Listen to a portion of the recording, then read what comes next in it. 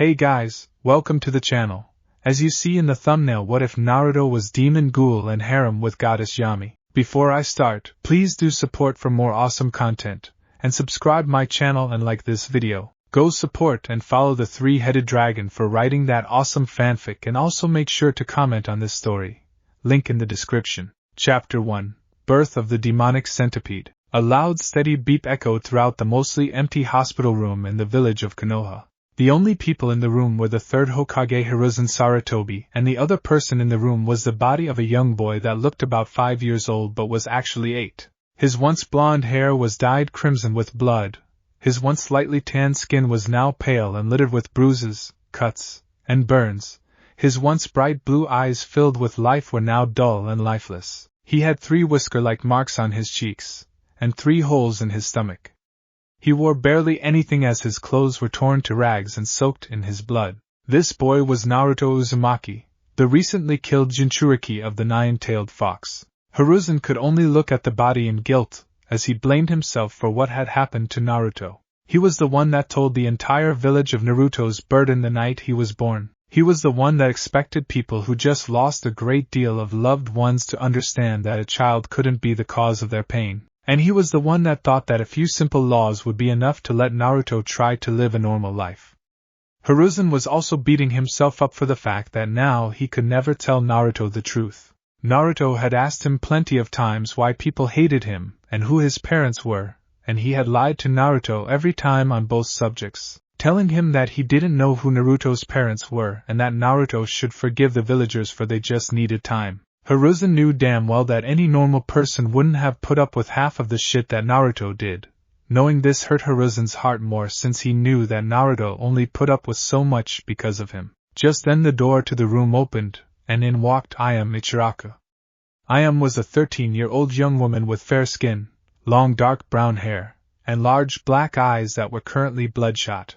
She wore a waitress outfit with black low-heeled sandals. The front of her outfit was covered in blood since she was the one to find Naruto and bring him here. Naruto had been coming to her father's ramen stand since he was 4, and even though people called him a demon and a monster, she and her father only ever saw a hungry little boy. Hearing the steady tone from the heart monitor, and seeing the lifeless eyes, Ayame knew right away that the little boy that she and her father adored was gone. As that information sat in her mind, she simply walked over to Naruto's body, laid her head on Naruto's chest, and started to loudly cry. Seeing this only made Hiruzen's self-hatred grow as he clenched his fists tightly while looking down in shame. Minato, Kushina, I've failed you in the worst way possible. Hiruzen thought to himself. Limbo. Currently Naruto is sitting on the ground in a large gray void while a woman walked around him and seemed to be sizing him up. The woman was rather tall, standing at 6 feet 3 inches with pale white skin, bright red eyes, lank ink black hair, an hourglass figure, wide hips, thick thighs, long legs, GG cup S, and a fat ass. For clothes she wore a tight black kimono dress with a deep neckline showing a lot of cleavage, a long slit up the right side showing her leg, red runes decorating the back and sleeves, and on her feet were black high heels. So you are my sister's chosen, the child meant to either bring peace or destruction, and yet here you are, killed by the very beings she favors so much, and you're so young at that, said the woman as she stopped in front of Naruto. Her voice was beautiful and seductive but also carried a dark edge to it. Who are you and where am I? Asked Naruto as he looked around. The fact that the woman said he was dead didn't really bother him, as he had come to accept that the villagers would kill him sooner or later. Sure, he was sad to leave his friend Ayame and that nice cat masked ANBU behind, but what could he do as death has finally claimed him? I am Yami, goddess of darkness and the ruler of hell. As for where you are in limbo, or the world between life and death, said the now named Yami. Are you here to take me to hell for the fox's crimes, Yami-sama? Asked Naruto. Oh, so you know about the fox Naruto-chan? And don't call me Sama, as I hate formalities, said Yami. Very well, and yes, I know about the fox. It's hard not to figure it out with everyone calling me fox brat, demon fox, or fox scum, said Naruto in a neutral voice. True enough, now on to business. You see, Naruto-chan, while you may be dead now, you won't stay dead. Like I said before, you are my sister's chosen, and therefore she won't allow you to die just yet. In truth, you've died a couple times before, but Kami-chan always had Shinigami-kun bring you back. The reason that isn't happening now is because I got to you first this time, so we could maybe make a deal, said Yami. What kind of deal? Asked Naruto while being a little upset that Kami is playing with his life. Yami smirked at him, showing she had sharp fawn-like teeth. Well, you see, I want you to become my chosen. I'll bring you back to life, but the catch is you'll really be a demon. Though will it really be so bad since everyone already sees you as a demon? Also, I'll give you the powers of a race long since gone known as the Ghouls, which happens to be my favorite race. The catch with this power is that you'll never be able to eat human food again, and will only be able to live off human flesh, and you may slightly go insane, said Yami. Naruto sat there thinking about this offer he was getting from Yami. She was right that everyone already saw him as a demon and a monster, so why not give them what they want? Though he was also wondering what she got out of this. What do you get out of this? You must want something, asked Naruto. Oh, he's smarter than he allows others to see. Yami thought to herself. Like I said, the Ghouls were my favorite race. I want you to bring them back to the world, and I'll allow you to do that by giving you the ability to turn others into Ghouls and taking multiple wives, said Yami. And how do you expect me to take multiple wives when I'm a demon that eats people? Asked Naruto, as turning people into Ghouls was easy, getting people to love him was much, much harder. There are plenty of people in your world that are demons and monsters without my help, so it shouldn't be too hard for you to find love. Now, do we have a deal? Asked Yami as she held her hand out to Naruto. Naruto looked at her hand for a few moments before he reached out and shook her hand. Oh, and I'll be changing your appearance a little and dumping a lot of information into your head, so don't be surprised if you wake up with a headache, said Yami before Naruto disappeared. Good luck, Naruto-chan. I can't wait to see how the world reacts to your power, my little centipede, Yami said to herself. Just then 2 other beings appeared behind Yami. So we are really going to be brought back to life in order to help that boy? Asked the first figure. Yes, you two will help him bring the Ghouls back to this world along with whoever he chooses, said Yami. I don't mind, as he was rather cute. Plus I'm sure he'll be quite strong and handsome as he grows up, said the second figure. Living world. ANBU was still crying over Naruto's body when it suddenly started to thrash around violently. ANBU jumped back in fear at what was happening, and Hiruzen stood up in fear that the Kyuubi was trying to escape. Soon, though, they both saw the color return to Naruto's skin. His hair went from blonde to crimson red, his wounds steamed as they healed themselves closed, and his body began to grow until he was a little above average for an 8-year-old. Once the process was done, Naruto stopped thrashing and settled down with the heart monitor giving off regular beeps showing that there was now a heartbeat. Hokage-sama, what just happened? Asked ANBU, too afraid to actually believe that Naruto was alive again. I honestly don't know, child, but I intend to find out, said Hiruzen. I can provide you with answers, said Naruto as he sat up with his eyes still closed. As he slowly opened his eyes, Hiruzen and ANBU noticed that they had changed as well, since they were dark purple now with slit pupils. ANBU-chan, go get your dad, as I only want to explain this once tonight, since I have a major headache, said Naruto. With that, ANBU went to go get her dad from the waiting room, since they had closed down the stand when ANBU found Naruto. Once they both came back, Naruto began to explain everything to them, from being a Jinchuriki, dying, and now being a half-demon and half-ghoul, along with still being a Jinchuriki. At the end of the explanation, ANBU and her father were shocked at all the information that was dumped on them, while Hiruzen looked grim. Naruto, why would you accept such a deal if you were going to be brought back anyway? Asked Hiruzen. Because I had no reason not to accept. If I had allowed myself to be brought back by Shinigami-sama, I would have been brought back weak, and just ended up dead again the next time the villagers attacked me. It also doesn't help that I don't like the fact that Kami was playing with my life.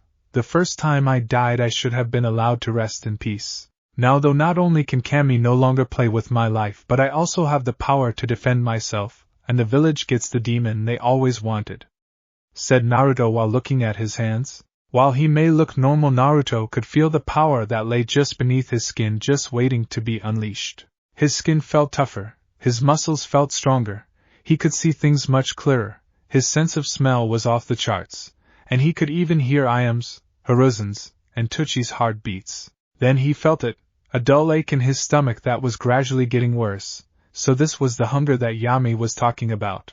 It wasn't as bad as he was expecting, but that could be because he had gone hungry plenty of times before. Suddenly Naruto felt arms wrap around him and looked up only to find Ayame hugging him. He took in her scent, and it made him hungrier, but he simply ignored it in order to enjoy the warmth he felt coming from her. I don't care about any of that, Naruto-kun. I'm just happy you're alive again. I don't care what you eat or what you are, you're still just Naruto-kun to me, said Ayame as her body started to shake and Naruto felt his shoulder become wet. Naruto frowned at this as he didn't want Ayame crying over him. Hiruzen could only give a small smile at this. Sure, this would take some getting used to, but at least Naruto was back and his personality hadn't changed too much. Speaking of your new eating habits, Naruto-kun, how are we going to handle that? Asked Hiruzen. I'm sure there are plenty of people in prison that are going to be sentenced to death, so why don't I just eat them?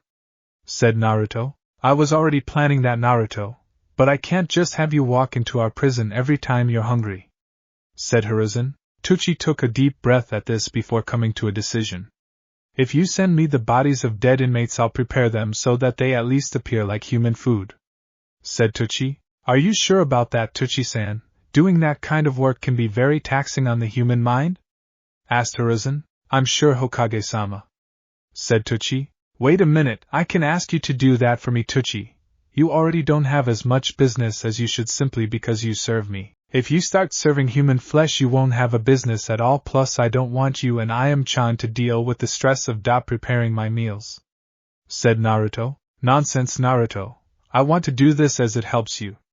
You may be a demon and a ghoul now, but you weren't before and only chose to become this because of the humans that pushed you this far. It makes me ashamed to call myself human, so in order to make up for what my race has done to you, the least I can do is make you something to eat, said Tucci. Naruto, seeing that he couldn't talk Tucci out of this, just nodded, but as soon as Tucci and Ayame appeared to be losing that spark of life he constantly saw in them, he would make them stop. Now there's the issue of explaining your new abilities to the council, and don't worry about Ayame and Tucci's business, Naruto, as I'll be funding them, said Hiruzen. Tell them it's a bloodline, since my abilities will be passed down to my children, or tell them the truth, that I have become an actual demon now. I really don't care what you do, and I'll go along with whatever you tell them, said Naruto before his stomach roared loudly. Let's get you something to eat before we discuss anything else, said Hiruzen. 8 years later, Hiruzen sat behind his desk looking at the young man in front of him.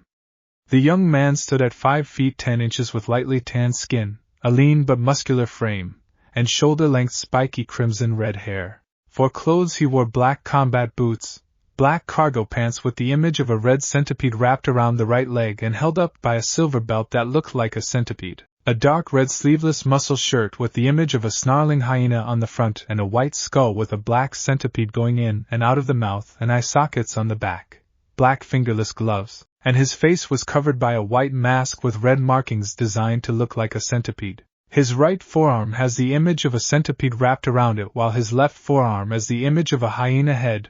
He also had the standard ANBU tattoo on his upper right arm. This young man is ANBU Captain Centipede, currently Hiruzen's youngest and best ANBU operative. Take off the mask, Naruto, we have some things to discuss, said Hiruzen. The now known Naruto took off his mask, showing that his smirking face had become more angular over the years as he placed the mask on his left hip.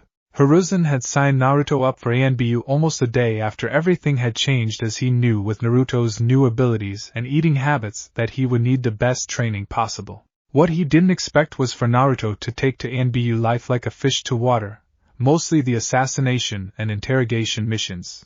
Naruto worked hard and quickly became a captain at age 12, with every mission he's taken being successfully completed. He mostly worked with ANBU Cat and ANBU Snake before they were later joined by ANBU Shark. While being one of the best, Naruto was also one of the most feared due to the fact that he usually made his targets suffer before finally killing them, and he became twice as brutal if you pissed him off. Once, while he was leading a mission, a simple extermination mission to take out a camp full of missing Nin, a member of his team kept questioning his plans, leadership skills, and his orders. Needless to say, Naruto was pissed. He forced the whole team to watch as he savagely beat the questioning ANBU down, and then threatened to eat him if he dared to do so again. He then proceeded to destroy the camp on his own while eating the ones he found had the most flavor.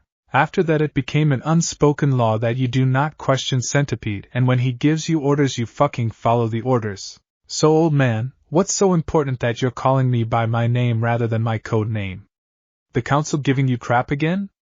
Asked Naruto. Like you wouldn't believe, said Hiruzen with a tired sigh. You know, if you just let me eat them it would get rid of some of your problems, suggested Naruto, and create a list of new ones so no you can't eat them. Anyway, I called you here for a mission. I have reason to believe that one of the academy's teachers is a traitor for my former student Orochimaru.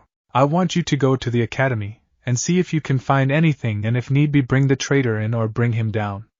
Also I'm putting you on a genin team, said Hiruzen. What? You're demoting me, yelled Naruto, not at all happy about being demoted from ANBU to genin. No, well, sort of. I'm making you a genin, but it's also a mission. Do you know Sasuke Uchiha?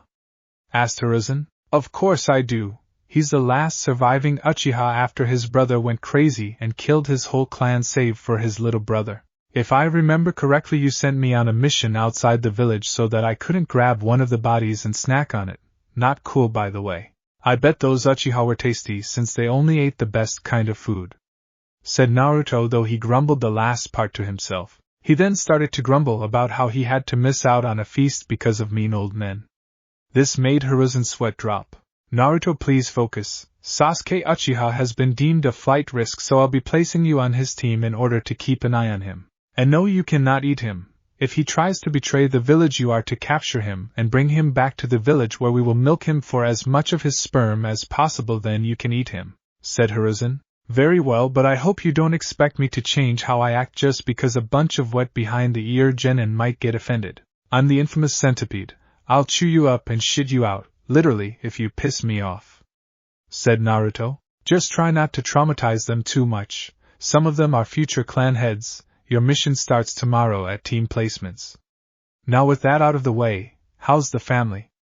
Asked Hiruzen. At this question Naruto actually gained a true smile on his face rather than his usual sadistic smirk. At only 16 years old Naruto had a wife, 2 girlfriends, and a child.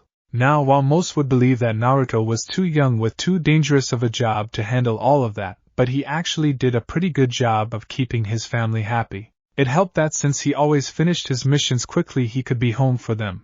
Plus demon chakra and forced shadow clones were very helpful. They're fine. I make sure they're happy and taken care of. In fact, you should come visit sometime. My little one likes it when you visit, said Naruto. She tried to eat my finger the last time I visited, said Hiruzen with a deadpan. She's a baby, don't complain, said Naruto. Later that day, Naruto is currently walking down the street in the red light district toward his home. He had long since moved out of his old apartment into a rather nice house. As he walked down the street the people didn't glare or insult him. Some said hi, and others waved. This was mostly because Naruto pretty much owned the entire red light district. He had eaten all of the major gangs and drug dealers, and everyone pretty much knew that if you caused trouble in the red light then Naruto would sink his teeth into you. After a couple of minutes he arrived at his house, a nice single story with 5 bedrooms, 2.5 bathrooms, a large kitchen that was open to the living room, and a pool in the large backyard. Opening the front door, Naruto took off his boots and walked further into the house until he came into the living room and smiled upon seeing his wife and child. Ayame Michiraku Uzumaki was sitting on the couch playing with her daughter with a large smile on her face. Ayame had only grown more beautiful over the years as she now stood at 5 feet 6 inches with a slim figure despite having had a child, her dark brown hair reaching the middle of her back, large D-cup S, long legs, and a nice firm ass. She's currently wearing black pants and a yellow t-shirt. Naruto and Ayame started dating when he turned 13, he married and turned her into a demonic ghoul like him at 14, and they had their daughter around the time he turned 15. They named her Hinami Uzumaki. Hinami looked much like her mother with her fair skin and brown hair, but she had her father's purple eyes. She was currently wearing a yellow dress with a matching bow in her hair. While Tsuchi wasn't too happy that his daughter got married and then had a baby while still very young, once he saw how happy she was with Naruto he quickly got over it. Hey Ayame-chan, Hinami-chan, I'm home, said Naruto. Upon hearing Naruto's voice, Ayame and Hinami turned to look at him. "Papa!" squealed Hinami as she raised her hands to her father with a large smile on her face. Ayame simply smiled lovingly at her husband as she held the physical manifestation of their love. Naruto crouched down and held his arms out. Seeing this, Hinami wiggled out of her mother's hold and onto her feet before she started to waddle over to Naruto. Naruto smiled as his daughter walked to him in a way that showed she was still getting used to walking. He scooped her up in his arms when she made it to him and started ing her cheeks, which caused her to giggle. "Welcome home, honey," said Ayame as she had him on the lips. Just then another woman came out of one of the back rooms.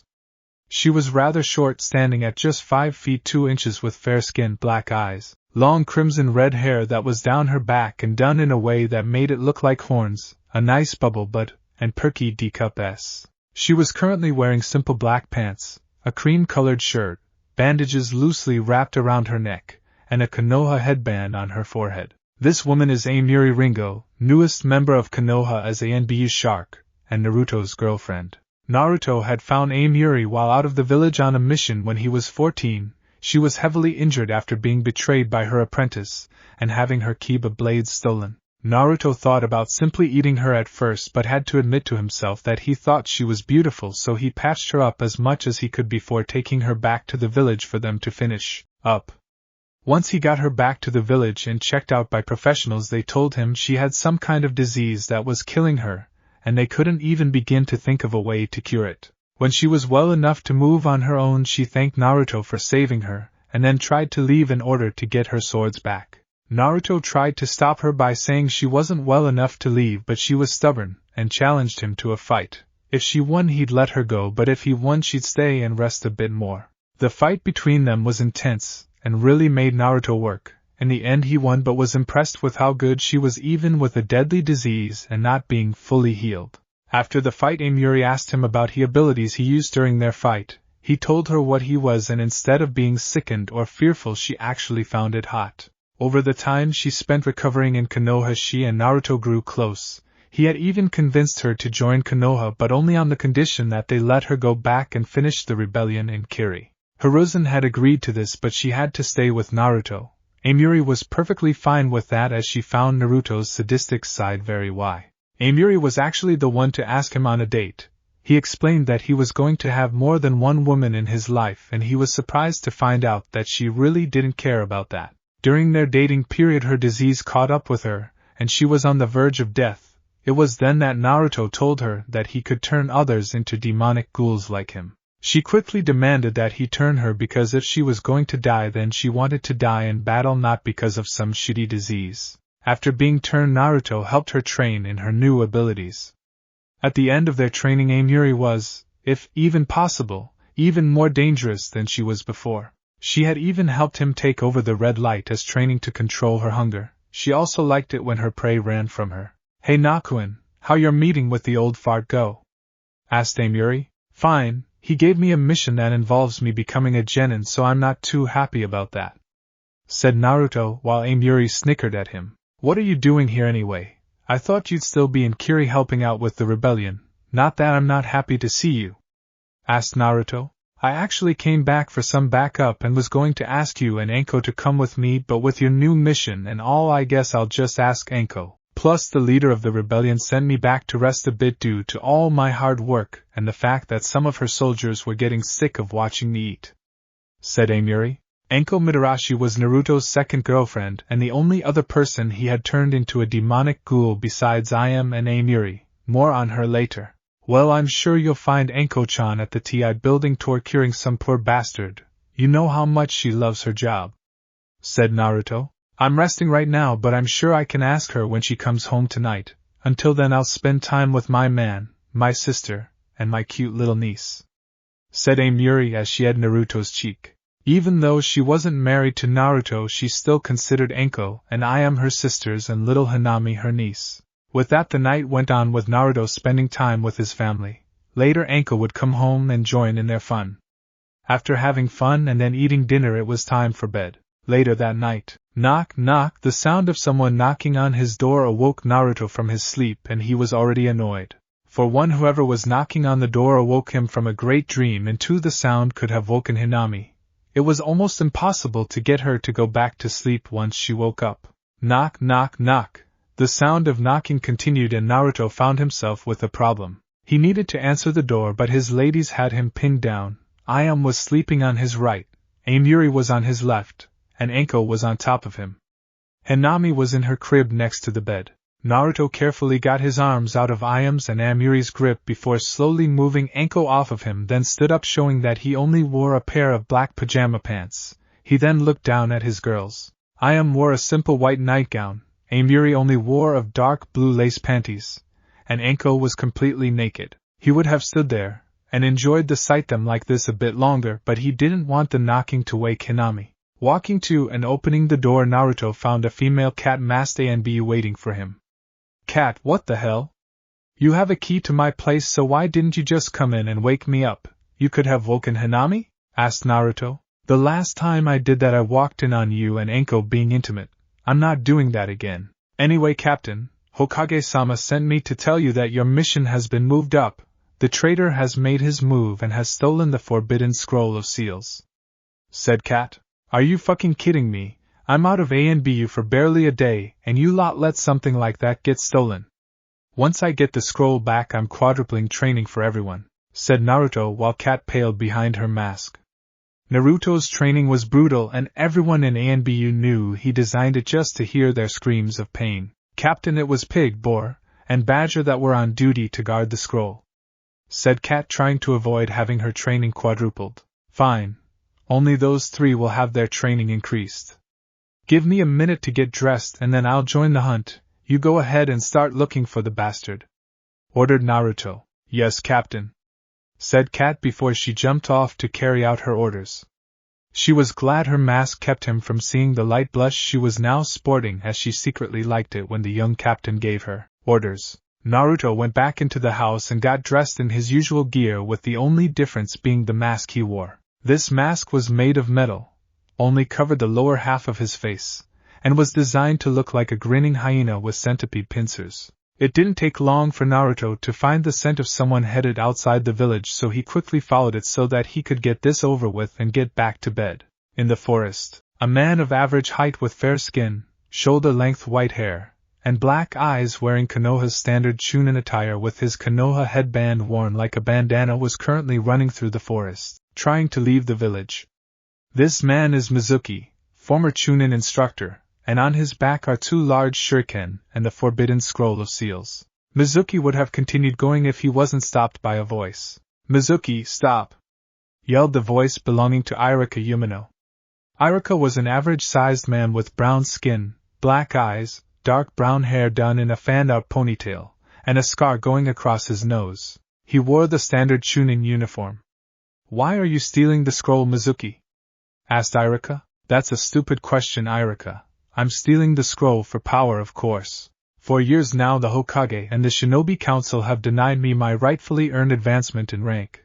But now that I have the scroll, I don't need them, as I'll be unstoppable, said Mizuki. Wow, you chose to be the generic bad guy stealing things for power, and here I was hoping you'd be original, said a voice from above them. Looking up, they saw Naruto sitting on a branch higher up. The demon, sneered Mizuki, as no one had eyes like Naruto, dark purple, slit pupils, and a spark of insanity. That's me, though if you're going to call me outside my name I prefer Centipede, said Naruto. Please, you're nothing like ANBU Captain Centipede. You're just using his name to increase people's fear of you, said Mizuki. Whatever helps you sleep at night, as I'm sure people fear me enough as it is, especially since you and your friends attacked my house the night my daughter was born. You ran away like a bitch when I started killing your little group, though. If you want, I still have some of them in the fridge if you want a piece, said Naruto with a wicked smirk on his face under his mask.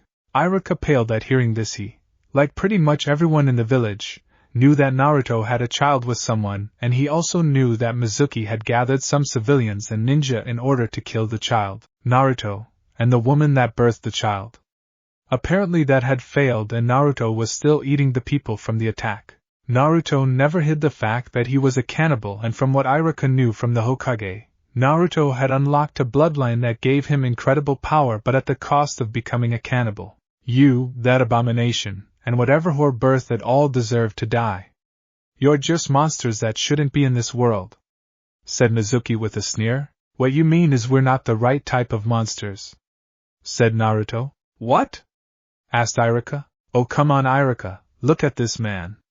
He's betraying the village he grew up in and the people that trusted him for power, and because he thinks his skills weren't recognized. Yet I, who have been nothing but hated for my entire life by the majority of the village, haven't betrayed anyone. If you look at it a certain way, then we're both monsters. The difference is I'm what you made me into, and you are what you've chosen to be, said Naruto. You know I plan to just take the scroll and leave, but I think I'll do the village one last favor and kill you, said Mizuki, but before he could move to attack in any way at all, Naruto appeared in front of him and buried his fist into Mizuki's stomach. Sorry about the pain. Normally I would have killed you, but I'm not in the mood and I want to hurry and get back home, said Naruto as Mizuki dropped to the ground. He then flared his chakra in a way that would signal the ANBU. Alright, ANBU will meet here in a moment, so I'll leave you to explain everything, Mr. Iruka. Bye-bye, said Naruto as he jumped off. The next day, Iruka stood in front of his class and he was nervous as hell. After returning the Forbidden Scroll of Seals to the Hokage, Iruka was informed that Naruto would be joining the graduating class. When Iruka tried to protest, saying that it was unfair to allow Naruto to graduate since he never attended the academy, but Hiruzen countered by explaining that Naruto wasn't in the academy because he was in ANBU, and at that point Iruka remembered seeing the ANBU tattoo on Naruto's arm. Iruka had already announced all of the teams except for Team 7 because Naruto wasn't in class yet. Then the door opened and Naruto walked in like he owned the place, the only thing different about his outfit from last night being that he had a Konoha headband acting as a belt. The kids paled when they saw Naruto. While their parents didn't tell them about the nine tails being sealed in him, they did tell the kids that he had a bloodline that caused him to eat people. Now they were afraid that he was here to eat them. Naruto, you're late. You were supposed to be here an hour ago, said Iruka. Sorry, I had some personal things to take care of, said Naruto, and it was true, as this morning he walked Amuri and Anko to the front gate and wished them luck in the war. After that he walked Ayam and Hinami to the ramen stand before making his way to the academy. Very well, take a seat, said Iruka. Naruto nodded, headed up to the last row of seats and sat down. Anyway, since we have a shortage of students this year, Naruto will be filling in the last empty slot. With that, Team 7 will be Sasuke Uchiha, Sakura Haruno, and Naruto Uzumaki, with your sensei being Kakashi Hatake, said Iruka. He suddenly noticed that Naruto's ANBU tattoo was gone. Iruka-sensei, how can Naruto graduate with us if he didn't attend the academy?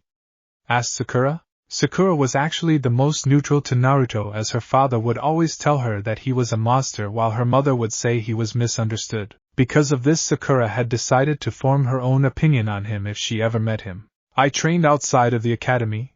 Hokage-sama acknowledges my strength, and since there was an open spot on teams this year, he decided to place me with this group, said Naruto, with Iruka confirming what he said.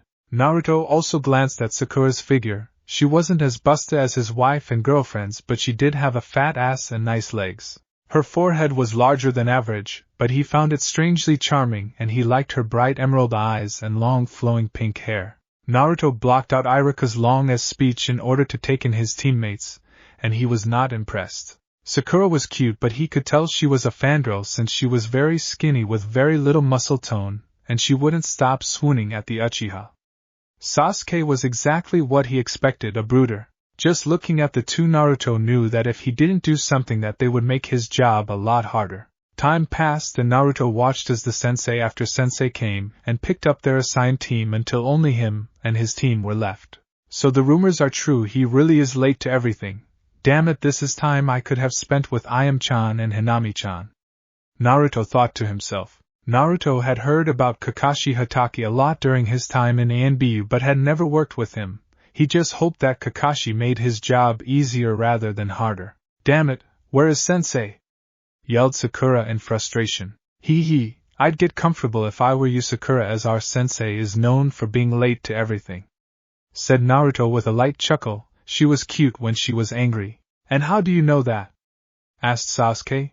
I live in the red light district. You keep your ears open there, and you'll hear some interesting things," said Naruto. "Why do you wear that mask?" asked Sakura.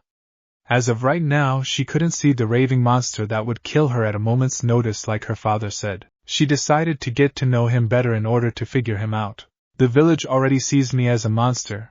I figure I'd give them something other than the face of an innocent young man to look at," said Naruto. "Is it true what they say?" asked Sakura. "Yes, it's true. Due to my bloodline I gain incredible power, but I can't ever eat human food again. I can still drink water and coffee for some reason though," said Naruto. The incredible power part got Sasuke's attention. "Are you a demon?" asked Sakura, deciding to get straight to the point. "You know I'm starting to really like you. You're not afraid to speak your mind and I find out why," said Naruto, causing Sakura to blush deeply at that. "To answer your question, yes, I am a demon, just not the one people think I am," said Naruto. "What did you mean by incredible power?" asked Sasuke. "You'll find out in time," said Naruto, not wanting to give away all of his secrets. 3 hours later, Sakura was pacing around the classroom in frustration at her sensei being so late. Sasuke was still brooding in his seat, and Naruto looked to have fallen asleep with his hands behind his head and his feet up. In reality, though, Naruto wasn't sleeping and was watching Sakura's ass. He really liked her ass. "God damn it, where is he?" yelled Sakura. At that point the door opened and showed a rather tall man with gravity-defying gray hair, fair skin, and a single black eye. He wore the standard Jonin outfit, a dark blue mask that covered the lower half of his face, and he wore his headband in a way that covered his left eye. "This man is Kakashi Hatake, sensei of Team 7. Team 7? Asked Kakashi, knowing full well that this was his team. "My first impression of you is that I hate you all. Meet me up on the roof in 5 minutes," said Kakashi before he disappeared in a puff of smoke. Naruto got up and went out the door with Sasuke right behind him and Sakura bringing up the rear. Once they made it to the roof, they sat down in front of Kakashi with Sakura in the middle, Sasuke to her right, and Naruto to her left. "Alright, let's start off with introductions," said Kakashi. "Why don't you go first, sensei, to show us how it's done?" said Sakura. "Alright, but pay attention. My name is Kakashi Hatake. My likes me dislikes. I have lots of hobbies, and as for my dreams, well, I haven't really thought about it," said Kakashi. All we learned was his name. Thought Sakura and Sasuke at the same time. Naruto already knew all he needed about Kakashi, so he didn't care about the introduction. "Now then, it's your turn, so why don't you go first, Pinky?" said Kakashi. Sakura gave Kakashi a glare for the nickname before she started her introduction. "My name is Sakura Haruno. My likes are," looks at Sasuke and giggles. "I mean, who I like does the same thing. My dislikes are Enopig and those that make fun of me. My hobbies are," looks at Sasuke and giggles in a creepy way. "And my dream for the future is," looks at Sasuke and squeals loudly. Everyone looked at Sakura strangely for that introduction, and Sasuke even scooted away a bit. "Oh, that's just great, a fangirl," thought Kakashi. Note to self, never be alone with her. Thought Sasuke. Yup, definitely need to do something about her being a fangirl. Thought Naruto. "Okay, moving on, you're up, princess," said Kakashi. Sasuke simply grunted at the nickname before giving his introduction. "My name is Sasuke Uchiha. I don't really like anything, I hate a lot of things, and I don't have any hobbies. I don't have a dream but an ambition. I'm going to kill a certain someone and restore my clan," said Sasuke. "I see Hokage-sama was right to worry about him, though I should be able to help him," thought Kakashi. "Sasuke-kun is so cool," thought Sakura. "Yeah, I'm going to have to take him down sooner or later. I don't think I'll eat him though, as the last emo I ate didn't taste too good," thought Naruto. "Alright, and last but not least, you're up, Red," said Kakashi. Naruto, not caring about the nickname, simply shrugged and started his introduction. "My name is Naruto Uzumaki. I like spending time with my family, training, centipedes, hyenas, and pretty girls. My dislikes are those that try to harm my family to get to me, those that try to control me, rapists, and those that can't tell the difference between a fox and a centipede. My hobbies include training and taking care of my family. My dream for the future is to simply find more women that can love me for me and rebuild my clan," said Naruto. Wait, you have a clan? Asked Sasuke. What do you mean find more women? Asked Sakura while thinking he's a pervert. Wow, I'm actually surprised you two don't know. Anyway, yes, I have a clan. I'm actually the last known Uzumaki, and since I'm from a clan and have a bloodline, I'm part of the CRA, which means I need to take multiple wives in order to rebuild my clan and spread my bloodline. I already have one wife, 2 girlfriends, and a child. Sasuke, you should read up on the CRA since as soon as you awaken your bloodline you'll be put in it as well, said Naruto. They can't do that, yelled Sasuke. He didn't want women and children weighing him down while he tried to kill his brother. They would simply be in the way. They can and they will. You have a powerful bloodline, Sasuke, and Konoha is known for its love of bloodlines. I don't know why you're complaining, as you just said you wanted to restore your clan. You do know you need women to do that, right? Said Naruto. I'll rebuild my clan when I'm good and ready, said Sasuke. Yeah, you will, but you'll have to be at least married by the time you're 18, or the council will choose wives for you, and if you don't have at least one child by 20, the council will take your ninja license and force you to have children, said Naruto, happy that he was safe from any of that since he was married and already had a child. Sasuke seethed at this information, and Sakura was too shocked to say anything. No matter what she did, she would have to share her Sasuke-kun. If she had known that from the beginning, then maybe she still would be friends with Ino, since they both would get the boy they wanted. She was also shocked that Naruto already had a wife, 2 girlfriends, and a child. Sakura remembered her father saying that Naruto would grow up alone and unloved by anyone, but then one day he came home pissed and said something about demons having more than they deserved to have. Sakura frowned slightly at this, as Naruto seemed fine to her so far. She'd have to get to know him better to fully understand why so many people saw him as a demon. I'm surprised the council would want a bloodline like yours to spread, said Kakashi without looking up from his book. Naruto grinned widely under his mask before he replied. The civilian council doesn't, but since it was a matter concerning a clan and a bloodline, they had no say in the matter. For the shinobi council, only the Hyuga clan head didn't want my bloodline to spread. The other clan heads decided that the positives of my bloodline outweighed the negatives, said Naruto. I see. Well, in any case, you all are not official genin yet. The academy was just to see who had what it takes to take the real genin test, so be at Training Ground 7 tomorrow at 7 a.m. And don't eat breakfast since you'll just throw up, said Kakashi before he disappeared in a puff of smoke. Sakura was shocked at this information. Sasuke was mad but was sure he'd pass the real test as well. And Naruto simply shrugged and stood up. Well, I'm going to head home to spend time with my family. I suggest being at Training Ground 7 at 10 a.m. Since he was late today, he'll most likely be late tomorrow, and make sure to eat breakfast. It's never good to go into battle on an empty stomach, said Naruto as he started to walk off. HN, said Sasuke as he too started to walk off. Sasuke-kun, you wanna go out on a date? Asked Sakura. No, said Sasuke without even turning back to look at her. Sakura looked down in sadness before following her teammates. Chapter 2. The Centipede's Wave. 1. The next day, Naruto walked into Training Ground 7 at 9:30 a.m. and the first thing he saw was Sasuke and Sakura, and from what he could tell they had been here for a while. Naruto shook his head at this, as it was clear they didn't listen to him. Oh well, they were fresh genin, and of course they thought they knew more than someone they never saw in the academy. If they were tired from being here too early, then most likely they didn't eat either. He would give them some of the food he has sealed on him, but he didn't think they'd like it. Why are you so late, Naruto? Asked Sakura. I'm not late. I told both of you that Kakashi-sensei is always late, so I came closer to the time he would really be here. Both of you are really early, said Naruto as he sat down under a tree. Sakura wanted to be mad, but she was too tired and she had to admit he had a point. She had researched her sensei yesterday when she got home and found out that Naruto was right about him always being late. The only reason she came early was to hopefully get some alone time with her Sasuke-kun, but he ignored her the whole time. 30 minutes passed, and then Kakashi finally appeared in a swirl of leaves. Good morning, everyone, said Kakashi. He was met with silence as Naruto was just relaxing. Sakura was too tired to say anything, and Sasuke was very annoyed. Well, the test is simply, all you have to do is get these bells from me before the timer goes off.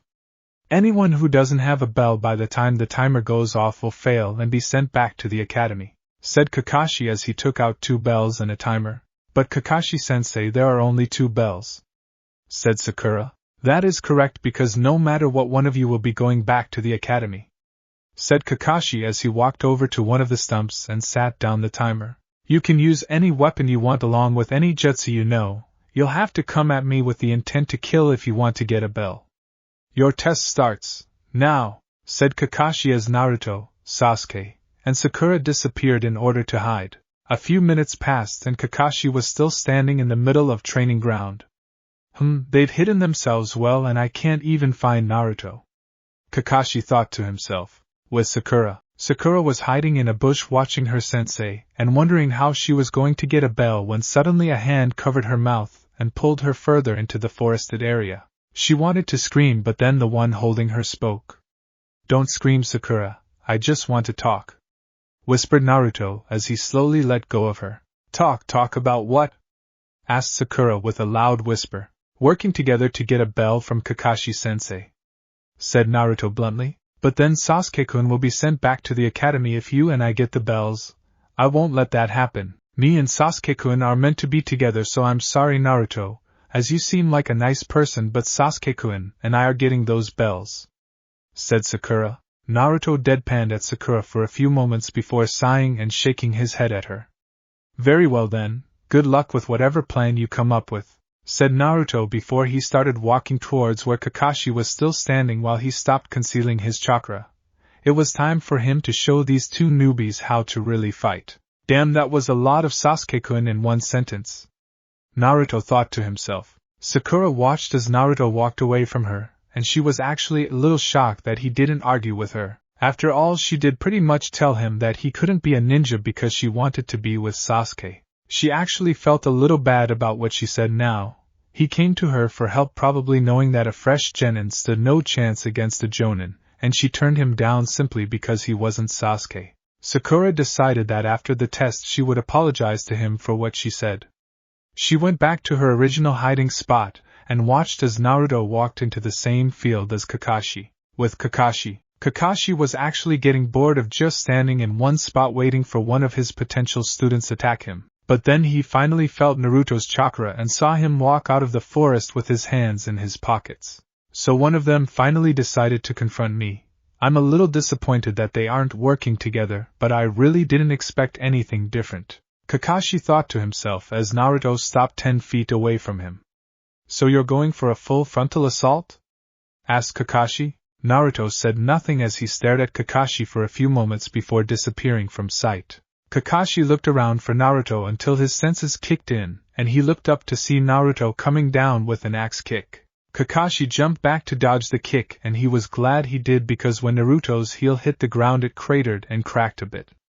Your reflexes are good since most people die from my first attack. This might actually be some fun, so please entertain me if you can, said Naruto as he cracked his right index finger, like Kaneki and Yamori do, before he charged at Kakashi, who charged back at him. They clashed in a fierce exchange of taijutsu, with either of them giving the other any ground, though Kakashi was having a little trouble dealing with Naruto's style. Naruto's style was fast, flexible, precise, and powerful, a truly devastating style that Naruto used to the fullest. This is Naruto's centipede fist.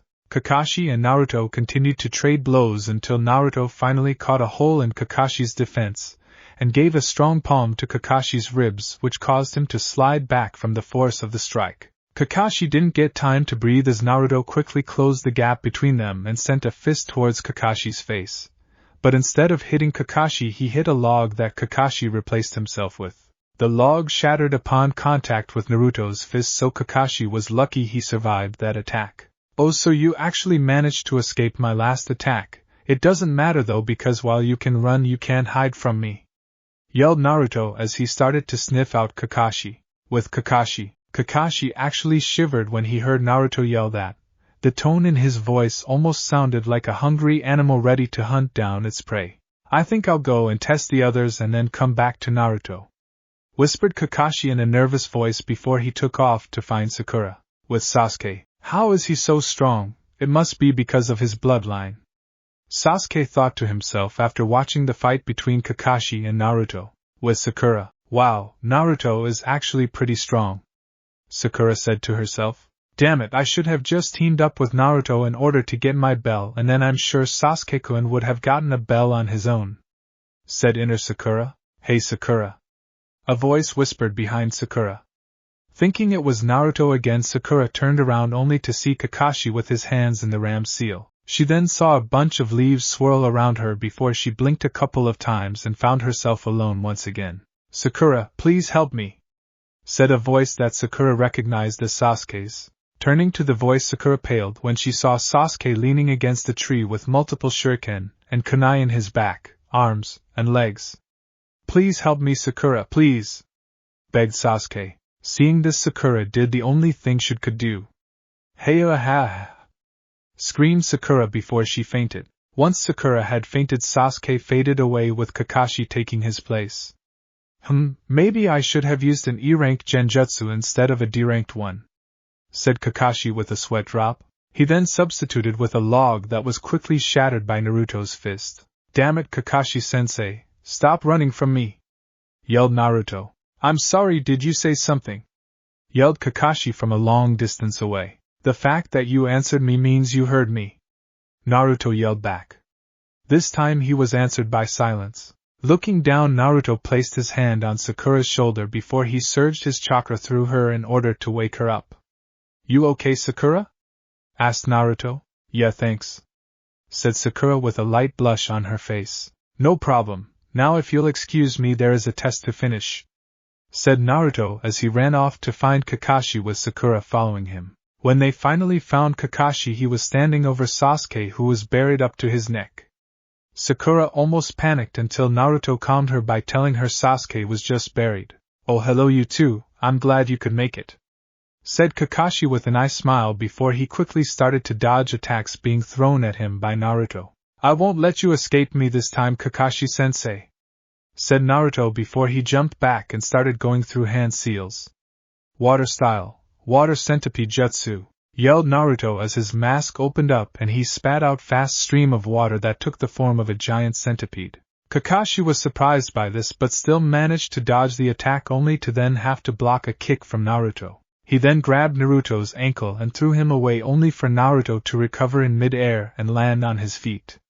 Naruto flew through hand seals before throwing his hands toward Kakashi. Lightning style, lightning centipede barrage jutsu, yelled Naruto as a bolt of lightning shot out of each of his fingers before taking the form of centipedes and charging at Kakashi. Kakashi managed to dodge 7 of the centipedes, but the last 3 hit him in the chest, only for him to then crumble into dirt, showing that he was an earth clone. Naruto then jumped back just as Kakashi came out of ground and tried to use the headhunter jutsu like he did on Sasuke. With Sasuke and Sakura, both genin hopefuls were watching in shocked silence as they watched Naruto fight Kakashi. Sakura was actually a bit ashamed of herself since she seemed to be the weakest member on the team. Sasuke proved to be the strongest during the academy, and Naruto was showing that he was pretty strong despite not going to the academy. Meanwhile, she was taken out by a simple genjutsu, and not even a high-ranked one at that. Sasuke, on the other hand, was seething on the inside. He wanted to know what made Naruto so strong, but from what he was seeing, Naruto was only doing things that a normal ninja could do, so there was no bloodline at work as far as he could tell. He needed this power, so he decided he would study Naruto's moves from afar and try to learn from them. With Naruto and Kakashi, Naruto had a bloodthirsty grin under his mask as he was really starting to enjoy this fight.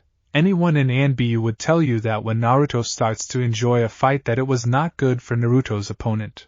Naruto then created 3 sealless shadow clones and all 4 of them started going through hand seals. Shadow clones? Where the hell did he learn that?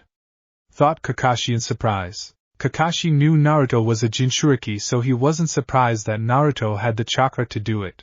He was surprised he knew how to do it. Fire style, burning centipede jutsu, yelled Naruto clone number 1 as his mask opened and allowed him to spit out a giant centipede made of fire. Wind style, great breakthrough, yelled Naruto clone number 2 as his mask opened and he blew out a strong gust of wind. The 2 jutsus combined together and formed an even bigger and stronger centipede that rushed towards Kakashi. Fire and wind combination, infernal centipede jutsu, yelled clone 1 and 2 at the same time. Water style, hyena pack charge, yelled Naruto as his mask opened and he spit out a torrent of water that turned into 4 large hyenas. Lightning style, electromagnetic murder, yelled Naruto clone number 3 as wave of electricity came from his hands and supercharged the hyenas that then took off charging at Kakashi. Lightning and water combination, hydroelectric hyena frenzy, yelled Naruto and the clone at the same time. He can use 4 different elements. Kakashi yelled in shock as no genin should be able to do that. He quickly ran through hand seals and used earth-style mud wall in order to block the fire jutsu, and then he started to dodge the hyenas. After a while Kakashi was finally able to take a breath as the jutsu had stopped chasing him. Those were some pretty dangerous jutsus, Naruto, said Kakashi as he was seriously thinking that he might need to lift up his headband. Thank you, but now that we're warmed up let's get started for real, said Naruto as Kakashi noticed that Naruto's right eye had changed. The white of his eye turned black with red veins going across the eye and into the skin around his eye, and his iris turned blood red. Kakashi wasn't the only one to notice as Sasuke and Sakura noticed too. Is that the bloodline he was talking about? What does it do? Sasuke asked himself and thought. So that's his bloodline. It looks kind of scary yet beautiful at the same time. Sakura thought to herself. Naruto cracked his right index finger and was about to charge at Kakashi but was stopped by the sound of the timer going off. Naruto's eye returned to normal and he took a relaxed stance with his arms crossed over his chest. Oh, thank Kami, it's over, thought Kakashi in relief. Moments later the 3 genin hopefuls were sitting in front of 3 wooden posts while Kakashi stood in front of them. Well, you guys did your best but in the end you didn't manage to get the bells, said Kakashi. Are you sure about that? Asked Naruto as he held up the 2 bells surprising everyone else. But when? Asked Kakashi. I got these during our first taijutsu exchange. We were moving so fast that you didn't notice me snatch the bells, said Naruto. Well, that's impressive. But now that you have both bells, what are you going to do with them? Asked Kakashi. That's simple. I'm going to give them to Sasuke and Sakura. They've been through the entire academy, while I simply showed up, so I feel they deserve to be ninja, said Naruto as he threw a bell to both Sakura and Sasuke. Sasuke had no problem taking the bell as he deserved to be a ninja more than anyone, but Sakura hesitated in taking her bell. In her head she went over everything that had happened during the test. She was ashamed to say that she hadn't done anything at all, and while Naruto had never been in the academy he did better than even Sasuke. I can't take this, Naruto. You and Sasuke actually did something to get the bells while I got knocked out by a genjutsu.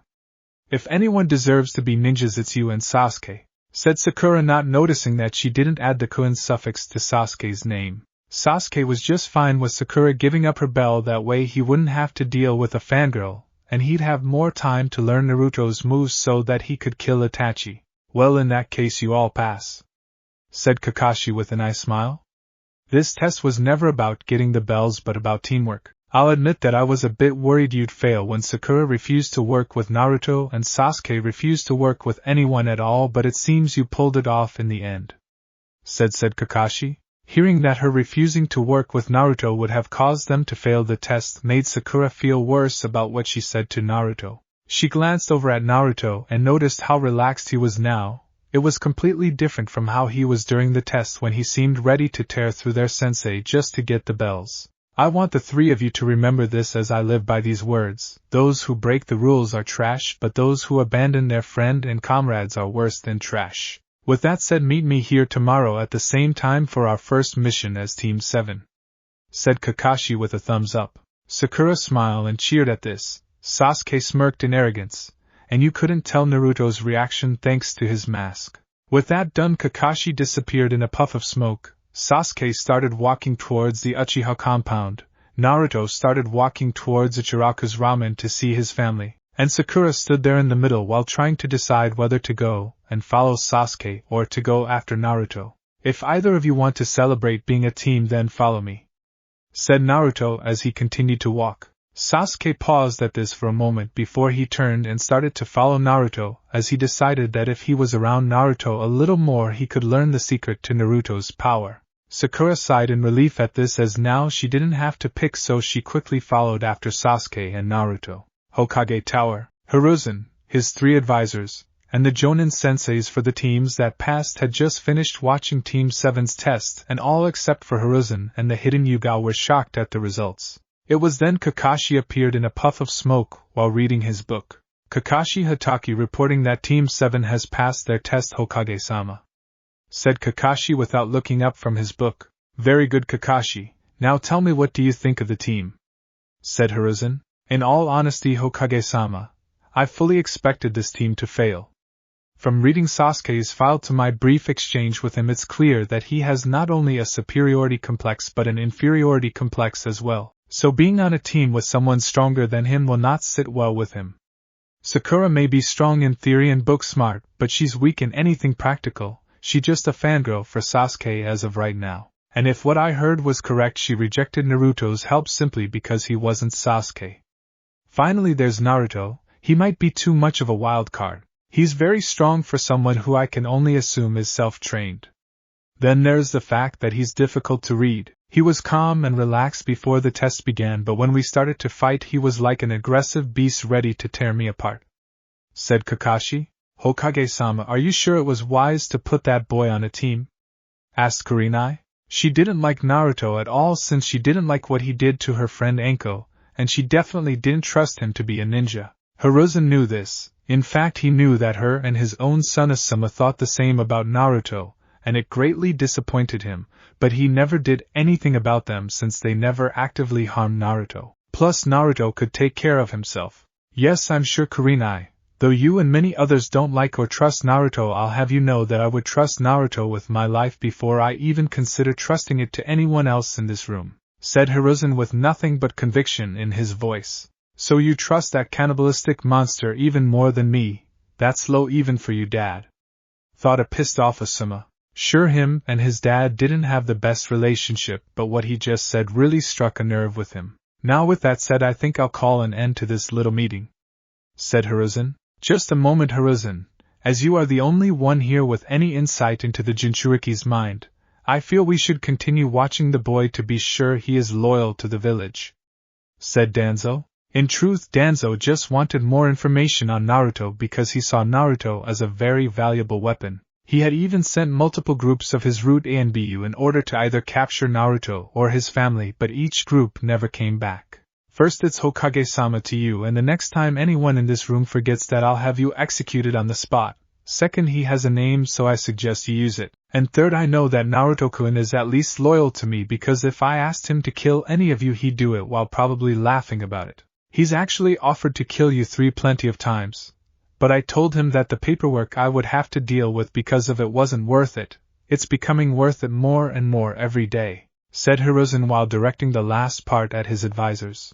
Hamura and Kohara paled at this, while Danzo didn't show any emotion at all. Though on the inside he really didn't like that he was secretly threatened by Hiruzen, and without knowing the full capabilities of the Jinchuriki he didn't know how to counter him. He'd just have to hope his arm and the Sharingans he had would be enough. What will happen when you step down from being Hokage again, or you die?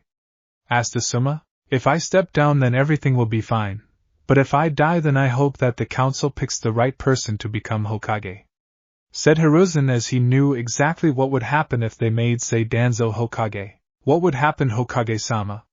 Asked Guy. If the new Hokage tries to make Naruto into a weapon or harm his family in any way at all, I have full faith that Naruto will personally declare war on the village, said Hiruzen with his voice nothing but serious. This made everyone in the room widen their eyes in shock, even Danzo. Why would you put someone like that on a team? Screamed Kurenai. I'll let that little outburst slide this time, Ms. Yuhi, but I suggest you watch your tone. I put Naruto on a team because of what I just said. Growing up, Naruto has had very little love or trust for this village, as the people in it treat him lower than dirt. Naruto currently only has a very small part of the village that he cares for, and that's the people in the red light district, his family, and myself. As far as everyone else is concerned, he wouldn't give you a second thought if you died. With him being on this team, though, Naruto will grow bonds outside of the red light, and therefore be more inclined to protect the village as a whole, said Hiruzen. What I just said was pure bullshit. If he does bond with anyone, he'll just move them into the red light, and then watch as the rest of the village burns. Hiruzen thought to himself. That information will be helpful in dealing with him during training, but I have to agree with Daznodano. I'd like to see more of Naruto's personal life so that I can get a better read on him as a person, said Kakashi, though he really didn't like agreeing with Danzo at all. Very well then, let us watch, said Hiruzen as he activated his crystal ball once again. At Ichiraku's ramen, it only took a few minutes for the genin to reach Ichiraku's ramen, and once they walked inside, Naruto smiled behind his mask when he saw his father-in-law behind the counter, and his daughter sitting on the counter smiling.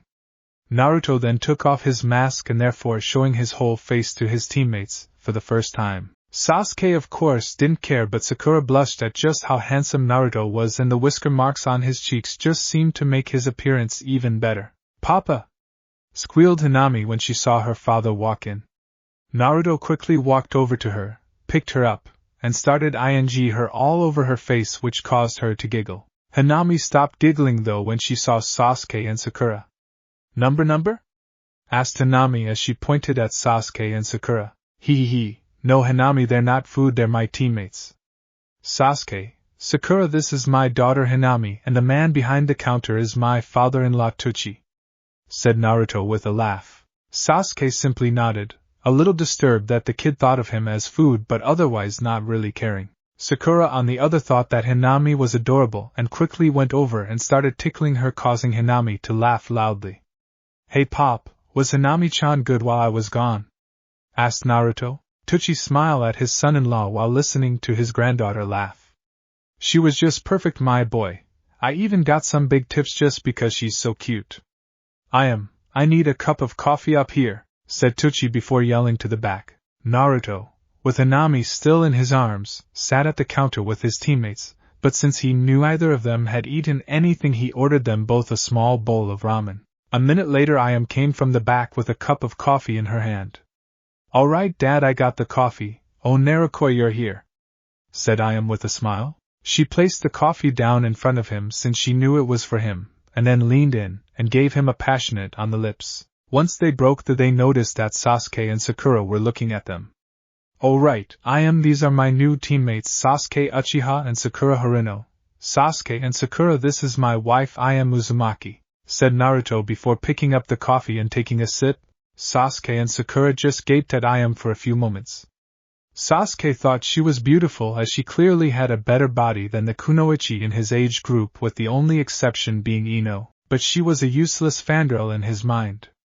To Sasuke, Ayam was beautiful, but since she was a civilian and therefore weak, she wouldn't be able to give him strong children after he had killed Itachi. Sakura though was jealous of Ayam's figure and her S.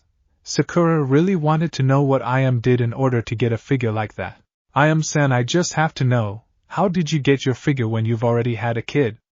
Asked Sakura. Oh well, I don't really do anything special. I eat 3 meals a day and I train with Naruto, said Ayam. Wait, you train? Asked Sasuke, now very interested. Yelp, I sure do.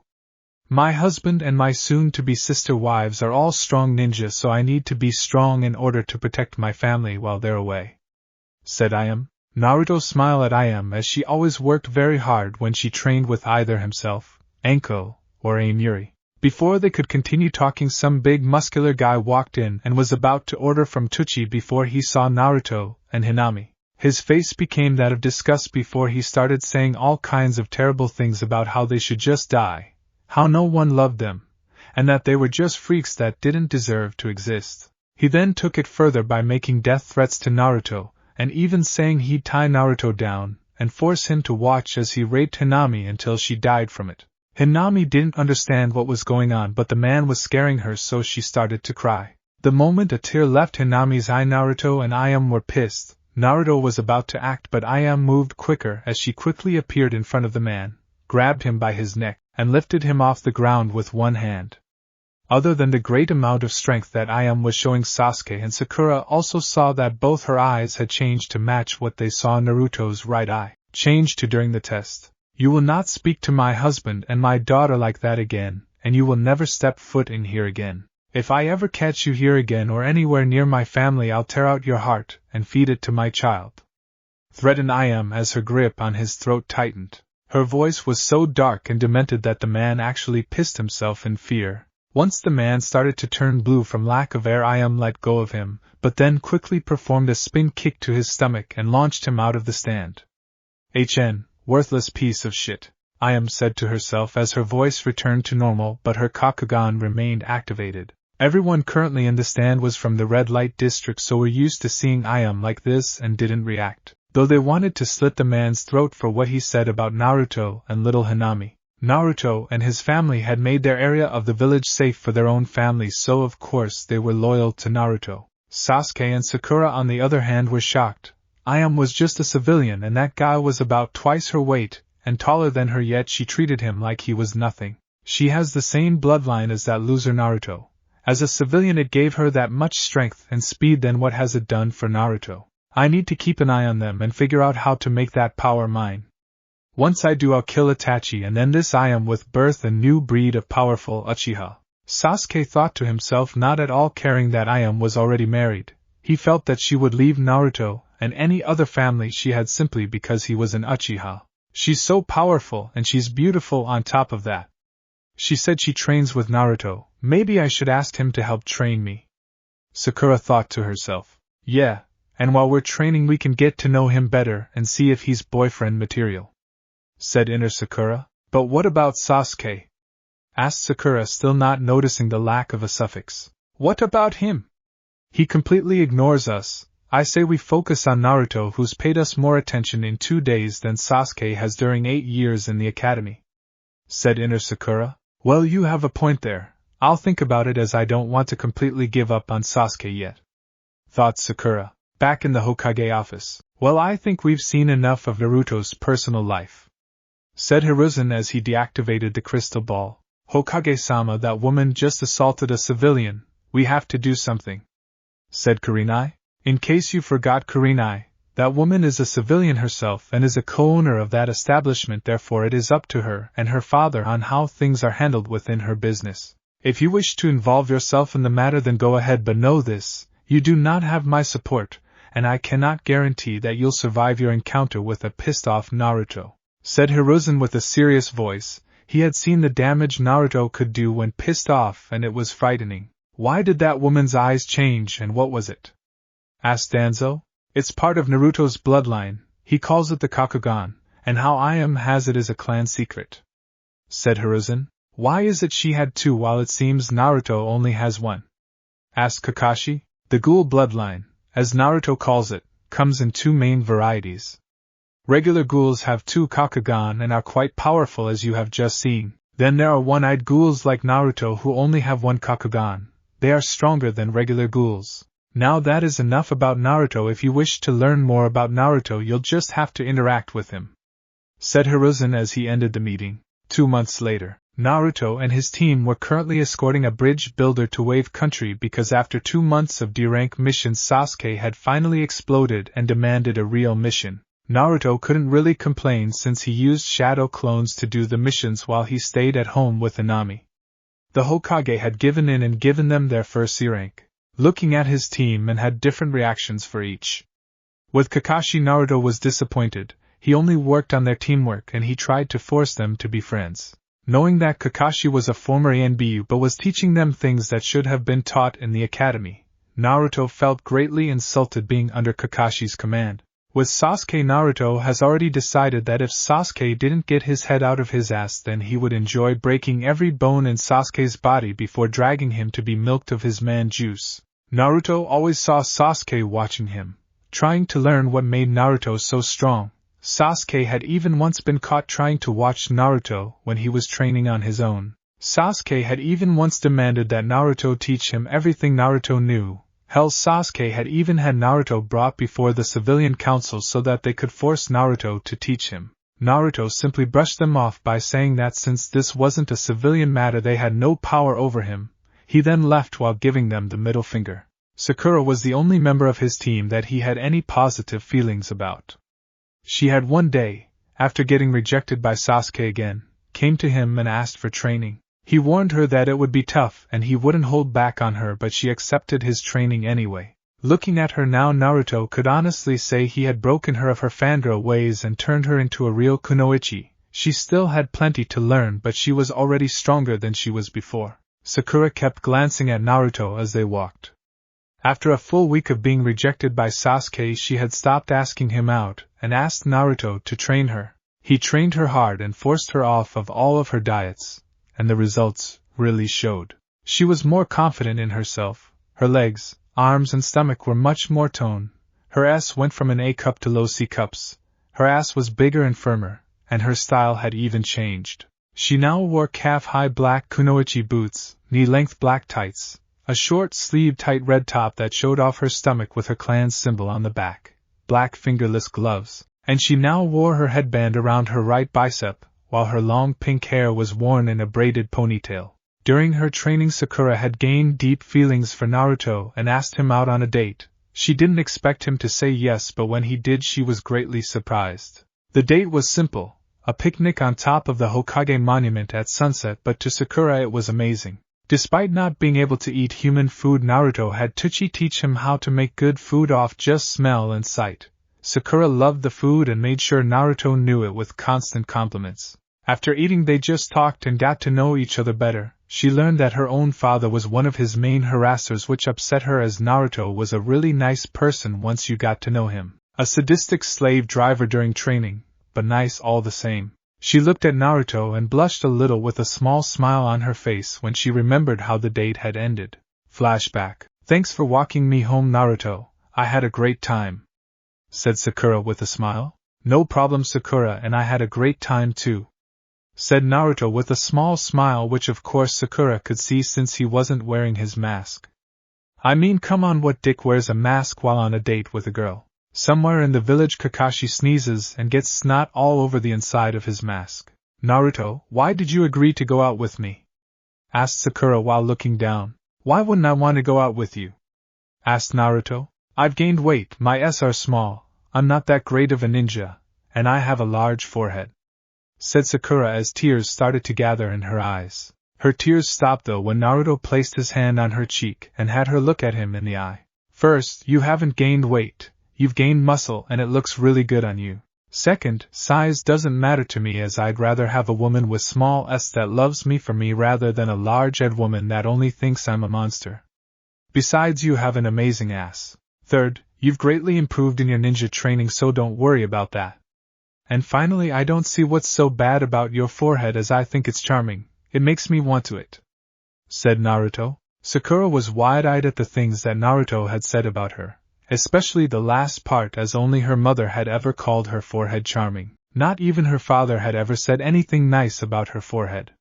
Her eyes became even wider when Naruto actually leaned in and ed her forehead. Sakura turned completely red at this, but when Naruto pulled back she lost control of her body, and lunged forward and ed him deeply on the lips. Naruto was surprised by this for a second, but then quickly returned the while wrapping his arms around her. Surprisingly, it was Sakura to be the first to introduce into the, but Naruto quickly dominated her mouth with his while she released light moans.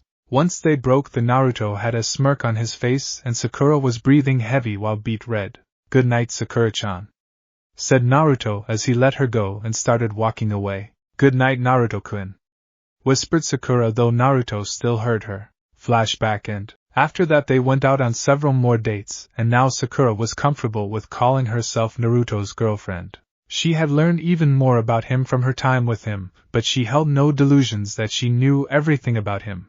But she trusted that he'd tell her when he was ready. The only thing she didn't like about their relationship was that she could only be affectionate with him in the red light district so that her father didn't find out. She didn't know what her father would do if he found out she was dating the one person he hated most.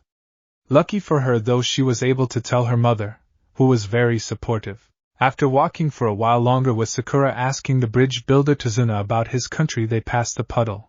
As soon as they passed the puddle, two figures wearing dark clothes, a single clawed gauntlet each being connected by an shuriken-like chain, and scratched out and horned Kiri headband came out of the puddle and tried to attack Kakashi, but instead found their chain pinned to a tree behind them by two kunai. Next time you guys want to sneak up on someone, try using a less obvious disguise, said Sakura with her arm extended, showing that she had thrown the kunai. Disconnecting the chain, the two men charged forward only to be met by Sasuke and Naruto. The one on the right was up against Naruto and took a swipe at him using his gauntlet. Naruto caught it easily with the spikes on the metal not even scratching his skin. If it wasn't for Naruto's mask, the man would have seen Naruto's cruel smirk. Thanks to being a demon and his ghoul powers, Naruto's skin was so tough that normal weapons couldn't scratch him. Only by enhancing a weapon with chakra could you hope to cut him. With only a quick spin kick to the side of the head, Naruto knocked the man out.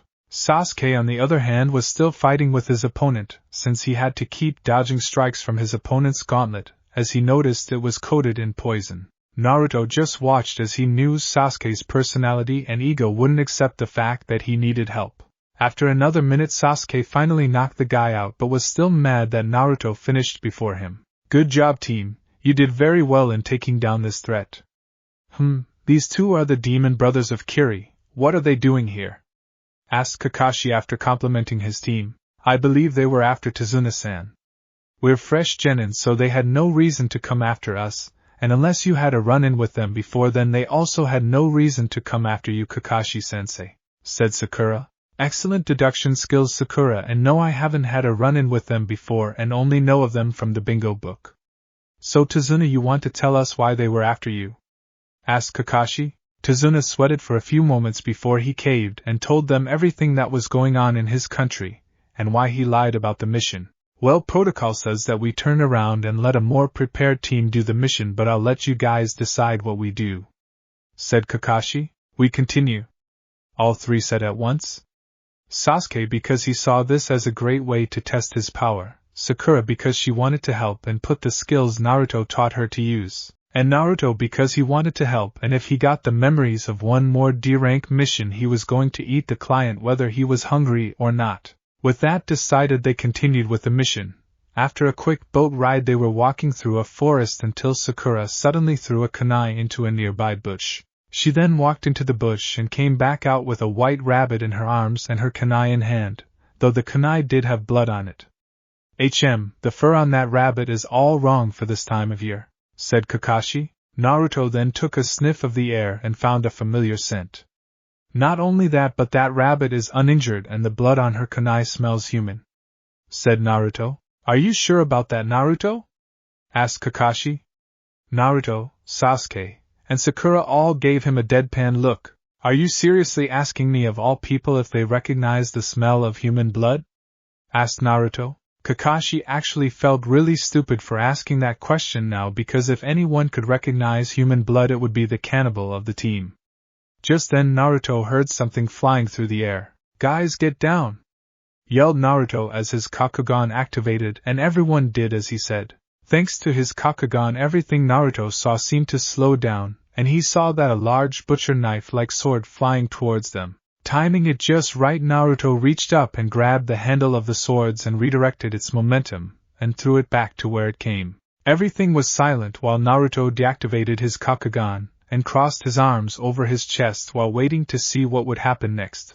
Everyone slowly got up, and moments later a shirtless man appeared in the tree above them, using one hand to hold the same sword that was thrown at them across his shoulders. The man had a cut on his right shoulder. That was impressive, kid. I didn't expect something like that from anyone, said the man. Thank you, that's high praise coming from the demon of the mist Zabuza Momochi himself, said Naruto. How do you know him, Naruto? Asked Kakashi. Bingo book, Naruto said simply. Well, if it isn't Sharingan, Kakashi. That explains why the demon brothers failed, but I have no business with you, so just hand over the bridge builder, said Zabuza. Not a chance, Zabuza, said Kakashi as he lifted his head and showed everyone the Sharingan he had in his left eye. Oh, I get the Sharingan right out the gate, I'm honored, mocked Zabuza. So he has the Sharingan, but he's not an Uchiha, thought Sasuke. Meh, I still think Naruto-kun's Kakugan is cooler, thought Sakura. Damn it, if he's using that this early it means that he's slacked off in his training since he left ANBU and has become too dependent on the Sharingan, thought Naruto. Suddenly a thick mist appeared and Zabuza disappeared into it, and flooded the area with killing intent. Naruto was fine with this and was in fact grinning under his mask. Sakura and Sasuke were different stories though. Sakura was shaking because even though Naruto has exposed her to killing intent during her training, but she knew she was nowhere near ready for something like this. She hoped that Kakashi or Naruto could handle Zabuza. Sasuke, on the other hand, was freaking out, and was having flashbacks to the night his brother killed his clan. He had even taken out a kunai, and was prepared to kill himself in order to escape the killing intent. Sasuke, calm down and just breathe.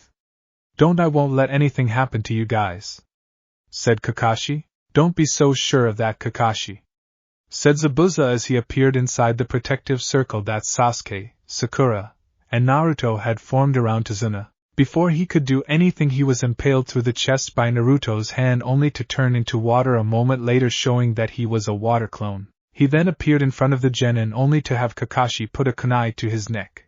It's over, Zabuza, said Kakashi before Zabuza turned out to be another water clone. You're right, Kakashi, it is over, said Zabuza as he cut Kakashi in half, but once again it was a water clone. Zabuza then quickly blocked a kunai strike from Kakashi. With that, the battle really took off, and as it was going on, Naruto was becoming more and more excited. It was getting to point that he was having trouble not activating his Kakugan. The fight soon ended with Kakashi being caught in a water prison and yelling for them to run. This was ignored as Sasuke rushed in like an idiot, only to be harshly kicked in his stomach and launched into a tree. This caused Naruto to sigh as he sent a shadow clone in order to get Sasuke, as it seemed he was having trouble getting up. Sakura, watch Tazuna-san and make sure Sasuke doesn't do anything stupid. I got this, said Naruto as he walked towards Zabuza, but not before smacking Sakura's ass. He really loved that ass. Sakura blushed darkly but nodded anyway. You know, since we're out of the village, we can do all kinds of naughty things to Naruto-kun, said inner Sakura. Yeah, thought Sakura while getting a small nosebleed from the ideas running through her head. So you're next to get your ass kicked, kid, said Zabuza. This only made the grin Naruto had under his mask grow, as his blood was really pumping now. What's the name of your sword, Zabuza? Asked Naruto. Zabuza raised a non-existent eyebrow at this but answered anyway. Her name is Kubikurbocho, said Zabuza. That's a good name for her, and you are obviously skilled with her, so I know this is going to be fun. But since you have your dance partner out, I might as well get mine as well, said Naruto. Holding up his right hand to Zabuza, the kanji for 13 glowed brightly on the palm of his hand before Naruto was covered in a puff of smoke. The smoke was blown away by Naruto twirling a large weapon around himself. Once Naruto stopped twirling the weapon, it was revealed to be a square and jagged scythe with an L-shaped blade and a sharp tip. Everyone, including Tazuna, could feel the power coming from the weapon, and for Sasuke, who was still holding his stomach in pain, it made him desire the weapon for himself. Zabuza, I'd like you to meet my dance partner, and her name is Juza's Jason. Now then, let's see who wins between the demon of the hidden mist and Konoha's demonic centipede, said Naruto as his Kakugan became full activated. He then cracked his left index finger and charged a Zabuza, who charged right back at him. The sound of metal hitting metal filled the air and sparks flew as Naruto's and Zabuza's weapons clashed against each other. Naruto was having a lot of fun since it had been a while since he's had a good fight. Zabuza, on the other hand, was shocked that Naruto was keeping up with him but was also starting to have fun. They then got into a blade lock with each of them trying to overpower the other. You're pretty good, kid, said Zabuza. Thanks, so are you, said Naruto.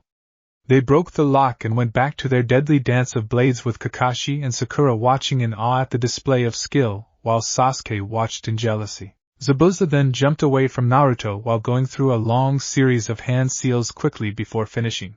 Water style, water dragon missile, yelled Zabuza before water came out of the lake in the shape of a dragon and charged at Naruto. Naruto charged back at the dragon while pumping chakra into his scythe, which started to glow purple. Poisonous slicer, yelled Naruto as he swung his scythe and fired a wave of purple chakra. The chakra wave actually cut the dragon in half and continued towards Zabuza, who managed to dodge the wave and caused it to strike a tree. Zabuza watched as the tree quickly turned green and began to decay and fall apart. He was really happy he chose to dodge that attack. He then quickly raised his blade to block Naruto's next attack. Don't get distracted, Zabuza. You may just die because of it, said Naruto as he continued his assault on Zabuza. With Sakura. Sakura stood there in awe at just how strong her boyfriend was to be fighting someone that was strong enough to beat their sensei. Though seeing how strong Naruto was caused two things to happen with her. First is that it caused her to realize just how much Naruto held back on her, even though he said he wouldn't, and it also made her more determined to get stronger. The second thing it did was really turn her on. She was actually rubbing her thighs together in order to try and relieve some of the heat building in her core. Just take him into the bushes and fuck his brains out, CHA, said inner Sakura. No, I don't want to have my first time out in the open. After our first time together, then we'll fuck in more exciting places, thought Sakura, with inner Sakura agreeing. Back with Naruto, Zabuza was getting concerned as he was starting to get tired, but Naruto seemed to have energy to spare. Deciding he needed to end this now, Zabuza managed to kick Naruto into a tree and then threw his sword like a spear while adding chakra to it. Naruto saw the sword coming and could easily dodge it, but instead he decided he would put the fear of Yami into Zabuza, though he knew Sakura was going to be pissed. The sword pierced Naruto through the chest and pinned him to the tree, causing him to drop his scythe and his body to go limp. Naruto! Screamed Sakura as she watched her boyfriend be killed, while Sasuke was only thinking about getting Naruto's weapon. Kakashi, on the other hand, seemed to be the only one that noticed that the shadow clone Naruto had made to watch after Sasuke hadn't dispelled with the supposed death of its creator. Zabuza let out a breath he didn't know he was holding, since he could finally take a break. His little break didn't last long, as he heard something that will forever haunt his nightmares. Hee, ha ha ha ha ha ha ha ha. Nicely done, Zabuza. You actually managed to hurt me a bit, though I guess I should have warned you that I'm not that easy to kill, said Naruto with a crazed grin under his mask. He then pushed himself off the tree with Zabuza's sword still going completely through his body. After pulling the sword from his body, everyone saw his wound instantly seal itself shut. Naruto couldn't help but grin at this. His natural healing factor as an Uzumaki, plus the healing factor he gained from being a Jinchuriki, plus the healing factor he gained from being a ghoul, plus the healing factor he gained from being a demon, all equaled up to one overpowered as fuck healing factor. Naruto threw Zabuza's sword back to him, and then picked up his scythe. Now then, let us continue, said Naruto as he charged at Zabuza once again. Sparks once again flew as Naruto and Zabuza clashed blades again, but this time it was clear that Naruto was winning. Then in a quick move, Naruto managed to cut Zabuza across the chest before delivering a harsh kick that caused Zabuza to crash against a tree. Zabuza tried to get up but quickly found that his body was quickly becoming weak and his vision was blurring. You poisoned him, said Zabuza weakly. Of course I did. Centipedes are poisonous after all, said Naruto as he walked over to Zabuza. What are you? Asked Zabuza. Unlike you, I'm a real fucking demon. Goodbye, Zabuza, said Naruto as he raised his scythe up in order to deliver the final blow. Before he could, though, Zabuza was struck in the neck by Senbon needles and his body went limp. Looking up into the trees where the Senbons came from, Naruto saw a masked mist hunter. Nin. You took my kill. I don't like it when people steal from me, said Naruto. Sorry about that, but I've been tracking Zabuza for a long time now, and once I saw the chance to take him out I had to take it, said the hunter Nin in a neutral voice. Funny, since you've been watching us fight from the very start, Naruto thought to himself. Next time be careful of who you steal from, or they might not be as nice and kill you instead, said Naruto as he sealed away Juzu's Jason. Meanwhile, with Zabuza now presumed dead, Kakashi was freed and made his way to shore. I'll try to remember that, said the hunter Nin as they moved to Zabuza's body and placed his arm over their shoulders. Oh, and Hunter-san, said Naruto, getting the hunter Nin's attention.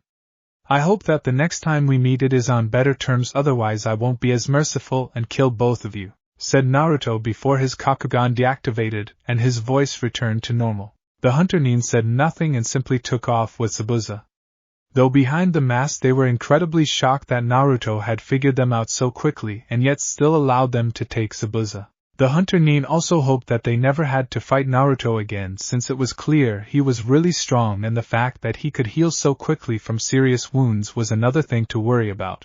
When they were completely gone, Kakashi walked up to Naruto and patted him on the shoulder. Nicely done, Naruto, though I must say I'm surprised by the level of skill you showed, and not to mention that healing factor of yours, said Kakashi. Stay tuned and you'll see a lot more than just that.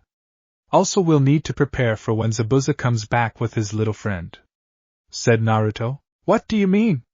Asked Kakashi. That hunter Nin was there from the start of our fight, and didn't do anything about Zabuza until I was about to kill him. If anything, the hunter Nin is working with Zabuza, so we need to be prepared for when they come back," said Naruto. "If you know this, then why did you let them leave?" asked Kakashi while covering up his Sharingan. "Simple, it wouldn't have been any fun to kill them both now. Zabuza now has a little bit of an understanding of what I can do, so he'll be a bit more prepared for the next time we meet, thus making it more fun for me," said Naruto. "You have fun killing people?" asked Kakashi while being greatly worried. "A little bit, but I'm a demon, what do you expect?" said Naruto, walking away. Kakashi watched Naruto walk away with a calm face, but on the inside he was extremely worried. "Naruto, what has our village done to you?" Kakashi asked himself in thought. When Naruto made it over to Sakura, he noticed a pissed-off look on her face. "Hey Sakura-chan, how are you?" Naruto asked awkwardly. "Hey, a demonic ghoul he might be, but just like any man he had a healthy fear of women, especially angry women." "Well, Naruto-kun, I'm pissed off," said Sakura, giving Naruto a dark look. "You are in so much trouble. How dare you scare me like that? We are going to have a long talk about this," yelled Sakura. "Yes, Sakura-chan," said Naruto with his head bowed. Married life had really taught Naruto how to deal with a situation like this. You just keep your head down and agree with what they want. How'd he learn the secret so early? Tazuna asked himself in thought. "Well, Tazuna-san, we should really dash," said Kakashi before he passed out and was caught by Naruto. "Well, it seems Kakashi-sensei is suffering from chakra exhaustion. He'll be out for a while, but other than that he should be fine in a few days," said Naruto. "In that case, can you please take us to your house, Tazuna-san?" asked Sakura with Tazuna nodding. "And as punishment for scaring me like that, you can carry Kakashi-sensei, Naruto-kun, with no shadow clones," said Sakura as she began to walk off with Tazuna. "Yes, Sakura-chan," said Naruto before looking over at Sasuke. "You coming, or do you want me to carry you too?" asked Naruto. Said Sasuke as he got up and started to walk after Sakura. Meanwhile, in Konoha, Hinami was currently playing with her favorite ball outside of Ichiraku's ramen. Ayam kept the flaps to the stand open so that she could keep an eye on her daughter. Up on a roof not too far away was an ANBU wearing a lizard mask that was watching Hinami. This particular ANBU didn't like Naruto and his family because he had lost his own family during the Kyuubi attack and blamed Naruto for it. He had been planning for a while now to take out Naruto and his family, but couldn't because Naruto was very strong and very protective of his family. But now that Naruto was out of the village, he was sure he could easily kill the woman and child. Moving quickly, he jumped down with his sword drawn ready to stab Hinami through the head, but he became confused when his blade hit the ground instead of the child. Looking behind him, he saw the child in the arms of her mother, and the mother glaring at him with her Kakugan activated. "You dare to attack my child, I shall feast on your heart," said Ayam with a growl. "I'm doing this village a service, you and your kind don't belong here," said the ANBU before he charged at them. Ayam didn't move and instead smirked as four cream-colored petal-like appendages with red eye-like orbs in the center came out of her back and protected her and Hinami. "What?" yelled the ANBU, as he had never seen any of the demons do something like this. He was then smacked away and rolled across the ground until he was able to right himself and stand up. "What the hell are those things?" asked the ANBU. There is more to the Ghoul bloodline than you realize," said Ayam. Just then a civilian that supported Naruto ran over, took Hinami into their arms, and ran into Ichiraku's where it would be safer. What the ANBU didn't know was that Naruto had already informed everyone that supported him what to do should something like this happen, which was basically get Hinami into the shop and let Ayam and his own security measures handle things. "Well, now that my daughter is out of harm's way, let's get to the meal, shall we?" said Ayam before she charged at the ANBU that charged back at her. The ANBU kept swinging his sword at Ayam, but she kept using her Kagun to block his attacks, or she would simply shift her body to dodge him. Thanks to her training with Amuri, she was more than capable of keeping up with a sword user, especially since this guy was nowhere near as good as Amuri. The ANBU was becoming increasingly frustrated that he hadn't landed a single hit on Ayam yet. He was an ANBU, damn it, and she was a civilian. He should have killed her by now. His attacks suddenly stopped as he found Ayam's fist buried in his gut before she kicked him in the chest. He struggled to stand up as he saw Ayam slowly walking towards him with a smirk on her face. Just give up already. I have a job to do and you're no match for me, said Ayam. I figured trying to kill a demon on my own was foolish, but I had to try. Luckily I did bring backup just in case this happened, said the ANBU before giving a signal, and 2 more ANBUs showed up, one with a cheetah mask and one with a mantis mask. Then all 3 of them started going through the same hand seals. Fire style, fireball jutsu. All 3 of the ANBU yelled at once as they each fired a fireball at Ayam, with their attacks combining into one huge fireball. Ayam didn't move and simply used her cocoon to surround herself in a protective shell and tank the fireball. Once the fire stopped, Ayam opened her cocoon, showing she was just fine. She wasn't even sweating. Is that the best you have? That's very disappointing, said Ayam before she disappeared in a burst of speed and appeared behind the cheetah-masked ANBU. She sent her cocoon at the ANBU and it wrapped around him and started to squeeze him. "Aha!" screamed the ANBU as he started to feel his every bone in his body start to break. His screaming stopped when one of his ribs broke and punctured his heart. Ayam dropped his body without any care as she stared at the last 2. "Cheetah, damn you!" yelled Mantis before he stiffened up. Blood leaked out from under his mask, and he fell over dead. Standing behind him with an outstretched hand was a young woman about the same age as Naruto, with fair skin, length dark blue hair, pale lavender eyes with no pupils, an athletic but feminine build, long legs, thick thighs, wide hips, narrow, a juicy ass, and large DD cup S. For clothes she wore black kunoichi sandals, ankle-length dark blue pants, an open heavy lavender coat with white fur on the cuffs and around the collar showing off her flat stomach, a dark blue bikini top that struggled to contain her S, and a black choker around her neck. This young woman is Hinata Hyuga, and she has just killed the Mantis ANBU by exploding his heart. "Hyuga-sama, why?" asked Lizard. "Simple, you were attacking my future sister wife and I can't have that, so you and your comrades must die," said Hinata with a cold edge to her voice. Hinata actually used to be a very shy little girl, but when she was around 5 years old she was saved from some bullies by Naruto. Ever since then she's greatly admired him and always tried to thank him, but she was so shy that she couldn't even bring herself to talk to him. So she followed him around and watched him using her Byakugan. She was actually there when he was killed and was so scared that she could do nothing but watch as he was tortured and killed. She almost broke then and there, but the next day saw that he was still alive but different. She went back to watching him and saw everything he was doing in the red light. She saw how he was kind to those that were kind to him, and brutal to those that hated him. Him eating people did disturb her, but she overheard her father talking about how a bloodline he awoke made it so he couldn't eat human food and could only eat human flesh, so she didn't blame him for it. Seeing this caused a change in Hinata as she vowed to be just like Naruto. She threw herself into her training and went from being a shy little girl that couldn't talk without stuttering and wore multiple layers of clothes to a confident young woman that wasn't afraid to show off her body and was desired by many men and some women. She was the sweetest girl to those she liked but completely brutal to those she didn't. Before the ANBU could say anything, Ayam shoved her hand into his chest and gripped his heart. "I told you I would feast on your heart," whispered Ayam before she roughly tore his heart out and then took a bite out of it. Lizard fell to the ground dead, having only lived long enough to see Ayam take a bite out of his heart. "Well, now that this little situation has been handled, what was that about me being your future sister wife?" asked Ayam as she returned to normal. "It is as I said, I've grown to greatly admire Naruto for his strength, confidence, and his kindness. I don't care what he eats or that everyone sees him as a monster. I want to be with Naruto-kun, and since I know he is part of this CRA I plan to one day marry him," said Hinata. Ayam raised an eyebrow at Hinata before smirking at her. "Well, aren't you confident? You're strong too if you could kill that ANBU without flinching. That's the kind of woman Naruto-kun needs in his life, but he also needs a woman with a kind heart," said Ayam. "My heart is only kind to those who deserve my kindness, and Naruto more than deserves my kindness," said Hinata. Ayam stared at Hinata for a few moments before turning away from her. "Come with me and we'll talk about the possibility of you and my husband having a relationship," said Ayam.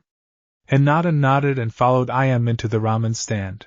They soon went back outside in order to get the bodies, Hey, no reason to let perfectly good food go to waste. Back in Wave, Naruto and his team have just arrived at Tazuna's house, something that Naruto was happy about as Sakura had lectured him about scaring her the whole walk.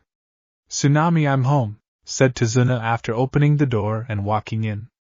After he said that, a woman came out of the kitchen and hugged Tazuna.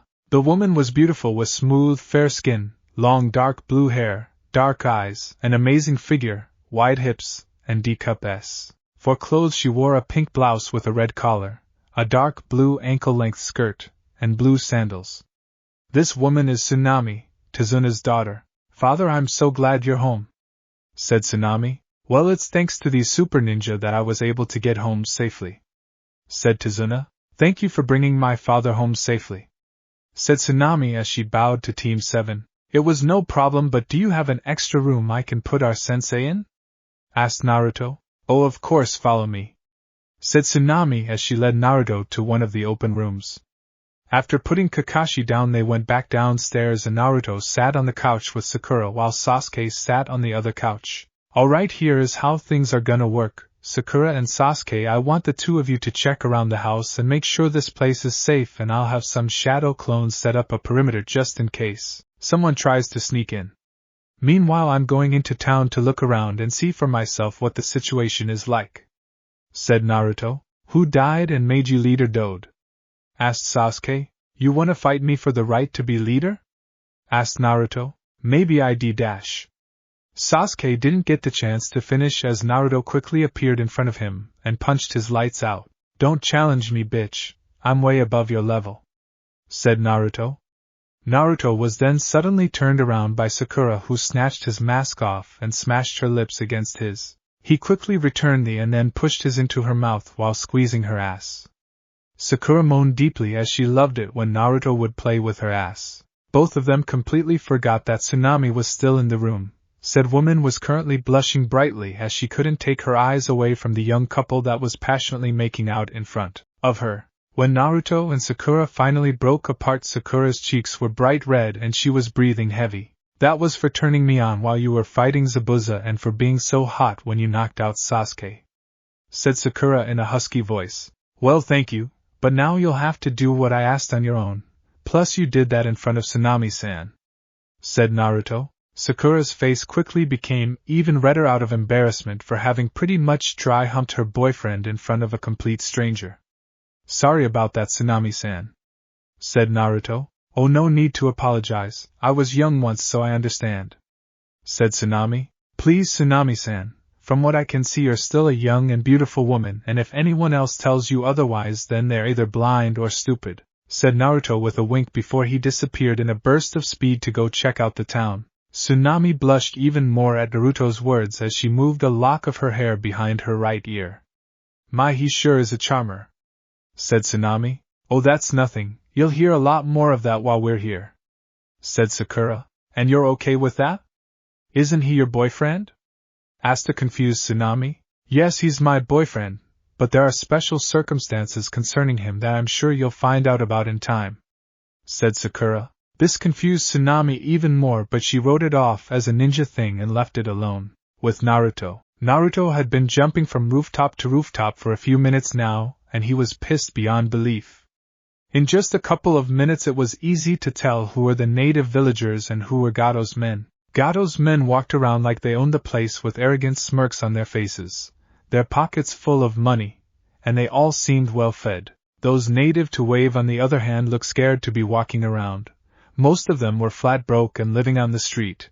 Most of them looked like they were starving to death. Kids were running around asking anyone they could for money or food. They were sick. They were wearing rags or trash bags as clothes. And worst of all, Naruto had heard a few women crying their hearts out in alleyways as apparently they had just finished selling themselves in order to get enough money to feed their starving kids.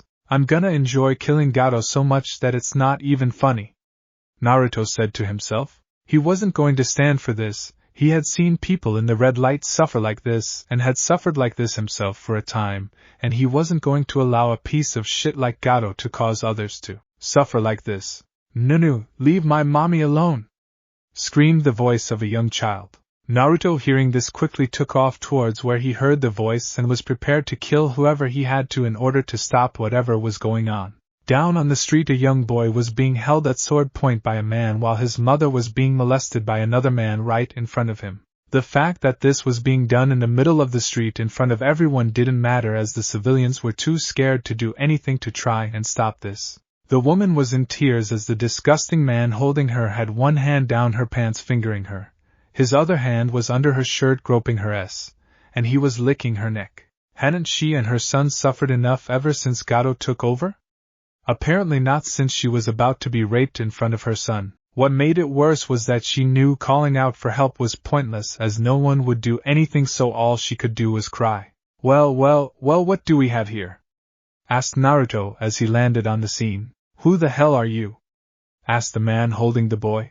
Who, me? My name's Naruto Uzumaki, but I'm also known as Konoha's demonic centipede. You, on the other hand, can simply call me your end, said Naruto before he disappeared in a burst of speed, and the next thing anyone saw was Naruto's fist going into the man's face and coming out the back of his head. After roughly pulling his arm out of the now dead man's head, Naruto substituted himself with the woman so that she was now standing next to her son while Naruto was in the arms of the other man.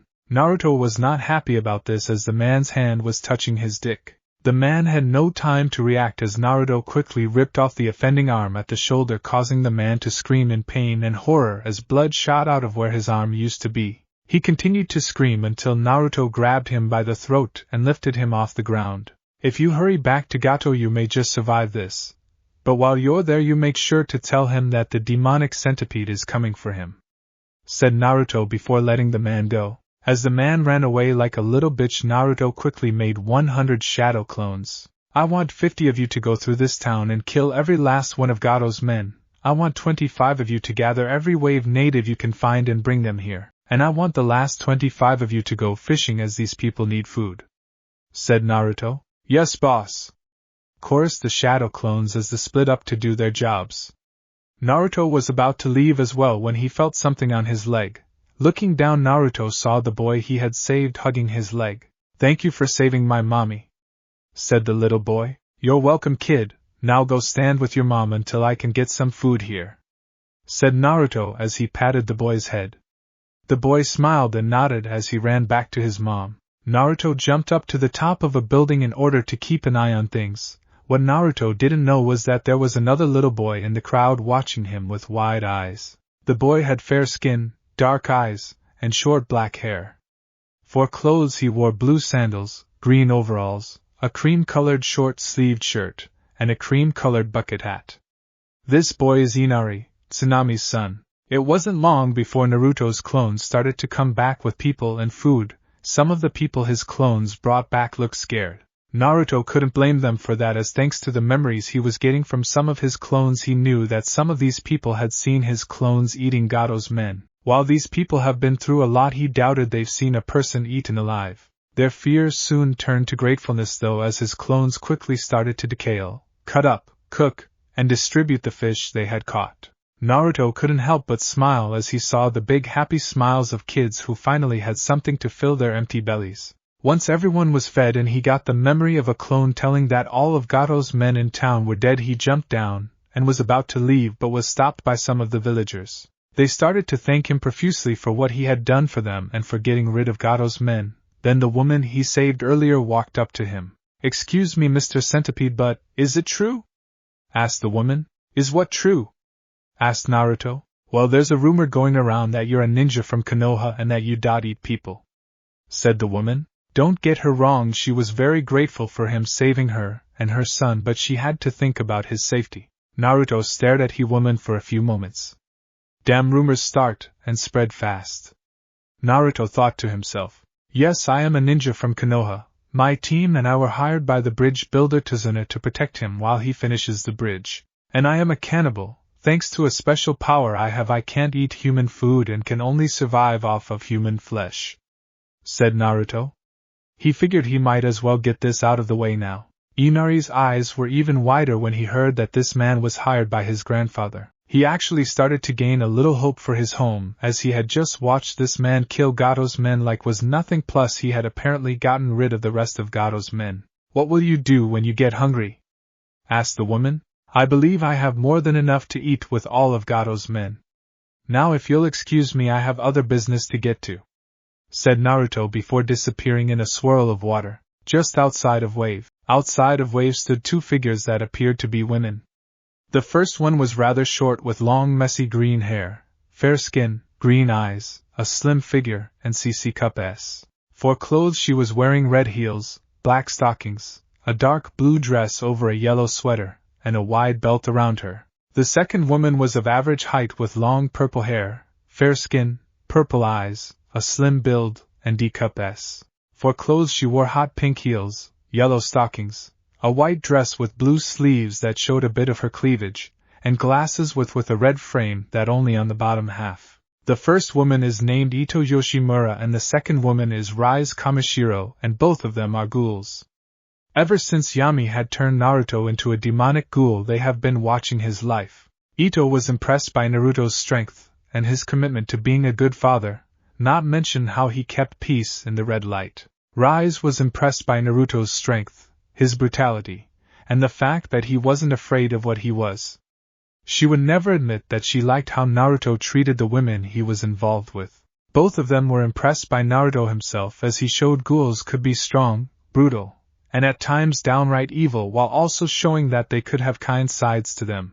Ito often talked about how she couldn't wait to carry Naruto's child in order to help spread the ghoul race throughout this world. Rise didn't mind carrying Naruto's child, but she wanted to wait a bit longer. Both of them found it funny though that Naruto named his child after a ghoul from their time. Well, Rise, are you ready to meet the new one-eyed king? Asked Ito. Yes, I am, and from the smell of this he's already spilt quite a bit of blood in that town, said Rise, getting excited. She wondered how these humans would taste as the ones in her time didn't have chakra. She wanted to know if chakra would change their tastes. From what Yami-sama has told us, this country is being oppressed by a tyrant named Gato who is causing this place to suffer greatly. Having suffered himself, Naruto-kun doesn't like the idea of good people suffering and tends to act extremely brutal to those who cause suffering for no reason. I believe we're for quite the show once we meet him, said Ito. I hope so. Watching him be so brutal always gets my motor running, said Rise. Me too, said Ito. It's been a few days since Team 7 made it to Wave, and currently we see Naruto sitting under a tree with Sakura sitting in his lap and they're making out. Over the past couple of days Team 7 has been training for the day when Zabuza would come back for another try at Tazuna. Well, Sasuke and Sakura were training for that. Kakashi had finally decided to teach them some useful stuff, but it turned out to only be tree walking. Since Naruto and Sakura already knew how to do that, Naruto took to training Sakura himself. Other than training, Naruto made sure to have clones patrol the town to make sure that Gato's thugs didn't come back.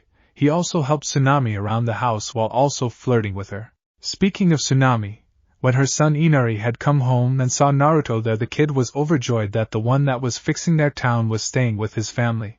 Naruto was surprised that the kid didn't seem to mind that he ate people. Tsunami had freaked out at first because who the hell wouldn't, but she calmed down when Naruto explained everything. Another thing that surprised Naruto about the boy was that he noticed Naruto flirting with his mom and actually encouraged it. This greatly surprised Tsunami that her son was actually okay with her dating someone else. She was secretly happy about this as she was attracted to Naruto. Naruto and Sakura finally stopped making out, and she cuddled into his chest while he held her close. Naruto-kun, I want to tell you something, said Sakura. What is it, Sakura? Asked Naruto. While I didn't really eat ramen a lot growing up and I didn't really know you all that well, I do remember seeing you around the village, and I know didn't have the same bloodline as you, said Sakura. I see, said Naruto. What happened, Naruto? What really happened to you? Asked Sakura. Are you sure you want to know? It may change how you feel about me? Asked Naruto. I'm sure, Naruto-kun, and I promise nothing you tell me will change how I feel about you, said Sakura. Naruto sighed before telling Sakura everything.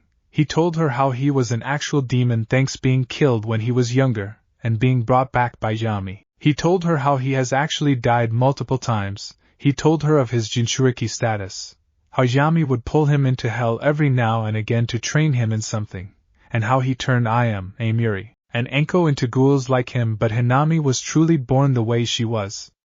In fact, the only things he didn't tell her was his parentage and his ANBU status. He decided that information should wait till later.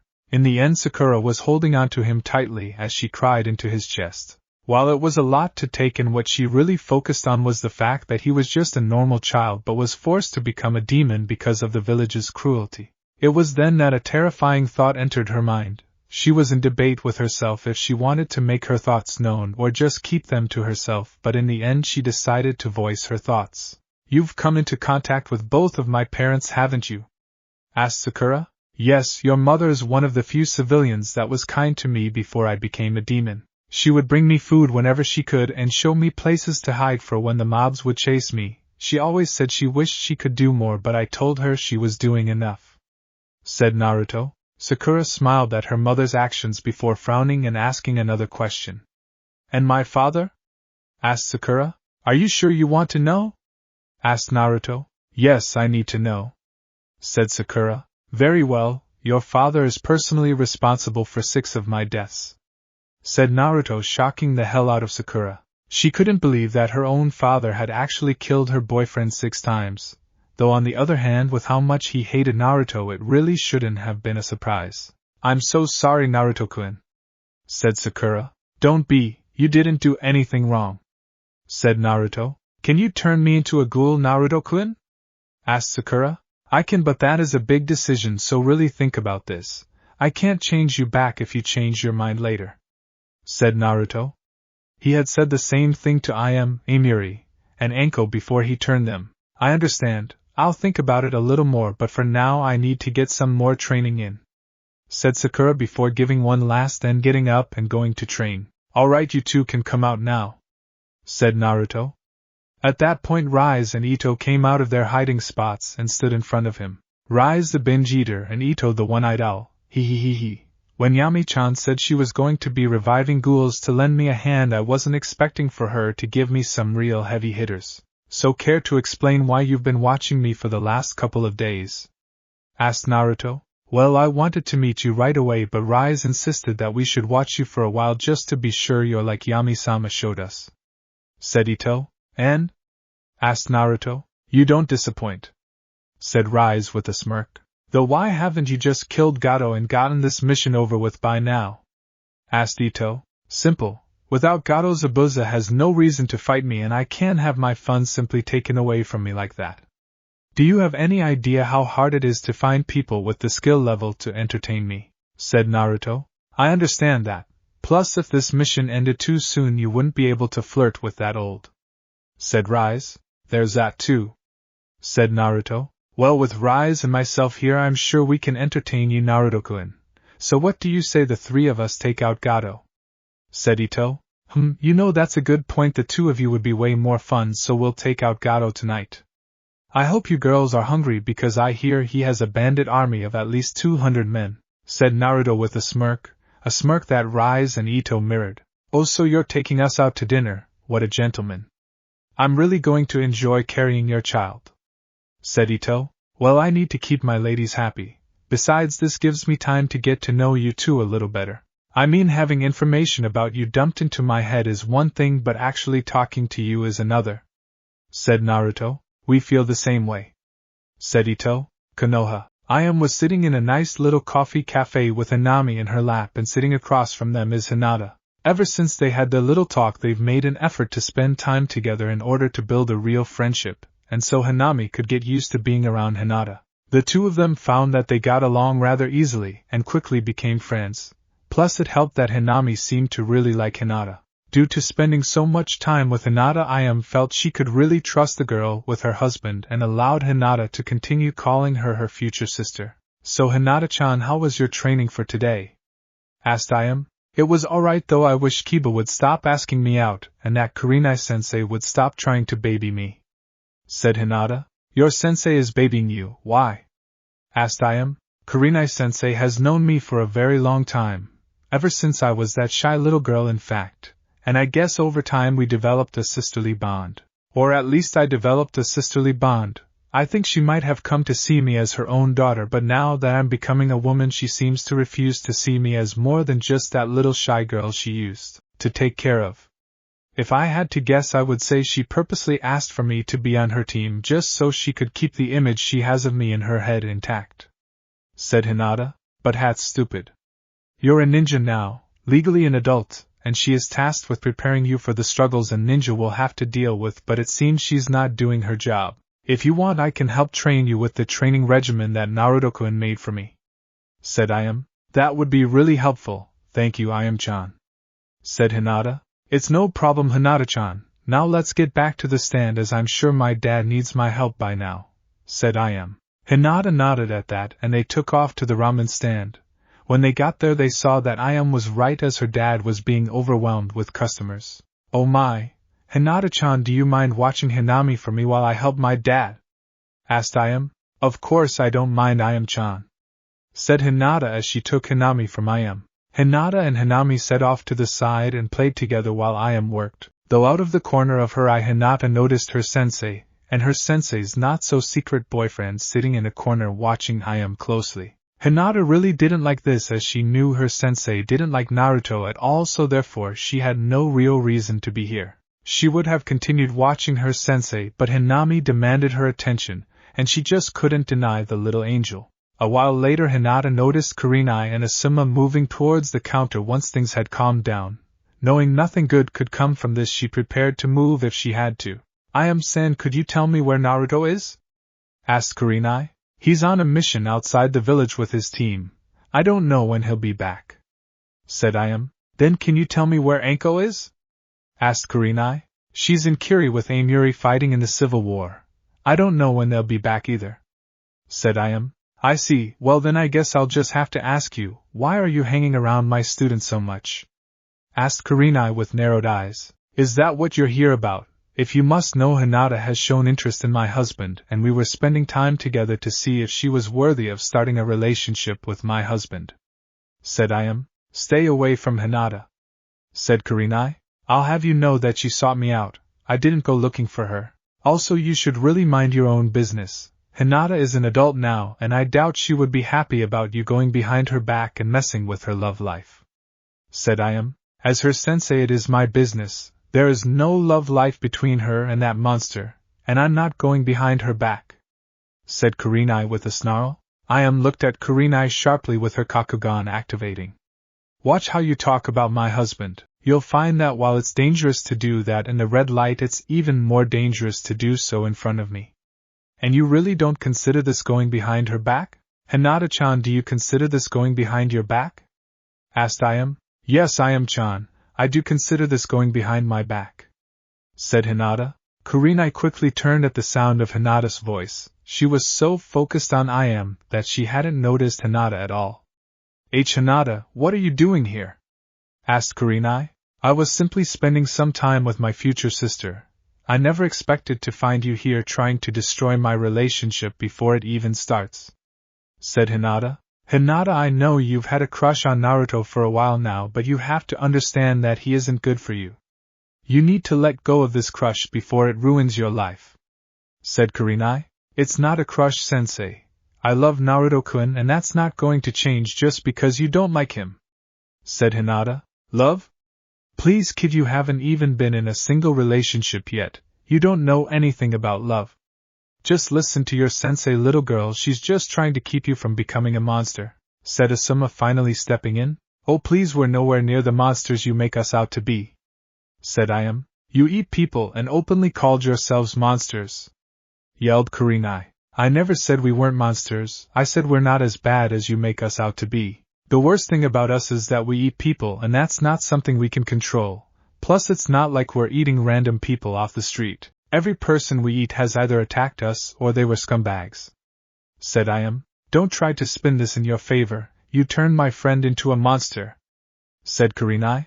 "I guessing you're talking about Anko. She asked to be turned, so don't go blaming us for her decisions. Besides, we told her the consequences of becoming like us, and that she needed to think long and hard on this decision.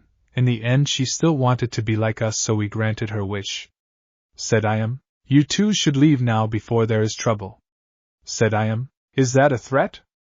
asked Asuma with narrowed eyes. "No, it's a promise. Now leave. I won't tell you again," said Ayam. Kurenai and Asuma glared at Ayam for a bit before leaving the ramen stand. With them gone, some of the civilians that were in the stand left as well in order to inform the rest of the red light district that Kurenai Yuhi and Asuma Saratobi were enemies of the Uzumaki family. I'm so sorry about that, Ayam-chan, said Hinata. It's alright, Hinata, besides they'll both get what's coming to them. I also find it funny that your sensei is a genjutsu specialist but can't see the illusion her boyfriend puts up around her, said Ayam with a smirk while her voice and eyes returned to normal. What do you mean?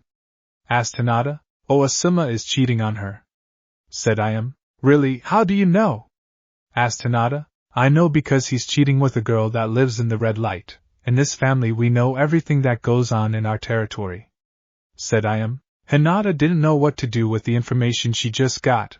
On one hand, Kurenai was like a big sister to her, and she didn't want her to get hurt just because Asuma was a cheating bastard. But on the other hand, Kurenai made it clear that she hated Naruto, and wasn't going to stop insulting him and his family. Heaven. Yami sat in her chair in her sister's domain of heaven. Around her were some of the other gods, but mostly those that weren't too busy to show up for this little meeting. It was a few minutes before Kami finally walked into the meeting room. Kami was a beautiful woman standing at 5 feet 9 inches with smooth, fair skin, golden yellow eyes, length flowing golden blonde hair, an amazing figure, long legs, wide hips, a plump ass, and E-cup S. For clothes she wore an ankle-length high-collared white kimono dress with golden accents, and on her feet were golden heels. Thank you all for coming. I've called you here to discuss a matter of great importance, said Kemi in a very smooth and elegant voice. What could be so important that you called an unscheduled meeting, Kami? Asked Susanoo, the god of storms and war. Susanoo appeared to be a young man standing at 6 feet 4 inches with lightly tanned skin, stormy gray eyes, short messy black hair, and an athletic build. For clothes he wore black boots, black baggy pants, a short-sleeved gray shirt, and over all of it was dark blue samurai-like armor. Yami here has stolen my chosen champion, said Kami with anger now clear in her voice. Wow, that's a very serious offense, Yami. Tsukuyami, the god of the moon and illusions. Tsukuyami appeared to be a young man standing at 6 feet 0 inches with fair skin, shoulder-length white hair, gray eyes, and an athletic build. For clothes he wore a long-sleeved white robe with black trim, cuffs, and a black crescent moon on the back. Hey, I didn't steal anything from her. He was already dead and I simply brought him back as my champion before Shinigami-kun could do it, said Yami. If he was dead before all of this happened, then why are we here talking about this? While the laws state that we can't steal each other's champions, they become free game once they die and if their soul hasn't moved on, said Jashin, the goddess of blood, pain, and carnage. Jashin appeared to be a beautiful young woman standing at 5 feet 9 inches with caramel brown skin, red eyes, long blood red hair that she kept in a ponytail that went down to her ankles, long toned legs, wide hips, a firm ass, a flat and toned stomach, black snake tattoos wrapped around her arms, and D-cup S. For clothes she wore no kind of footwear, black tight pants that stopped an inch under her knees, a red tube top that hugged her S, and black fingerless gloves. Kami-chan is just mad because not only did she lose her champion, but I turned him into a demonic ghoul as well, said Yami. Oh, that explains a lot actually. Kami absolutely hated the ghouls when they roamed the earth and was really happy when they died out. Of course she would be upset that you brought them back into existence, and stronger than they were before, said Susanoo. Well, they're not back completely yet. I've assigned MY Champion to repopulate the ghoul race by either turning others into demonic ghouls or by having children with multiple women. I'm happy to say that he has already turned a few people and has a child, said Yami. You've ruined everything I had planned, Yami. Naruto was supposed to be a beacon of light in the darkness, showing that everyone, no matter how far they've fallen into the darkness, can be forgiven and brought back into the light. He was supposed to save the world and bring peace. He can't do that now that he's a bloodthirsty monster that doesn't care about anyone, said Kami. Hey, don't talk about Naruto-kun like that. He's nowhere near as bad as you're making him out to be, said Yami. Then why don't you show us what he's like, said Tsukuyami.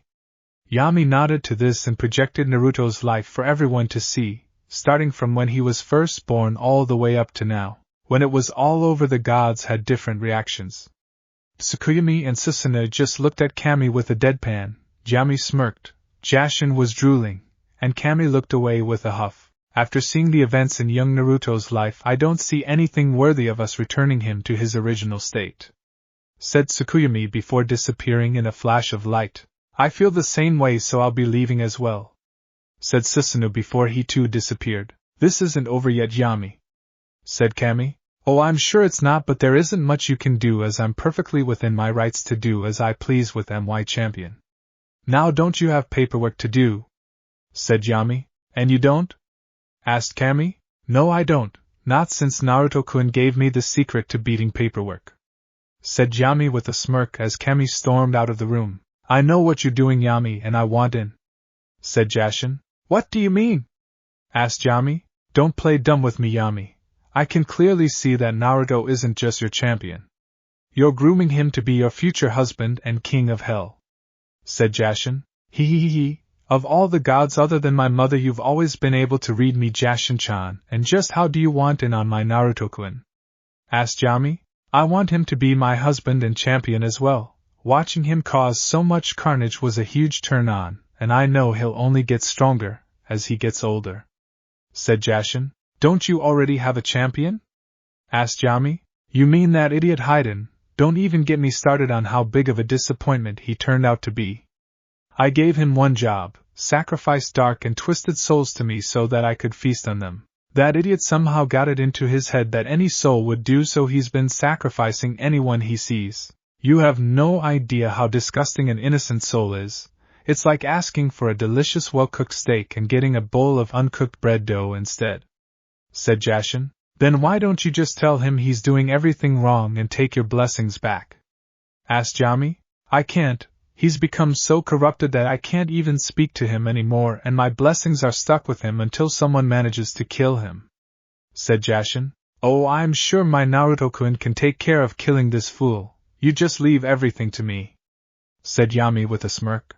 With Naruto, after introducing Ito and Rise to everyone and explaining that they were ghouls like him, everyone was sitting down and having dinner. Sakura was sitting on Naruto's right and Tsunami was sitting rather close to Naruto on his left. Rise and Ito were sitting across from Naruto with Sasuke and Kakashi on either side of them. Inari was next to his mom, and Tazuna was at the head of the table. Naruto-kun, is everything alright? You're not eating? Asked Sakura. Everything is fine, Sakura-chan. I'm just not that hungry right now, said Naruto. Sakura's gut was telling her that he was lying, and if there was one thing Naruto taught her during training, it was to trust her gut. Naruto-kun, can I talk to you upstairs for a minute? Asked Sakura. Sure, said Naruto before they both got up and went upstairs. Alright, what's going on, Naruto? Asked Sakura once they closed the door to their room and put up silencing seals. What do you mean? Asked Naruto. Don't play dumb with me, Naruto-kun. You taught me to always trust my gut, and right now my gut is telling me that you're up to something, said Sakura. I've taught you too well, Sakura-chan. Fine, if you must know, Ito, Rise, and I are going to end this mission by killing Gato and his men, said Naruto. Sakura looked at Naruto with a deadpan, as she wasn't surprised at all that he was doing something like that. When are you leaving? Asked Sakura. You're not coming, said Naruto. Why not? Asked Sakura. Because while I have faith in you and your strength, I know you're not ready for something like this. It will be your first kill, and fighting 200+ bandits is not the best time to get your first kill, said Naruto. Well, what if you made me a demonic ghoul like I asked you? Asked Sakura. While you being a ghoul in this situation would be helpful, I don't feel you've had enough time to think about it, and it still wouldn't be safe for you. After being turned, you'll be ravenous and unable to control your new abilities and new body, said Naruto. Fine, just promise me you'll be careful, said Sakura. Lime has been removed. You don't need to apologize, Sakura-chan. It's your first time and it should be everything you want, so I'll wait until you're ready, said Naruto. Sakura smiled at Naruto and gave him a quick on the lips. Thank you, Naruto-kun. You're the best boyfriend a girl could ask for, and despite what you say, I want to be a demonic ghoul like you and the others. I'm 100% sure about this, as I don't want to be with anyone other than you, said Sakura. Naruto stared at her for a few moments before bringing her into a hug. Very well, Sakura-chan, I'll make you into a demonic ghoul once we have the time to do it safely, but for now let's go downstairs, said Naruto. Sakura nodded to this, and they went downstairs. Well, you two were up there for quite a while. Is everything alright? Asked Kakashi. Yeah, I was working on making it up to Sakura-chan for scaring her with the whole Zabuza thing, said Naruto, knowing that he actually was still in trouble for that. You're still in trouble for that? Asked Kakashi. Of course he is, said Sakura, Tsunami, Ito, and Rise at the same time. You never scare a lady like that, especially your girlfriend or wife, said Tsunami. Before anything else could be said, there was a poof of smoke in front of Naruto, and when the smoke cleared there was a long purple centipede there. Toxin, what are you doing here? Asked Naruto. Hello Naruto-sama, Mistress Anko asked me to inform you that she and Mistress Amuri have finished their mission in Kiri and will be coming home soon enough. Also they know that you're on a mission in Wave and want to inform you that if you happen to run into a man called Zabuza you should tell him that the new Mizukage, Mei Terumi, wants him to return to Kiri, said Toxin. Ah, that's great news, and I've already ran into Zabuza, but I'll be sure to give him the message the next time I see him, said Naruto. I'm surprised he survived the first meeting with you, Naruto-sama, said Toxin. Well, I didn't think it would be very fun if I killed him too soon, said Naruto. Yeah, that sounds about right for you. Well, anyway, I'm off, Naruto-sama, said Toxin before disappearing in a puff of smoke. I didn't know you had a summoning contract, Naruto, said Kakashi. I have 2 contracts, one for centipedes and one for hyenas, said Naruto. Well, I can understand you having the centipede contract, but why the hyena contract? Asked Kakashi. What most people don't know is that hyenas are cannibalistic, so they're the perfect match for me, said Naruto. For the rest of the night, dinner went as usual, with Tsunami being bright red through most of dinner due to Naruto's flirting. Thought she would flirt back every now and again. Now, though almost everyone was asleep, with Kakashi still recovering from his chakra exhaustion, and Naruto himself tucking in Inari, Ito and Rise were waiting outside for him, so he headed for the door but was stopped by someone. Naruto-kun, where are you going? Asked Tsunami while standing behind him in a bathrobe that really hugged her body. I'm going with Ito-chan and Rise-chan to go take care of some things, said Naruto. What are you really going out to do, Naruto-kun? Asked Tsunami. Naruto was about to tell her the same thing, but the pleading look in her eyes stopped him and caused him to sigh. I'm going out to put an end to Gato and his thugs. The sooner he's dead, the soon everyone can stop being scared that he'll pop up and ruin everything again, said Naruto. Naruto had noticed that despite his clones constantly patrolling and everyone looking happy, they were still scared that Gato and his thugs would come back to terrorize them again. Tsunami quickly ran over and hugged Naruto tightly, having her body conform to his. Naruto didn't hesitate to hug her back while running his hands up and down her back. Please, Naruto-kun, promise me you'll be careful and come back to me, said Tsunami. I promise I'll be careful and come back to you, Tsunami-chan, said Naruto. Tsunami looked up into Naruto's eyes before quickly moving forward and ing him deeply on the lips, and Naruto eagerly returned the. He even went as far as to dip her while moving his into her mouth, causing Tsunami to moan loudly and wrap her arms around his neck. This lasted for about 5 minutes before Naruto brought her back up and they broke away from her makeout session. Well, Tsunami-chan, you really know how to motivate people. Don't worry, I'll be back before you know it, said Naruto before giving Tsunami one last, then heading outside and putting on his mask. Outside, Ito and Rise looked at him with anticipation as they were ready to feed on some fools. Alright ladies, let's get to work, said Naruto. It didn't take long for Naruto, Ito, and Rise to find Gato's base, which seemed to be set up in some old mansion. His thugs surrounded the place, and they could guess that there were many more inside protecting Gato. Now, most of the time this is where you would make a plan on how to get in without being seen in order to kill the target as quietly as possible. This is not what is happening here, as the 3 ghouls had decided to smash everything, kill everyone, take whatever they wanted, and save anyone Gato might have locked up. Alright Rise, since you were so eager to try what this new human flesh tastes like, why don't you go first and enjoy yourself, said Naruto. My, aren't you the gentleman, Naruto-kun? I think I'll take you up on your generous offer, said Rise with a vicious grin, and she walked out of their hiding spot and went towards the guards at the front gate. Rise's natural beauty quickly captured the attention of the men and caused them to let their guard down. Rise gave them a beautiful little smile with her eyes closed before speaking. Hello boys, I seem to be a little lost and I'm terribly hungry. Do you think you can help me? Asked Rise. Oh, don't worry sweetie, we can help you out, and I'm sure we have plenty for you to eat, said guard number 1 with a perverted smirk on his face. Oh, I'm sure you do, said Rise as she opened her eyes showing her Kakugan. This had effect of freaking the guards out, and in that moment of fear Rise struck by ripping out guard number 1's throat with her teeth. She savored the taste for a few moments before swallowing. My oh my, that was delicious. I had no idea chakra would make flesh taste so good, said Rise with blood running down the corners of her mouth.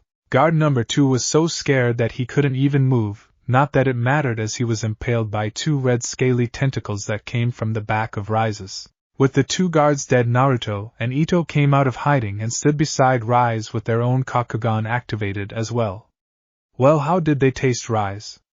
Asked Ito with her voice being dark and demented. The flavor is amazing, a 100x better than what humans tasted like when we were first in this world, said Rise. Careful ladies, not every human will taste good, as I've had a couple that tasted rather disgusting. Oh, and make sure to leave a couple of these guys alive. Sakura wishes to become like us, so I'll need some of them to feed her, said Naruto. Sure, he could feed her with some of the flesh he keeps sealed on himself at all times so that he doesn't need to worry about going hungry on long missions, but he needed to get her used to hunting live meals. Very well, Naruto-kun, now let's get this meal started, said Rise.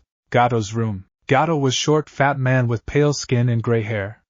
He wore a tacky suit and black glasses, and currently he's cowering in his room because about 40 minutes ago he was told that 3 people had broken into his hideout. Now at first he thought these people were fools to come here, so he ordered his men to kill them. He was sure his personal army of thugs could handle the job, but then the screaming started. He heard his men scream in pain and terror about how monsters were tearing them apart and eating them.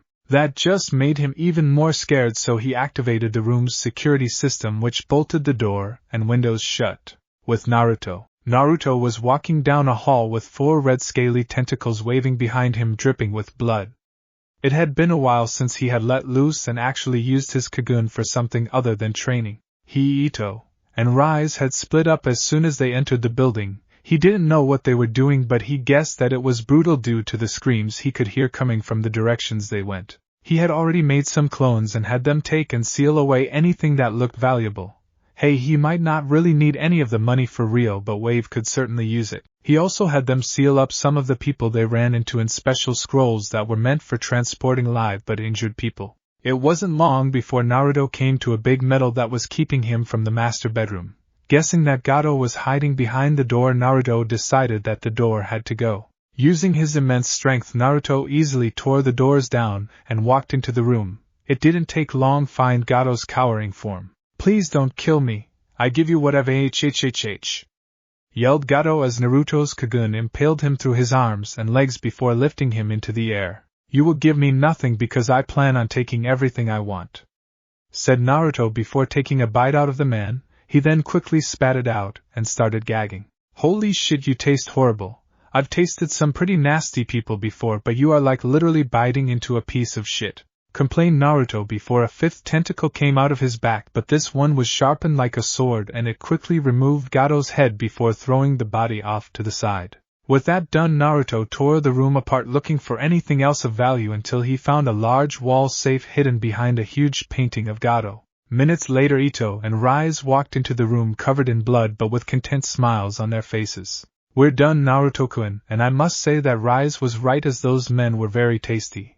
Though we did leave some of the alive and simply sealed them away into those scrolls you gave us, said Ito. Gato also surprisingly didn't have any prisoners, said Rise. That's good to hear.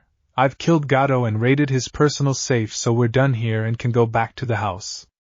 Oh, and we'll collect the scrolls from my clones that I ordered to take anything of value, said Naruto with Ito and Rise nodding. Later, Naruto, Ito, and Rise returned to the house and they were completely clean due to Naruto using a water jutsu to wash off the blood and a fire jutsu to dry them off. They were careful not to wake anyone up as they made it inside. From there, Ito and Rise went to the room Naruto was sharing with Sakura while Naruto made his way to Tsunami's room. Once there he carefully opened the door and found Tsunami peacefully sleeping under her covers. He then got undressed until he was naked, placed the silencing seal on the wall, and slipped into the bed behind Tsunami while wrapping his arms around her. "You can stop pretending to be asleep, Tsunami-chan. I know you're awake," Naruto whispered into her ear. Tsunami opened her eyes but didn't turn to face Naruto. "I guess I should have known I couldn't fool a ninja," said Tsunami. "Don't sell yourself short, as you were actually doing really good. Most genin and some chunin would have thought that you were really asleep," said Naruto while ing along her neck, causing Tsunami to moan in approval. "Naruto-kun, before we go any further there are some questions I want to ask you," said Tsunami. "Ask away," said Naruto. "If we're going to be together, would I have to become a demonic ghoul like you?" asked Tsunami. "No, it would make things easier for us, but it's not required," said Naruto. "What do you mean it would make things easier for us?" asked Tsunami. "Well, for one thing, my lifespan is a lot longer than a normal human's or even an Uzumaki's lifespan. To put it into perspective, I'll still be around and looking young when Inari's grandchildren have grandchildren. Another thing is that should we ever decide that we want to have a child together, it will be harder for us to conceive, and if we do, the child growing in you would be half ghoul, meaning it'll need the nutrients of human flesh or else it will be stillborn," said Naruto. Tsunami was a little sad thinking about the age thing, as it means she would grow old and die while those that chose to become like Naruto would live on and be with him. The part about having a child scared her because while she already had a son, she was still young and wanted more children. While it would be possible for her to get pregnant while still being human, but if she didn't eat human flesh she would be killing their child. "Speaking of children, what of Inari? Will he be accepted?" asked Tsunami. "Of course he'll be accepted. I'm sure little Hinami would love to have a big brother. If you so decide, I'll change Inari as well," said Naruto. "This is a really big decision, Tsunami-chan, so remember that you don't have to decide about this right now, and no matter what you choose, nothing will change between us," said Naruto. "Lemon has been removed." "Very well, Tsunami-chan," said Naruto while slowly sliding back in until he was fully sheathed within her. "Good night, dear," said Naruto. "Good night, honey," said Tsunami. Next morning, Tsunami woke up feeling amazing as she absorbed the warmth of her lover who had his arms wrapped around her. She also noticed that her stomach felt really warm and stuffed. Then she remembered that she had him sleep inside of her, so the warmth was most likely his trapped sperm and his was the reason she felt stuffed. Deciding that she could use a little more sleep, Tsunami closed her eyes in order to go back to sleep. This did not work, however, because at that moment she heard knocking at her door. "Mom, are you okay? You've been sleeping for a long time?" asked Inari. Looking to the clock next to her bed, she saw that it said 11:24 a.m. "I'm fine, Inari-kun. I was just really tired and slept in," said Tsunami. She was glad he didn't just barge into the room, as she really didn't want to explain why she and Naruto were naked in her bed. "Oh, okay. But do you know where Naruto might be, because none of us can find him?" asked Inari. "Naruto-kun is in here with me, sweetie," said Tsunami with a smile. "Really?" asked Inari in surprise and a bit of hope in his voice. "Yes, now go back downstairs, Naruto-kun, and I will be there in a little while," said Tsunami.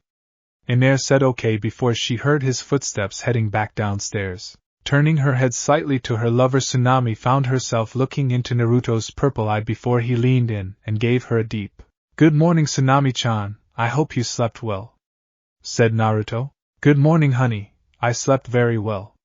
We should probably get and take a shower since we slept in today," said Tsunami. "Fine, but you do know that in order to do that I'll have to pull out, right?" asked Naruto. "I know, but you can just put it back in later," said Tsunami. "You are just a naughty little old," said Naruto while ing her neck. "I'm your naughty old," said Tsunami. With that, Naruto pulled out of Tsunami and the two of them got ready to take a shower, though they found out that Naruto would have to carry Tsunami since her crotch was sore and her legs were numb. Once they finished showering together, Naruto got dressed while also helping Tsunami get dressed before he carried her downstairs. When they got downstairs, everyone's jaw dropped when they saw Naruto carrying Tsunami bridal style, well except for Ito and Rise, who just smirked, and Inari, who had a wide smile on his face. "Mom, does this mean dash?" asked Inari. Yes, sweetie, Naruto-kun here is your new dad, or at least he will be when we get married, said Tsunami. You do plan to marry her, right? Asked Tazuna with a hard look on his face. Despite knowing that Naruto could easily kill him if he wanted to, Tazuna wasn't going to just sit back and let his daughter get taken advantage of. Of course I plan to. Tsunami-chan is an amazing woman and I look forward to her being the next Mrs. Uzumaki someday, said Naruto, causing Tsunami to smile and snuggle further into his chest. Yeah, choi, cheered Inari before blinking as something came to his mind. Wait, does this mean I have more moms too? Asked Inari. Well, technically yes, but no one is going to force you to call them that if you don't want to, said Naruto. You know, honey, you've told all of us some things about your family back in Konoha, but do you have a picture you can show us? Asked Tsunami. Sure, I always carry a picture of my family with me, said Naruto while unsealing the photo and showing it to everyone. In the picture was Naruto in the middle holding Hinami, Ayam on his right, Anko on his left, Sakura on Ayam's right, Amiri on Anko's left, and Hiruzen and Tuchi standing behind everyone smiling. This picture had been taken right after Sakura had officially became his girlfriend. Isn't that your village's leader in the back, honey? Asked Tsunami, noticing the Hokage robes. Yeah, but he's like a grandfather to me, so I had him be in the photo. This also means that when this mission is over, Tazuna has to come back to the village to be in the next photo, said Naruto. Fine, but I'm not paying to escort it back home, said Tazuna, already figuring that Tsunami and Inari would be staying with Naruto. Later that day, Naruto was relaxing on the couch with Tsunami while the rest of Team 7 were training, since Tsunami was still too sore and numb to walk on her own. Ito and Rise were around since they decided to explore the town a bit. They didn't have worry about getting hungry since Naruto gave them scrolls full of human flesh. Tazuna was resting in his room and Inari was watching Sakura train, since he found her training much more interesting than what Kakashi and Sasuke were doing. It was moments later that there was a desperate knocking at the door. Naturally, Tsunami tried to get up and answer the door, but Naruto stopped her. Wait, Tsunami-chan, they don't smell like Kakashi, Sasuke, Sakura-chan, Ito-chan, Rise-chan, or Inari-kun. In fact, they smell like Zabuza's little helper, said Naruto. What do we do, honey?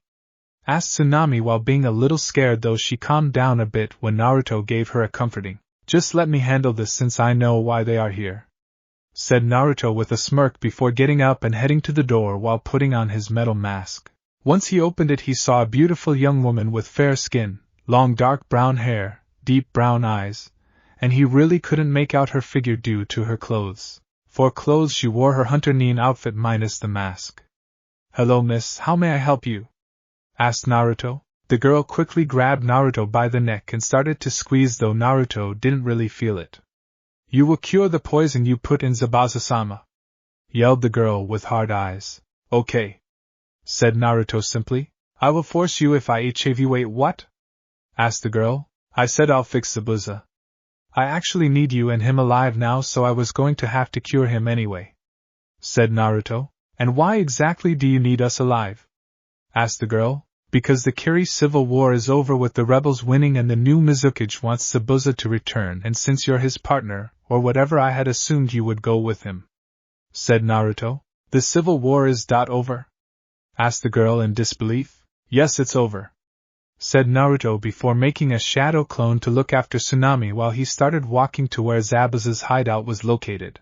It didn't take long for Naruto and the girl to reach Zabuza, and when they did, Naruto saw that Zabuza's condition was terrible. He was very pale, sweating, breathing heavy, shivering, and clearly in a great deal of pain. Wow girl, you really fucked him up, said Naruto. My name is Haku and I didn't do this. You did, said Haku. No, I didn't. You see, the poison I used was special in that it makes those inflicted with it makes you feel weak for about a week before leaving your system. The special part is that if you tried to cure it without the right antidote, then it gets worse and lasts longer. In your haste to heal Zabuza, you actually made him worse, said Naruto. Haku paled at this before looking at Naruto. Well, don't tell me about it, fix him, said Haku. Fine, just get me a bucket, said Naruto. Haku quickly ran off, then came back with a bucket and a look of confusion on her face. Naruto took the bucket, then put a purple pill into Zabuza's mouth and forced him to swallow. A moment later Zabuza shot up and Naruto gave him the bucket which he started to throw up purple sludge into. The pill I gave him will force all of the poison out of his system and cause him to throw it up. Once he's done, make sure to set the poison on fire so that you or anyone won't come into contact with it. Oh, and since you and Zabuza can go home now, you should know I've killed Gato so you don't have to work for him anymore. When Zabuza feels better in a few days, come to the house and I'll give you the money he owed you," said Naruto before disappearing in a burst of speed.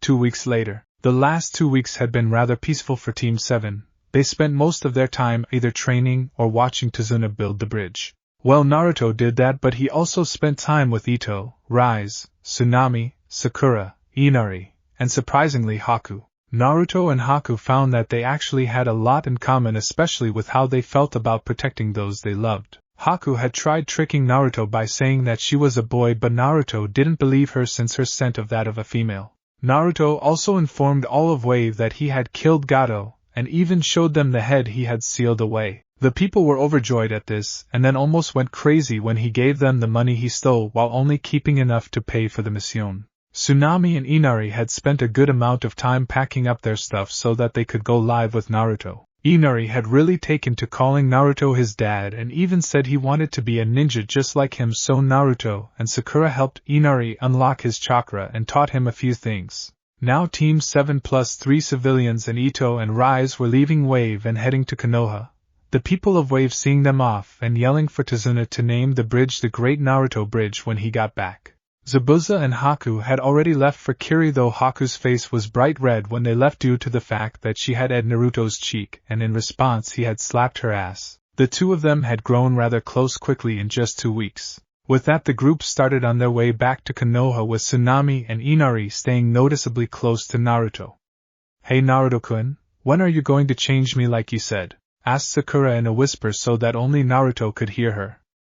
Also, no one other than the girls seemed to notice just how much more happy Sakura had been the last 2 weeks. She had been surprised by just how often she and Naruto were able to have oral, and now she couldn't wait for the real thing when they got back home. "When we get back to the village so that we can do it in a nice quiet setting where no one can see," said Naruto. "Do you mean turning me into a ghoul or fucking my brains out?"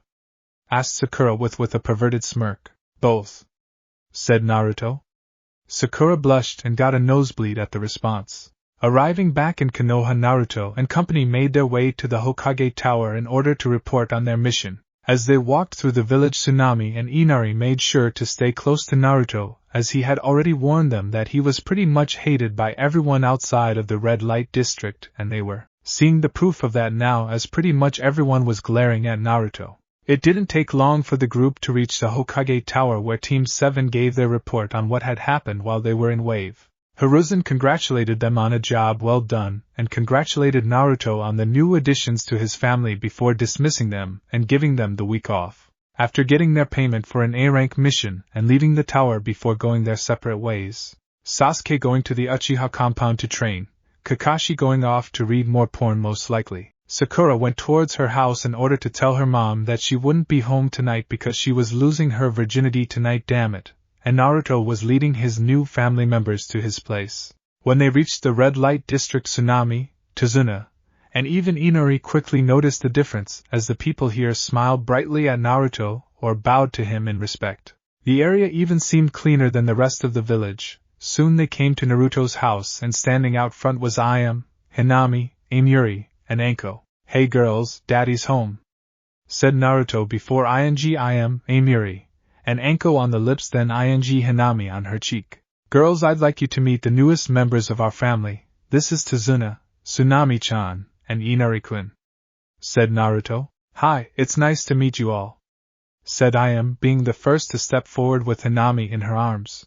"It's nice to meet you too, and this must be little Hinami that I've heard so much about," said Tsunami. "Yes, this is her. I think she'll be happy to have a big brother around," said Ayam while winking at Inari. "Oh, she is so adorable. Inari, come say hi to your new sister," said Tsunami. Inari walked forward and Ayam allowed him to hold Hinami.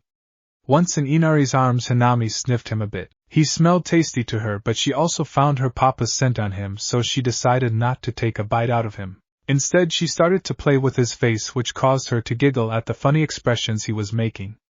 Tsunami and I gushed over how cute their kids were being, with Anko and ANBU soon joining in. It only took a few more minutes before Hiruzen, Sakura, and Teuchi came by and took a family picture. Naruto also promised to come up with a seal that would just alter the photos so that everyone would have to keep coming back to take a picture. Once that was done, Hiruzen went back to his office, Teuchi went back to the ramen stand, Tazuna was sent back to Wave with an escort of reinforced clones. Naruto took Sakura towards the Forest of Death in order to change her, and the ladies of the house helped Tsunami, Inari, Rise, and Ito get settled into the house. After a few minutes, the new additions to the family were settled in.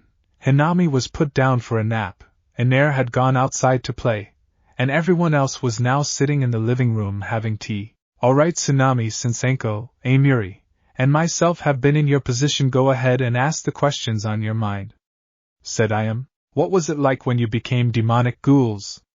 Asked Tsunami. Well, to be honest, it hurt a lot, though it didn't last all that long. I honestly expected it to hurt since your body is going through a drastic change. I just didn't expect it to hurt that much. You'll feel your bones breaking and then fixing themselves, your muscles tearing and then mending themselves, and your blood feels like it's been set on fire, said Ayam. And that's just the physical pain you'll feel. For us kunoichi, that actually wasn't all that bad since we're used to pain. For us it was actually the after effect of the change that hit us hard.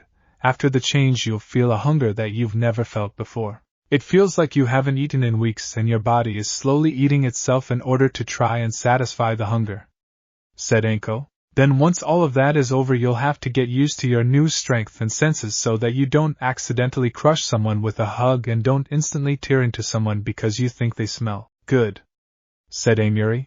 Are you trying to talk me out of becoming a demonic ghoul? Asked Tsunami. No, we're just letting you know that it isn't all sunshine and rainbows. It will be hard at times and people will judge and fear you. This is a permanent transformation, and you need to know all that it entails. I have no doubt that Naruto Koi is saying the same to Sakura right now. Plus you must remember that you don't have to go through with the transformation. You can remain human and still be with Narukoi, said Ayam. Tsunami was quiet for a few moments before speaking. I'll still go through with the change, so please tell me more about what I should expect when I become a demonic ghoul, said Tsunami. As while she would go through with the transformation, she decided to wait on deciding if she'll allow Inari to go through it. With Naruto and Sakura. Naruto and Sakura were standing deep within the Forest of Death. Their whole trip there, Naruto had been telling her of what she can expect once she becomes a demonic ghoul. Despite everything that was being told to her, she still wanted to be a demonic ghoul so that she could be with the one she loved for as long as they lived. Naruto had already prepared part of the process for Sakura, as he had drawn a rune on her forehead, and was holding a chalice in his right hand. The chalice was clearly demonic in nature due to being made of obsidian, shaped like a skull, and with rubies decorating the rim and sitting in the eye sockets. Naruto then bit into his left wrist, causing it to bleed, holding it over the chalice until it was filled with his blood. He then said a few words in a language that Sakura didn't understand, causing the blood to turn purple and start to glow. Alright Sakura, everything is set and now all you have to do is drink this and endure the pain, and you'll be like me, said Naruto as he handed her the chalice. Taking the chalice, Sakura slowly brought it to her lips and started to drink from it. Once it was empty, she handed it back to Naruto. For a moment she didn't feel any different, but then she fell to her knees and grunted in pain before falling onto her back and spasmed in pain, but she refused to scream. She chose to become like him, so she refused to show weakness. He had warned her of this pain, and he had also warned her of something else, and it was starting now. Sakura saw it all, from his birth to his many deaths, to him finally meeting Yami and becoming a demonic ghoul, to his time in ANBU, and everything up to this point in time. Seeing all of Naruto's memories and gaining all the information about being a ghoul that he had distracted her from the pain her body was going through, and when all the memories and information stopped, the transformation was over. Naruto watched Sakura as she simply lay there before she quickly shot up and looked around frantically. Though when she locked eyes with him, he saw that she had the Kakugan in both of her eyes. He was a little disappointed about that, simply because so far he was the only one-eyed ghoul in the family. Yami told him that one-eyed ghouls were half ghoul and half human in the past, but she had changed that so that one-eyed ghouls would be born at random. Naruto-kun, I'm so hungry, said Sakura. I know, Sakura-chan, but don't worry, I have everything that you need," said Naruto as he kneeled down next to her. He took out a scroll, pumped some chakra into it, and then threw it a few feet away. In a puff of smoke, all of the men he had captured alive from Gato's base were released from the scroll. Seeing them, Sakura was ready to pounce on them but was stopped by Naruto. "Be calm and control yourself, Sakura-chan, you'll eat soon enough. Now then, you men might be confused as to where you are, but I'm sure you remember me as the guy that was literally tearing you guys apart, and eating you alive. Well, now you get to feed my dear Sakura-chan here. Though in the spirit of the hunt, I'll give you all a 10-second head start before I allow her to start tearing into you," said Naruto. Upon hearing this, the men wasted no time and started to run as fast as they could. They didn't know where they were running to, but they didn't care as long as it was away from that monster that had eaten a great deal of them. Sakura was about to chase after them but was once again stopped by Naruto as he held her face and had her look into his eyes. "Naruto-kun, please, I'm so hungry," said Sakura in a desperate voice. "I know, Sakura-chan, just a few more seconds and you'll have your fill, but for now just focus on me," said Naruto as he touched his forehead to hers. This calmed Sakura a bit as she focused on him rather than the food that was running away. Naruto had tons of human flesh sealed on his body that he could feed to Sakura, but it was important for new demonic ghouls to get used to hunting their food rather than it being fed to them. This hunt would help Sakura get used to her newly enhanced senses faster, and get her used to eating live people. "Time's up, Sakura-chan, enjoy your feast," Naruto whispered into her ear. Sakura didn't wait a single second as she took off after her food with Naruto following close behind. She tore through the forest with no grace or finesse as every step she took left an indent, every tree branch she stepped on broke, and every tree that was in her way was smashed through. Naruto wasn't too surprised by this as Amiri and Anko were the same way when they turned. The one that really surprised him was Ayam, as she became one of the most graceful predators he has ever seen, and she's only gotten better over time. It didn't take long for Sakura to find her first group of people. It was 3 of them, and Sakura jumped on the first one and quickly bit into his neck and ripped out his throat. She savored the flavor of the flesh on her and feel of the blood running down her throat. It felt incredible to finally eat. Sakura then turned her attention to the other 2 that were looking at her in fear before she charged at the second one and shoved her hand into his chest and pulled out his heart. Biting into the heart, she found that it tasted different from throat meat. It was sweeter and a bit tougher but still very good. The third one started running once again, but his movements caught Sakura's attention and caused her to attack him. She knocked him into the ground and drove her hands into his back and ripped out his lungs. As she ate the poor man's lungs, she found them to be chewy, much like the gummy treats she liked to eat when she was younger. With the 3 men dead, she dragged the bodies over to each other and started eating different parts from each body in order to see what she liked the best and to compare how each person tasted. She ate the livers, the lungs, the kidneys, the hearts, the eyes, the stomachs, the spines, and she cracked open their skulls to eat their brains. While she was doing this, Naruto watched from the side and decided that whatever she didn't eat he would leave for the animals of the forest to eat. He did cringe though when he saw her rip open their sacks and eat their testicles. Naruto would gladly admit that he was a monster, but even he avoided eating a man's private area. "I'm glad that you are enjoying your meal, Sakura-chan, but if you spend too much time here, the animals in this forest will get to the rest of your feast before you do," said Naruto. Hearing this caused Sakura to leave the mostly eaten bodies and take off to find the rest of her prey, with Naruto following once again. Now that her hunger had been sated somewhat, Sakura found that she could think a bit more clearly and finally noticed how much better her senses were. Her eyesight was so much better, her hearing was better, and her sense of smell was much more powerful. She could actually smell the sweat of the people running from her. It wasn't long before they came to a clearing, and Sakura started to sniff the air a bit until she locked onto the scent that was hiding up in the trees. Her eyes caught her prey trying to climb higher into the treetops. Crouching down, Sakura leapt onto the tree branch next to her target before tackling him off the tree and onto the ground, where she proceeded to tear into this chest using only her teeth. This process of hunting down and viciously killing and eating her prey continued for about an hour before Sakura had finally had her fill and fell asleep while covered in blood. Picking her up bridal style, Naruto carried her back to his home in order to clean her up and allow her to rest. Naruto wasn't in the house long before an ANBU came to his door and told him that he has been called to a council meeting. so after telling the girls to watch over Sakura he took off for the council chambers. Council chambers. If I may ask, Hokage-sama, why am I here? Asked Naruto while standing in the center of the council chambers. That is actually something I would like to know as well, Naruto-kun, said Hiruzen. Hokage-sama, it has come to our attention that this boy has found 2 other women with his bloodline. We were under the assumption that only this boy had this particular bloodline, but now that 2 more users have shown up it brings some questions to mind, said a civilian council member. And what questions would those be? Asked Hiruzen. How did I am Ichiraku, Amiri Ringo, and that snake whore Anko Mitarashi suddenly gain this bloodline when we know they weren't born with it? Asked the same council member. This got everyone to pay more attention to Naruto except for Hiruzen since he already knew. The answer to that is simple. I can give others my bloodline should I choose to, said Naruto. And how can you do this? Asked Danzo with narrowed eyes. Clan secret, said Naruto. You, your wife, and that thing you call a child hardly count as a clan. Those other harlots around you don't count as part of your clan as you haven't married them, said Koharu. Once again Naruto held himself back from killing that old bitch.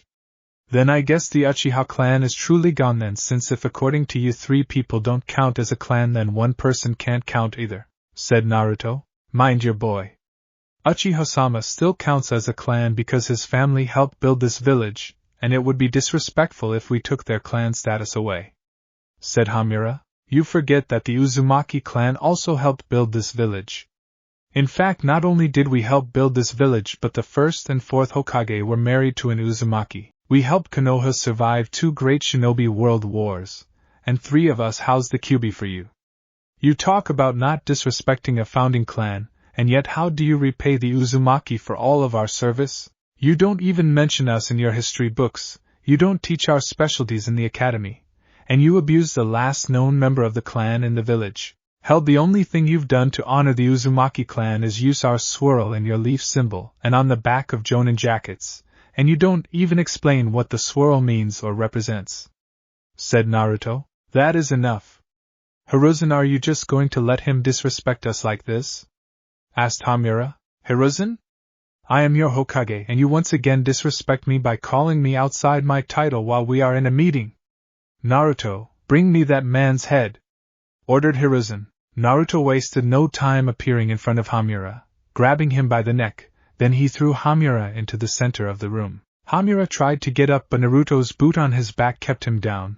Naruto grabbed Hamura by either side of his head and started to pull. It wasn't long before everyone started to hear Hamura scream from the feeling of his skin, muscles, and tendons around his neck starting to rip and tear. Then with one last swift and mighty pull Naruto pulled off Hamura's head with his spine still attached, and held it up for all to see. The clan heads flinched a bit at this, the civilian council were pale in fear with some of them throwing up their lunch, and what was left of the elder council were shocked that Hiruzen had actually ordered the death of one of them in front of everyone. Ha ha ha ha, mission complete Hokage-sama, said Naruto with a large smile on his face. He was very happy that he finally got to kill one of the 3 useless old corpses.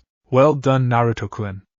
Now let me make something perfectly clear. This village is run by dictatorship and as your Hokage my word is law. The councils are only to advise me but the final say belongs to me and me alone. Apparently some have forgotten this. Naruto-kun has also brought up a valid point that we have forgotten and disrespected a great clan and ally to this village, and we should all be ashamed. I will be correcting this immediately starting with this. Naruto, as of right this moment you will now be taking a seat on the Shinobi Council as the Uzumaki clan head, said Hiruzen. Very well, Hokage-sama. I shall do my best to make my clan proud. I'll also announce now that should I ever be unable to attend to my clan head responsibilities for any reason then my wife Ayame will act as my regent, said Naruto. Hokage-sama, I must protest this. Why is this boy being made a clan head and yet Uchiha-sama isn't? Asked Kizashi Haruno with a sneer on his face. Looking at the man, Naruto still couldn't believe that he was the father of his precious Sakura-chan. Other than the pink hair, it was clear Sakura took more after her mother than her father. Hell, even though both Mabuki and Kizashi have green eyes, it was clear Sakura's eyes leaned more towards her mother's than her father's. I'll hold Sasuke to the same standards that I'm holding Naruto to, If Sasuke wants to be clan head, then he'll need to either become Chunin or marry and have a child. Now with that, this meeting is over, said Hiruzen. Okay, so that wasn't really holding Sasuke to the same standards as Naruto. If it was, then Sasuke would need to be an ANBU captain with a wife, child, and multiple women waiting to marry him. Later that night, Naruto was sitting on his couch while holding Hinami in his arms. His little girl had eaten and just finished her bath, so Naruto was trying to get her to go to sleep. Come on, Hinami-chan. If you want to grow up big and strong like your daddy, then you need to get a good amount of sleep, said Naruto. Hinami just sat there in Naruto's arms with her eyes half-lidded, clearly fighting off sleep. She just refused to go to sleep. Naruto has been doing everything he could think of in order to get her to fall asleep, but she just kept fighting it. It took a few more minutes before Hinami yawned and then closed her eyes. Naruto waited until her breathing evened out before sighing in relief that she had finally gone to sleep. You're really good with her, Naruto-kun, said Sakura from behind, having finally woken up. Thanks, how are you feeling? Asked Naruto as he turned to her. I feel great, but having so many memories and information dumped into my head is a bit disorienting, said Sakura. I know, but don't worry, soon you'll be able to sort through everything, said Naruto. Alright, and I hope you know that now that you've satisfied my hunger for human flesh, it's time you satisfied my hunger for something else, said Sakura with a seductive tone to her voice. Naruto smirked at this as he stood up. Just let me put Hinami-chan in her crib and I'll be right there, said Naruto. I'll be waiting, Naruto-kun, said Sakura as she walked away. With Sakura, despite how eager she was for tonight to happen, it was still her first time, so she was nervous about if she'll be able to satisfy Naruto. She quickly pushed those thoughts out of her head. He seemed to really enjoy her blowjob and wave, so he should be happy with the rest of her body as well. It was then that her enhanced hearing picked up Naruto's footsteps heading towards her room. It was clear to Sakura that he was doing this on purpose because she knew he was able to move silently even to those with enhanced hearing. Sitting on the bed, Sakura struck the highest pose she could in order to entice Naruto as much as possible. Soon she heard him knocking on the door. Come in, Naruto-kun, said Sakura. Sakura took great pride in the fact that when Naruto opened the door and saw her, his eyes widened before they darkened with. She loved that she could get that reaction out of him. See something you like, Naruto-kun? Asked Sakura in a seductive voice. Oh, I am loving what I'm seeing. I didn't even know you had something like this, Sakura-chan, said Naruto. I bought it just for tonight. Now come over here and show me a good time, said Sakura. Lemon has been removed. A month later. Much has happened over the last month. Hiruzen has found that ever since having his old teammate killed, he has had even more paperwork than usual, but lucky for him, Naruto figured out a way to fix that. Speaking of Naruto, Naruto has gained 3 more wives, as during the month he married Anko, Amiri, and Tsunami. The entire red light district celebrated for days about the new marriages. It wasn't long after he married Tsunami that he turned her into a dominant ghoul, and a few days after he turned Inari as well. Tsunami and Inari were both really worried about the pain involved, but once the change was over, both of them didn't regret changing. Though Tsunami was incredibly happy that Naruto had modified the way Inari would be turned so that the little boy only got Naruto's knowledge of ghouls and their abilities while not getting his memories. No boys should have the memories of their mother and new stepmothers being fucked by his new father. The new Uzumaki clan spent a good deal of time helping Sakura, Tsunami, and Inari get used to their new bodies and abilities. Naruto had also gone on a few dates with Ito and Rise, both ghouls loving the fact that they could be themselves around humans, especially Ito, as this was what she wanted in her original life. Ayam had also informed him of her talk with Hinata, so he had gone on a few dates with her as well and were now officially dating. Needless to say, her clan was not happy about it. Not that she or he cared about how they felt. Outside of that, Team 7 have been on a number of small-time missions with both Kakashi and Sasuke noticing Sakura's new status, though either of them made a mention of it. Kakashi because it wasn't any of his business, though he was a bit worried that another one of his students would be eating people. Sasuke was angry that Sakura was made stronger faster, but figured the power would be his later. In his mind, Sakura was still a loyal fangirl and would leave Naruto the moment he showed the slightest bit of interest in her. Another thing that didn't help Sasuke's temper was that one day Kakashi had set them down and on orders from the Hokage told them of the history of the Uzumaki clan and of their importance. He hated learning that apparently Naruto's clan were in the same league as his own or maybe even higher. Kakashi even informed them that the academy will now be teaching about the Uzumaki clan along with their specialties. Also, since the Chunin exams were around the corner, Naruto has been helping with village security. He was going to make sure that if anything happened he would know and be able to deal with it, not because he cared for most of those outside of his district, but because the old man asked him to help. Currently we find Naruto in hell standing in front of Yami, who was sitting on her obsidian throne. Naruto had been relaxing in his backyard after thoroughly fucking his wives when Yami had suddenly brought him here. This wasn't usual for him, as she normally did this to him. "What can I do for you today, Yami-chan?" asked Naruto. "Naruto-kun, I'm sure by now you've figured out my plans for you," said Yami with a smirk on her lips. She has taught Naruto much over the years, but one of the things she really focused on other than combat was figuring out the plans of others. "From what I've gathered, you plan to make me your king," said Naruto with a smirk of his own. He. "I've taught you well, Naruto-kun." "You are correct. I plan to make you my husband and king of hell. Before that can happen, though, there are some things we need to do. One of those things is to get you some servants. Sure, once you're king, all of hell will serve you, but these will be more like personal servants that will always be the first to answer your call. Think of them as familiars, if you will. Though I advise you to be careful, as those that you pick may wish to fight you before they serve you." "Suddy Yami. I see. Thanks for the advice, but if I'm getting familiars due to being the future king of hell, shouldn't my wives be getting familiars too due to being future queens of hell?" asked Naruto. "They are not yet strong enough to have one. I am Maimuri, and Anko are close but need to eat more in order to gain the necessary power. You yourself are only able to handle 4. said Yami. "Very well, I'll be off then," said Naruto before turning away and walking off. Later, Yami had a huge grin on her face as Naruto stood before her once again, but now he had 4 figures kneeling behind him. He. "I must say that I'm impressed with the familiars you managed to gain.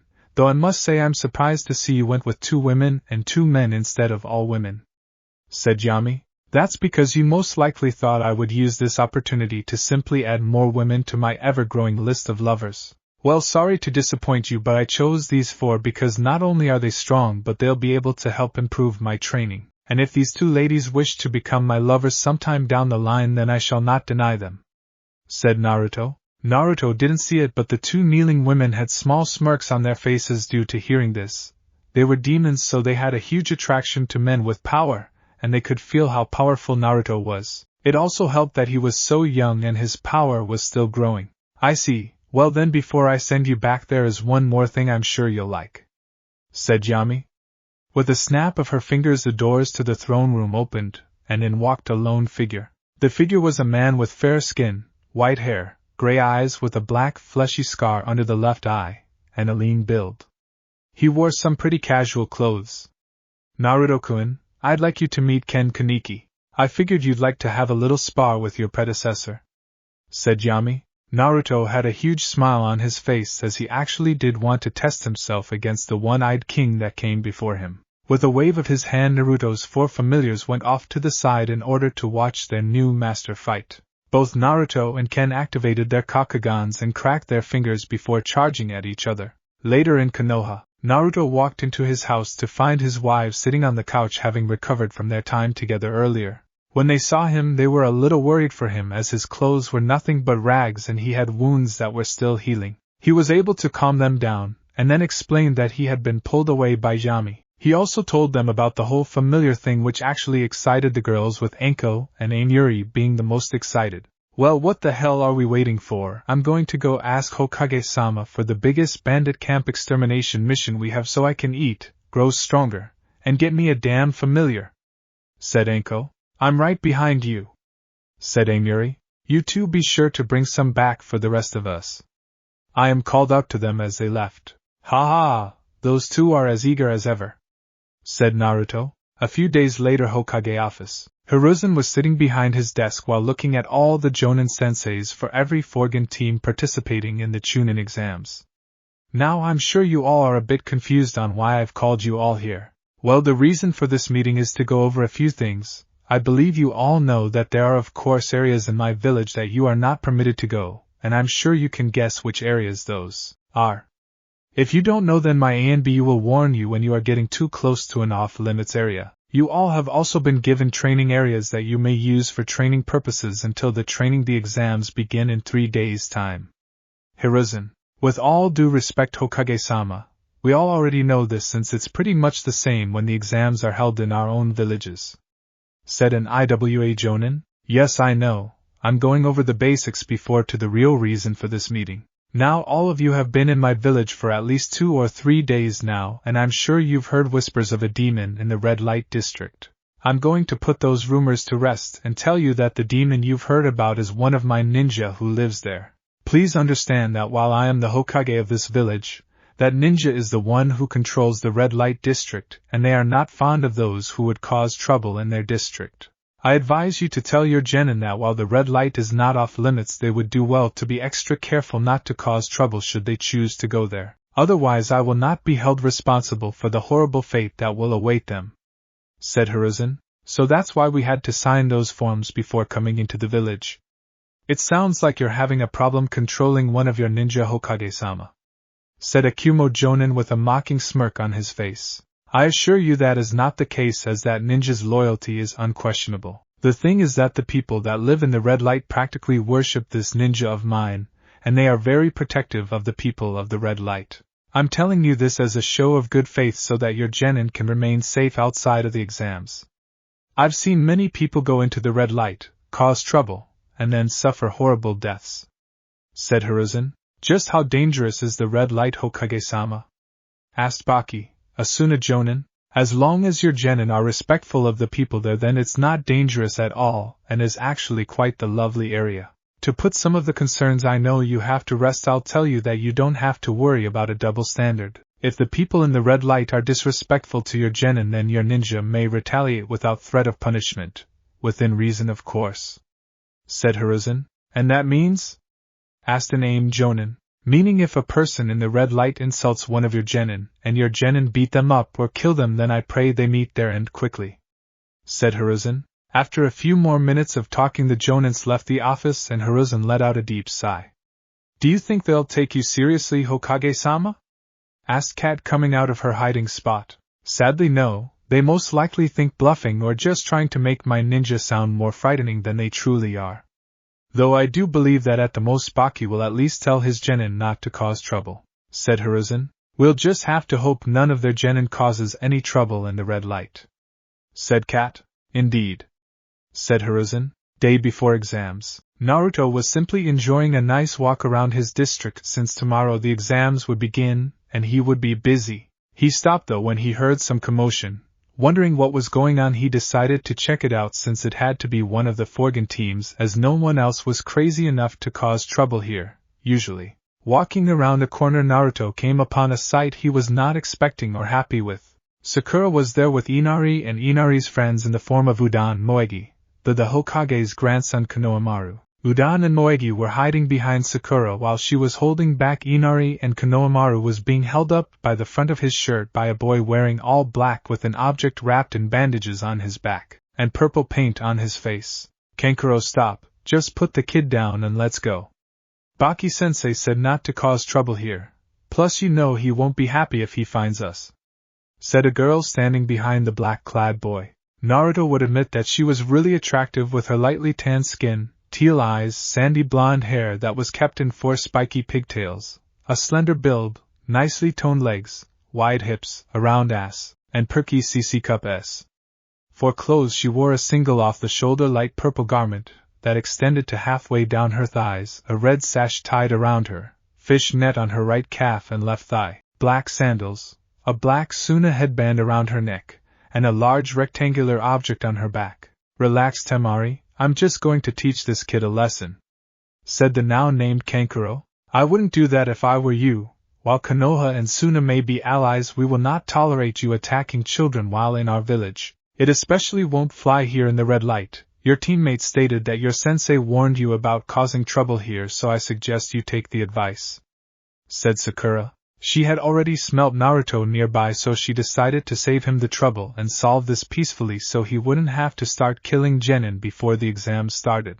Please, as if I'd be afraid of some bastard calling himself centipede, said Kankuro. I see, then you have chosen death, said Sakura. Please, as if you know anything about death, said Kankuro. Actually, if you don't put Konohamaru down, I will be forced to kill you, said Naruto as he walked up with his hands in his pockets. Boss/Tyu-chan, yelled Konohamaru, Moegi, Udan, and Inari. And who the hell are you? Asked Kankuro. The centipede, said Naruto. Really, you're the centipede? Asked Kankuro. Yes, I am, said Naruto before disappearing in a burst of speed only to appear gripping Kankuro's wrist tightly, forcing him to drop Konohamaru. He then used his other hand to grab Kankuro by the throat. And you have not only threatened the Hokage's grandson but also caused trouble in my district. Now, as a loyal shinobi of Konoha and the one who runs the red light, I kind of have a duty to kill you, said Naruto. Wait, please don't, said Temari after getting over the shock of seeing him move so fast. Yes, please don't, Naruto-kun, there are children here after all, said Sakura. Naruto paused for a moment before he sighed and let go of Kankuro. Sakura made a good point, as while he was sure Inari would be fine and would probably just get hungry from watching him kill, Inari's friends on the other hand would probably be scared for a while. You should thank these children, for it is because of them that you have your life. Also, Sasuke, get out of that tree and tell your friend with the red hair and gourd on his back to come down too, said Naruto. A moment later Sasuke came down along with the person Naruto mentioned, causing both Kankuro and Temari to stiffen in fear. Kankuro, Temari, your embassments to our village, said the boy. Gaara, wait, we were just, said Kankuro. Shut up before I kill you, said the now named Gaara, instantly causing Kankuro to shut up. Damn, this kid's voice is deep, Naruto thought to himself. He had never heard someone so young have a voice deeper than most fully grown men. Inari, what exactly happened here? Asked Naruto. Well, we bumped into Sakura while we were playing and asked her to play ninja with us. Then, while he was running, Konohamaru went around a corner and ran into this guy, said Inari. I see. Did you apologize to this man, Konohamaru?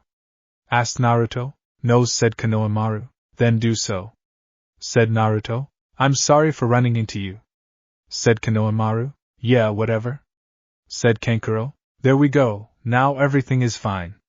You four run off now, as me and my team have things to take care of, said Naruto. The four nodded, with Inari giving Naruto a quick hug before they left. I too apologize for the actions of my teammate, said Gaara while staring intently at Naruto. It's fine, at least everyone made it out of that situation alive, for now, said Naruto. For now? Asked Gaara. You're here for the Chunin exams, right? Well, I'm sure our sensei will be signing us up for them as well, and it will be nice to see if you survive our tests.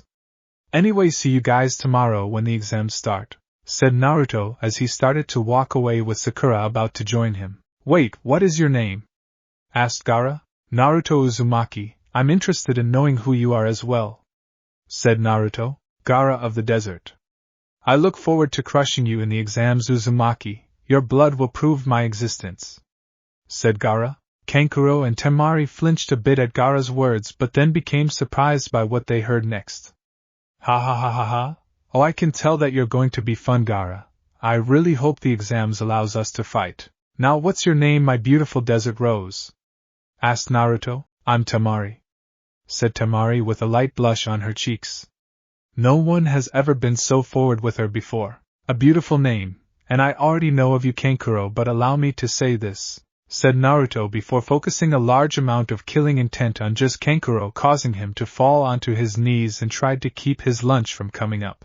This is your only warning, don't cause trouble in my district again, said Naruto before walking off with Sakura following. Sasuke stomped off as he didn't like that he was basically ignored the whole time. It took a while for Kankuro to force his lunch to stay down, but he was still shaking even after Temari helped him up. Gaara just stood there with a blank face before saying something no one expected. Mother is aroused, said Gaara. Chapter 6. Let the Chunin exams begin. Naruto yawned as he made his way towards the academy where the first phase of the Chunin exams were being held. He would honestly rather be in bed with his wives or playing with his kids, but he had to do this so that his Sakura-chan could become a Chunin, which honestly won't be too difficult for her thanks to the training he has put her through.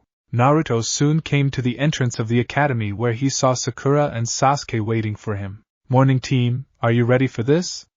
asked Naruto with a lazy wave. "Morning Naruto-kun, I'm ready to take this exam by storm," said Sakura while clenching her fist in determination. She was no longer that weak, useless fangirl that she started off as. Now she was a kick-ass demonic ghoul kunoichi who was ready to move up in rank. "What took you so long to get here?" rudely asked Sasuke. "Sorry about that, it is kinda hard getting out of bed when a guy has 4 beautiful wives laying on top of him, and then having to make breakfast for said wives and his 2 children. You'll understand if you ever get a woman and have kids, or you and your husband adopt, or whatever way you reproduce in order to restore your clan like you talked about," said Naruto. Sasuke fumed at this, but Sakura stepped in before he could say anything. "Guys, don't start. It's too early and we have an exam to take," said Sakura. Said Sasuke. He decided that while he hated to admit it, Sakura was right. Passing this exam and becoming stronger in order to kill his brother was more important than putting Naruto in his place. "Very well, Sakura-chan, I'll leave our little emo alone for now," said Naruto before he leaned in and pressed his lips against Sakura's in a deep that caused her to moan and her toes to curl. "Now let's go make an impression," said Naruto before putting his mask on and walking inside with his team following, Sakura in a slight daze. They went up 1 flight of stairs before coming to a door that said it was the right room but clearly wasn't, despite the supposed 2 older kids keeping people out. Naruto was incredibly disappointed in all of the genin that were being held up here. They were supposed to be on the 3rd floor, yet they had only gone up 1 flight of stairs. He was especially disappointed in the genin from Konoha that were held up simply because they had gone to this place for years and shouldn't be so easily fooled. Naruto and his team then watched some drama play out between 2 genin, one a boy wearing green spandex and orange leg warmers and a kunoichi with her hair styled in buns, and the 2 supposed genin guards. He was interrupted from the drama by the feeling that he was being harshly glared at. Looking to where he felt the glare coming from, he found a male Hyuga to be the source of the glare. A Hyuga he knew very well at that, since it was Hinata's cousin Niji. Thanks to his Higwa princess, he knew the full story behind Niji, and to be honest, Naruto was far from impressed. The boy worshipped the idea of fate, and hated his cousin for something out of her control. Niji also hated Naruto himself since he made Hinata happy. Naruto cared nothing for Niji, so as long as he did nothing to put himself on his bad side, he'd leave the boy be. "Cut the act and drop the genjutsu. We're only on the 2nd floor," called out Sasuke with a smug look on his face. Naruto honestly couldn't believe someone that was so stupid was considered a prodigy. Oh well, he'll let the idiot stroke his own ego until it gets too annoying to deal with. Naruto simply ignored everything going on with Sasuke until they started moving again. Soon they came to an open area and were stopped once again, but this time by the green spandex wearing boy. "Are you Sakura Haruno?" asked the boy. Yes, that's me," said Sakura. "Wow, your beauty and youthfulness cannot be described. I am Rock Lee, the Leaf Village's handsome devil. Please be my girlfriend and I shall protect you with my life," said Lee while striking a nice guy pose. Naruto felt himself tense up with the need to cave this guy's skull in, but held himself back. "Sorry, but no, I'm not into you. Besides, I'm already dating him," said Sakura as she pointed to Naruto. "The unyouthful one," said Lee with a frown and narrowed eyes. Naruto simply raised an eyebrow at this. He had been called many names before, but that was a new one for him. "Then I shall win the fair maiden's heart by completing my original goal," said Lee. "Okay." Now it took Sakura quickly grabbing his hand and squeezing it to stop him from ripping Lee's head off. If only he knew that Naruto-kun has long since turned me from a fair maiden to his personal dirty harlot. Sakura thought to herself with a light blush. "You're Sasuke Uchiha, this year's Rookie of the Year, correct?" asked Lee. "Yeah, that's me," said Sasuke with a smug expression, since someone clearly older than him has heard of him. "Keep your ego in check, he knew Sakura and I too," said Naruto, getting a glare from Sasuke. "I challenge you to a duel. By defeating you I will not only prove that hard work can beat natural talent but I'll also win the fair maiden's heart," said Lee while sliding into his fighting stance. "Sasuke, we really don't have time for this," said Naruto. "Don't worry, this won't take but 5 minutes," said Sasuke. "No, I'll take less than 2 minutes. Anyway, come find us after you get your ass kicked," said Naruto before walking away with Sakura. Once they were away from the other two boys, Sakura decided to address Naruto's mood. "What's going on, Naruto-kun? You're not usually that easy to irritate," asked Sakura. "I'm really hungry. Anko-chan asked me to not eat anything for some reason and now it's been 3 weeks since I've eaten anything," said Naruto. Sakura stared wide-eyed at Naruto before a puff of smoke came from Sakura's wrist and a few fingers appeared in her hand. "Here, have a finger, you're not you when you're hungry," said Sakura. Naruto picked up 2 and threw them into his mouth. "Better?" asked Sakura. "Better," said Naruto. He wasn't full or anything like that, but at least he was less likely to rip someone apart due to his irritation. Soon they came to their destination and saw Kakashi standing in front of the door. "Oh, hello you two, where is Sasuke?" asked Kakashi. Naruto held up 5 fingers, then 4, then 3, then 2, then 1, then pointed to where they just came from and they saw a roughed-up Sasuke walk up. "So Sasuke, how's the bruised ego?" asked Naruto. "Shut up, loser," said Sasuke. "Who did Sasuke fight?" asked Kakashi. "Guys, mini-me," said Naruto. This caused Kakashi to stiffen a bit but also look at Naruto in curiosity since he didn't think Naruto knew who Guy was. "Sensei, it would be impossible to miss someone like Guy running around screaming about the flames of youth," said Naruto with a deadpan. Kakashi's sweat dropped at this. "True enough. Anyway, I'm glad you all came, otherwise none of you would have been able to take part in the Chunin exams. Now go in there and do your best," said Kakashi before going up in a puff of smoke. With that, Sasuke cleaned himself up a bit while Naruto took out and placed on his mask before opening the door. Team 7 was then hit with killing intent from some of the other teams, though it didn't really bother them since for Sasuke it wasn't as bad as Zabuza's, for Sakura it wasn't as bad as Naruto's, and Naruto didn't even register their intent. In fact, he considered releasing his own intent but decided against it. The exams wouldn't be any fun if everyone quit before it even really started. Walking into the room, it wasn't long until the tense atmosphere was broken by a loud squeal. "Sasuke, you in?" squealed a female voice before the owner of said voice jumped onto Sasuke's back. The voice turned out to belong to one Ino Yamanaka, a beautiful young woman, with long blonde hair styled in a ponytail with her bangs covering her right eyes, light blue pupilless eyes, a slender build, long legs, wide hips, a narrow, toned ass, and CC cup S. "Can you keep it down, pig, and get off of my teammate?" said Sakura. "Oh, hey forehead, I didn't see you there. What's the matter? Afraid Sasuke-kun has fallen head over heels for me?" asked Ino with a smug smile. "HN," said Sasuke while being annoyed by Ino hanging off of him. "As if, besides my man is right here," said Sakura as she snuggled into Naruto's side while he put his arm around her. What?" asked an incredibly shocked Ino. "Yeah, Naruto-kun and I have been dating for a while now and he treats me very well," said Sakura. Ino was so shocked that she actually couldn't say anything and let go of Sasuke. There was a lot of gossip and rumors going around about Naruto, so of course she was in the know about him, and it worried her that her once best friend was in a relationship with a known cannibal. "Ino, do you always need to be so troublesome?" said the ever-tired Shikamaru with his best friend Choji right behind him. "Shut up, Shikamaru!" yelled Ino. "Yahoo! It looks like all the rookies are here," said the excited voice of Kiba Inuzuka as he and the rest of Team 8 walked over. Hinata didn't say anything to anyone as she walked over to Naruto, pulled off his mask, placed both of her hands on his cheeks, and pulled him into a deep with Naruto wrapping his free arm around her. She moaned as their S battled for dominance with Naruto coming out the victor. Not that she minded her man dominating her, in fact it greatly turned her own. This was evidenced by the fact that she was rubbing her thighs together to try and deal with the heat building in her core. Once they broke apart, she replaced his mask and continued to ignore the gobsmacked expressions on everyone's face. "Hey Naruto-kun," said Hinata softly. "Hey Hinata-chan," said Naruto. "What the hell, Hinata?"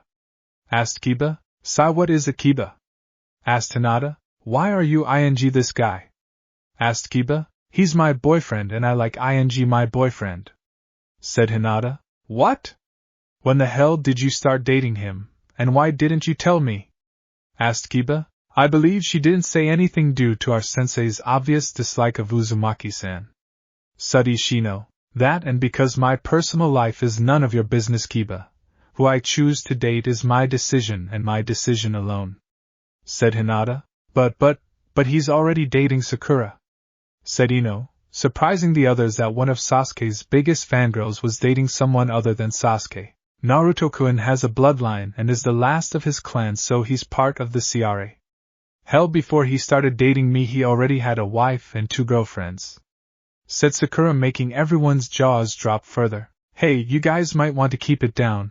Everyone's already pretty tense and you guys are bringing a lot of attention to yourselves, said a new guy with silver hair, glasses, and wearing all purple. His statement caused the rookie teams to look around and see everyone staring intently at them.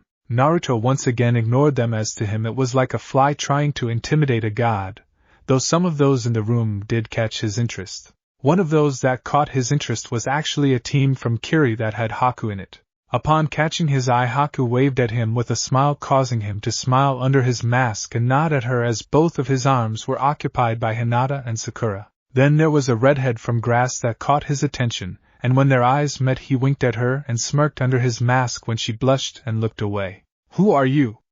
Asked Kiba to the glasses-wearing guy who wasn't Shino. My name is Kabuto, and I'm sort of a veteran of these exams as this'll be my 7th time taking them, said the now named Kabuto. That was strike 1 as far as Naruto was concerned. No genin should be capable of taking these exams 7 fucking times. They should have either passed the exam by now or should have been given a field promotion. That plus the fact that this supposed genin has Jonin level chakra but can't pass the Chunin exams also set off alarms in Naruto's head. Wow, you must really suck, said Kiba. Well, I guess you can look at like that, but these exams are really difficult. An upside to being a veteran is that I've been able to collect data on those participating in the exams, even you rookies. If you want, I can give you guys some information to help you out, said Kabuto while holding up a deck of cards. That was strike 2 in Naruto's mind as Naruto narrowed his eyes at this. How the hell did this guy have information on people who were taking the exams for the first time, and how did he know who to gather information about? Naruto then started sniffing and found that Kabuto smelled heavily like snakes. Naruto knew of only 2 people that would smell like snakes, and he knew for sure that Kabuto hadn't been around Anko. That was strike 3. Why would you be handing out information like this? Asked Hinata. Well, we are from the same village, so I feel the need to help you out.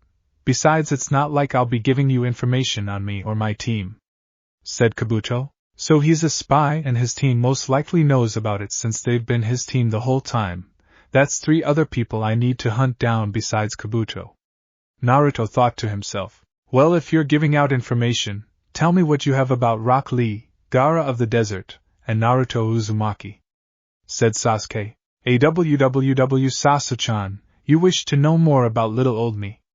I'm flattered, but unfortunately for you I'm only into ladies, said Naruto, getting giggles out of Sakura and Hinata while Sasuke glared harshly at him. Oh, you already know their names. Oh, that takes some of the fun out of it, said Kabuto as he took out one of his cards. Okay, so first is Rock Lee. He's a member of Team 9, also called Team Guy. His teammates are Niji Hyuga and Tenten. He apparently has no skill in either ninjutsu or genjutsu but a great amount of skill in taijutsu. As far as missions go, they've done 76 D ranks and 25 C ranks, said Kabuto. Hearing this confused some of them on why Lee wasn't good at either ninjutsu or genjutsu, but they were impressed by his mission record. Sasuke actually felt his ego being soothed a bit that the genin he lost to had more experience than him, though that doesn't mean he would lose next time. Next we have Gaara of the Desert. His teammates are his older siblings Temari and Kankuro. There is no information on his taijutsu skill or genjutsu skill, but his ninjutsu skills are off the charts. As far as missions go, he's done 0 D ranks, 20 C ranks, and WOA B rank.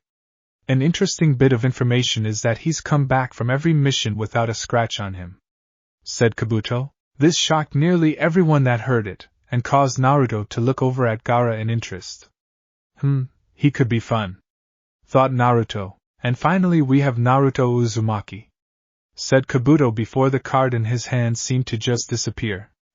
This is pretty accurate, but you're missing some important details, said Naruto standing behind Kabuto with the card in his hand. He then took out a pen and started adding information to the card.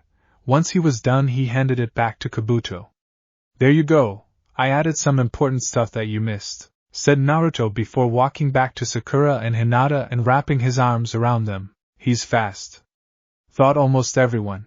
Oh wow, thanks, said Kabuto in surprise. No one had ever willingly given him information before. As I was saying, Naruto Uzumaki, also known as Konoha's demonic centipede, he's on Team 7 with his teammates being Sasuke Uchiha and Sakura Haruno. He apparently never went to the academy as he was trained outside of it, and only showed up at graduation.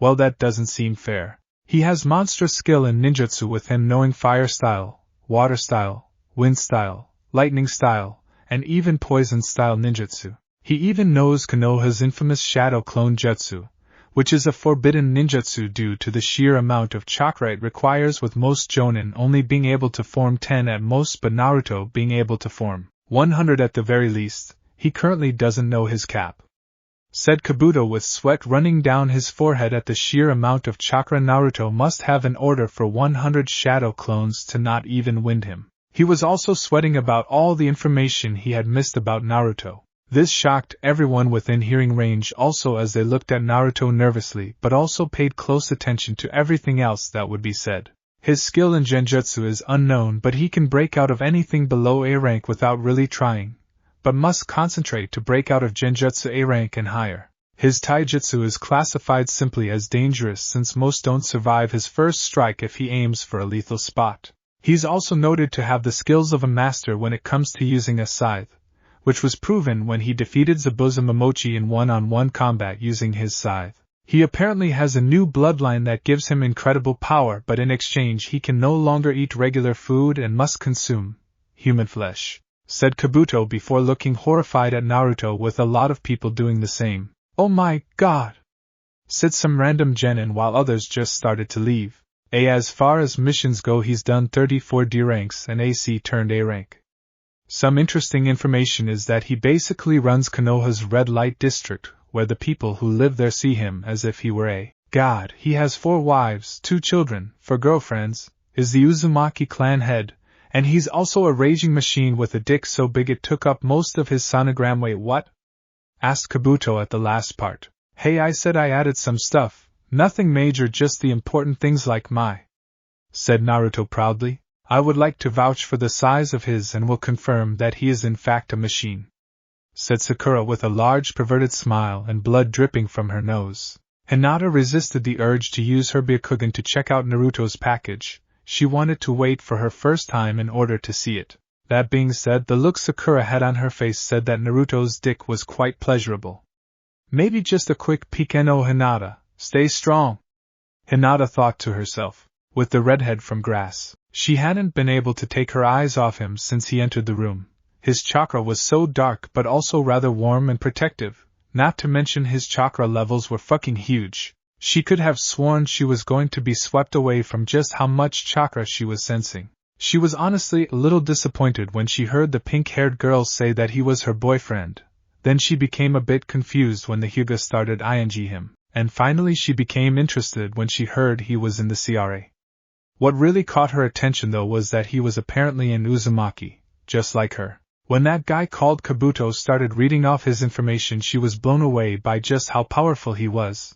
Though his bloodline did disturb her a bit. She figured he couldn't be a bad guy if a whole district basically worshipped him. He had 4 wives, 4 girlfriends, and 2 children. The whole part about his dick made her turn bright red while blood dripped from her nose, and she drooled picturing it in her mind.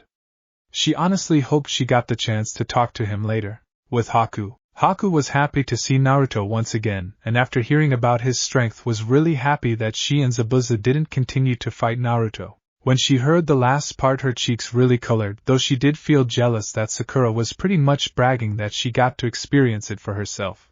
Oh well, she's sure she'll have the chance to spend some time with Naruto and get even closer to him.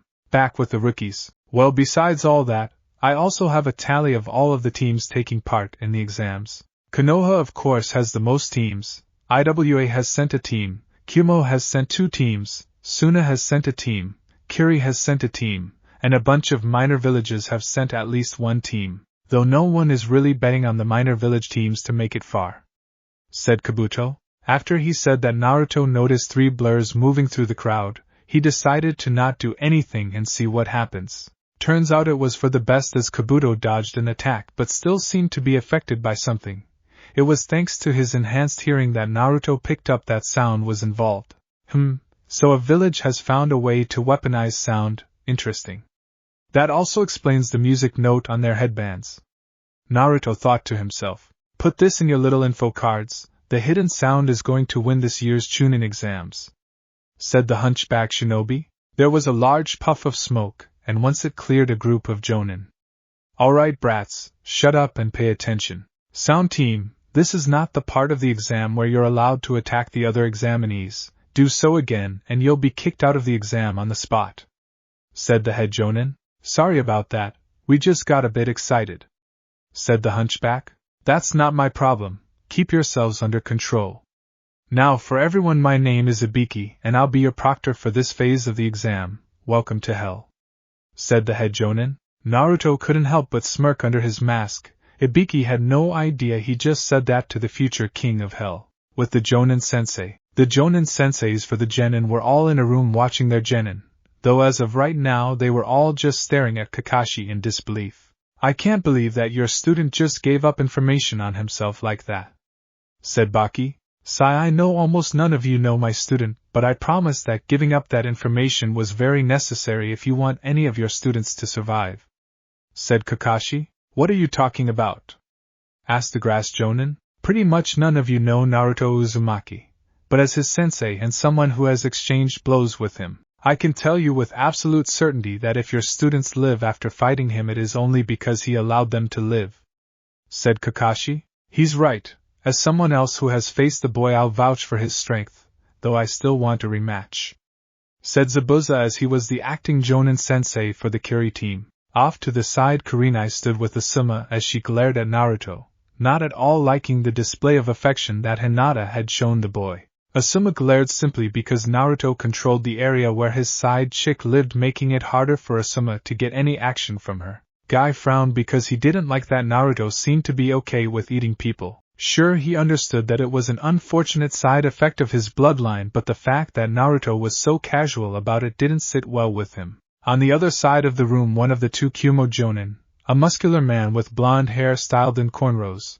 wearing shades, and multiple swords on his back, was watching Naruto intently. He's just like me, the mighty Killer Bee, but something seems off about him, like his chakra is a little dim. What do you think, Ado fool, you fool? Killer Bee thought to himself in very bad rap. You're not wrong, Bee. I can sense my older brother is sealed inside of him, said the 8-tailed bee sealed within Killer Bee. Oh, so that's Mr. 9, thought Killer Bee. Yes, but you were also right about his chakra. It feels incredibly dark and far more corrosive than even Biju chakra. I suggest warning your students about him as soon as possible, said the 8-tails. Right, Mr. 9 will probably give everyone a hard time, yeah? Thought Killer Bee. With Naruto. Naruto was so bored. After Ibiki had explained the rules for the first phase, he had already figured out what the goal of this phase was. He wouldn't have any problems since he was an ANBU captain for a reason, and the questions on the test were for ANBU anyway. Sakura was too damn smart to have a problem, and Sasuke would easily find a way to cheat. In fact, Naruto still found it funny that Sasuke managed to unlock his Sharingan during training simply because he was upset that he wasn't on Naruto's level. The only upside to this test so far was that Hinata was on his right, and a really attractive redhead with dark skin and beautiful amber eyes on his left. Deciding to make things a bit more interesting for this part of the exam, he stood up and walked over to Ibiki. This of course got everyone's attention. Yes, are you quitting? Asked Ibiki. Naruto simply reached into his pocket and pulled out his wallet. From his wallet, Naruto pulled out a large stack of Ryo and placed it into Ibiki's hand. 2,000 Ryo for the answers to the test, said Naruto, shocking everyone and causing their jaws to drop. 1 Ryo equals $1. What is this? Yelled Ibiki. A bribe. You said we have to get caught cheating 5 times before we were kicked out. This is the first time you've caught me cheating, said Naruto. You could hear an ant fart. It was so quiet in the room. No one could believe the balls Naruto had to openly bribe someone for answers. Fine, you have a deal, said Ibiki as he gave Naruto the answer sheet. No one else is allowed to do that. Come up with your own ideas, said Ibiki. Naruto laughed as he made his way back to his seat as everyone else grumbled. Once he sat down, he decided to amuse himself by seeing how everyone else was cheating. After a few more minutes, Ibiki called the test to an end and announced the 10th question. Naruto couldn't help but shake his head at all the teams quitting due to the rules Ibiki set up around the 10th question. Sure, Ibiki sounded intimidating, but come, as if the Kages would give Ibiki the power to stop their genin from ever taking the exams again. He was honestly just happy that the teams he was interested in didn't drop out. Alright brats, for those of you who are still here, you pass, said Ibiki. What? Yelled most of the room. Just stop. I realize all of this is shocking and all, but just let the man explain why you passed. We're here to become Chunin, not to have our hands held, said Naruto. His hunger was really starting to get to him, so he hoped that whatever reason Anko told him to hold off on eating was worth it. Well said. Now the whole point of this test was to test your information gathering skills, while the 10th question was to test your resolve and commitment to the mission when all of the odds are stacked against you. Therefore, those of you that not only were able to keep from being caught 5 times but also didn't falter under the pressure of the 10th question have proven your reso, said Ibiki before he was interrupted by something crashing through the window. A banner was thrown up at the front of the room that read the "Why but married Anko Uzumaki-sama is here," and standing in front of the banner was Anko herself in all of her ness. Alright brats, for those of you that can't read, I'm the Why Anko Uzumaki-sama. I'm also married to that raging machine over there, so none of you better get any ideas, said Anko as she pointed to Naruto. Said husband of the Y Snake mistress was currently on the receiving end of many jealous glares, from both males and females. Anko, you're early, said Ibiki from behind the banner. Who cares, you were taking too long anyway. The big problem is that you've let so many teams pass. You better not be going soft on me, said Anko. Wouldn't dream of it. We just have a good crop this year, said Ibiki. Well, regardless of that, these brats are unlucky that I'm their proctor for the second phase, because what I have in store will cut these numbers in half. Now follow this ass brats to your next destination, said Anko as she slapped her ass before jumping out the window she broke not too long ago. Well, you heard my wife. Get moving, people, said Naruto before he followed Anko. Despite knowing exactly where she was leading them, he just wanted to watch her ass jiggle. He was then quickly followed by Sakura and Hinata, since they were used to this kind of thing. Training ground number 44. Once the examinees made it to training ground number 44, most of them couldn't help but blush and look away, as rather than the first they see being the training ground itself, the first thing they saw was Naruto and Anko in a heavy make-out session, with Naruto groping Anko's ass while Anko had one of her hands down Naruto's pants. Sakura and Hinata were off to the side with dazed expressions, showing that at one point they too had gotten in on the action. The make-out session continued for another 30 minutes, at which point it looked like Naruto and Anko were going to rip each other's clothes off. Can you two stop so we can get on with this? Yelled Kiba. He was then quickly silenced by a kunai being thrown at his crotch while getting glared at by Anko. Listen, you little shit, what I do with my husband is my business. You know what, you better hope you die in this next part of the exam, because if you don't you're going to have to deal with me afterwards, said Anko, making Kiba pale. Go stand with your team, hubby. Your wifey has some work to do, said Anko while giving Naruto a few more yes, which of course Naruto returned. After the ing was over, Naruto helps Hinata walk back to her team before he and Sakura walk over to Sasuke. Well, now that my fun with my husband has been so rudely interrupted, I guess I'll explain this phase of the exam. Behind me is training ground number 44, aka the Forest of Death, and for a lot of you it will be the last place anyone sees you alive. Originally there were going to be 2 scrolls, Heaven and Earth, and I was going to give every team 1 scroll, then send you into the forest for 5 days in order to steal the other from another team. However, I, the amazing Anko, have come up with an even greater test to see who is worthy to become Chunin. Instead of 2 scrolls there will be 3 scrolls, a Heaven, Earth, and Hell scroll, and instead of giving you any of them, multiple duplicates of these scrolls have been hidden throughout the forest. During the 5 days you are in the forest, you may either look for all 3 scrolls, or you can simply take them from other teams. I don't really care how you get the scrolls. You are not allowed to open any of the scrolls before you reach the tower in the center of the forest. If any of your teammates die while you're in the forest, then your team is disqualified. And if you leave the forest after entering, then your team is disqualified," said Anko while pausing to let all of that sink in. "Now I know I've hyped up this part of the exam a lot, but here is the best part. There are plenty of giant tigers, giant lions, giant ligers, giant bears, giant man-eating bugs, and giant man-eating plants that you'll have to deal with while in the forest, and on top of all that my hubby will be hunting you. And just to make things more interesting, I've personally made sure that it's been almost 3 weeks since he's eaten, so I'm sure he can't wait to sink his teeth into you," said Anko. "Wait, so you're telling me not to eat was just so I'd be hungry for this part of the exam?" asked Naruto. "Yep," said Anko with a large proud smile on her face. "I'm so turned on right now," said Naruto. "Me too," whispered Sakura. "Before anyone says anything about me giving my husband special treatment, please remember that while he is hunting you, he won't be around to help his teammates, leaving them at a disadvantage should they come across another team. To further put his team at a disadvantage, he has to kill a certain number of you in order for his team to pass.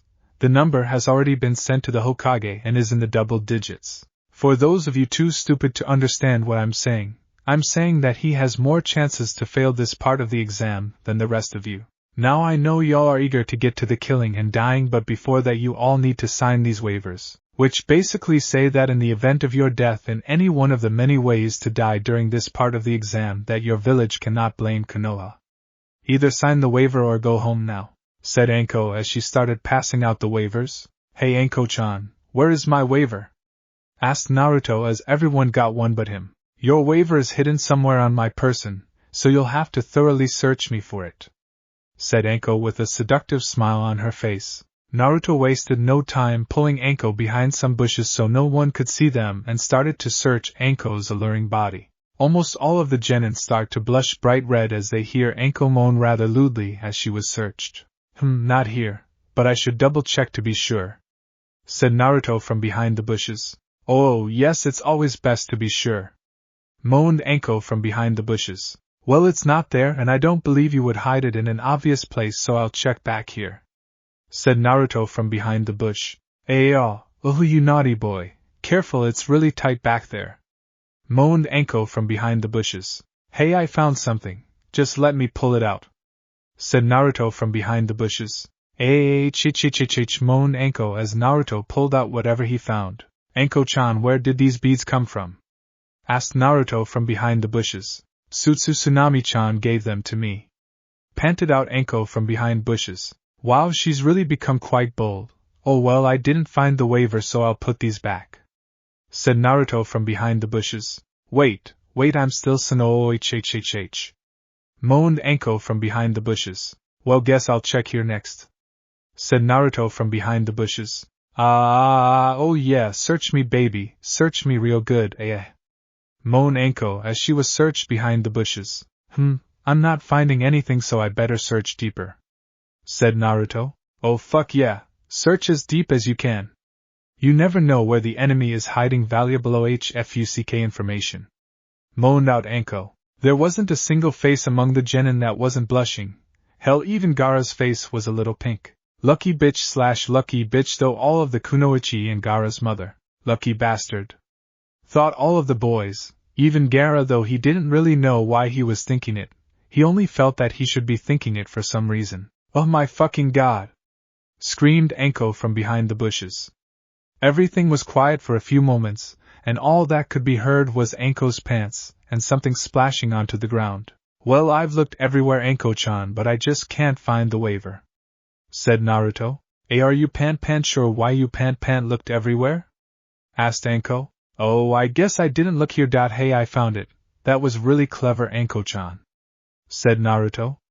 Turns out Anko had folded up the waiver and hid it in her hair. "Thanks, now sign it, and then we can get back to the exam," said Anko. A few moments later, Naruto and Anko walked out from the bushes with Naruto looking the same, but Anko looked different. There was some kind of liquid running down her legs, her skirt was on backwards, her trench coat was falling off her left shoulder, her hair was a mess, and she had a big goofy smile on her face. Though Naruto and Anko also noticed that all of the male genin, except for Sasuke and Gaara, had passed out with nosebleeds. Sasuke seemed to refuse to even look at Naruto and Anko while Gaara simply stared at them blankly with a slight tint of pink on his cheeks. Well, while we wait for the boys to wake up from their nap, does anyone have any questions?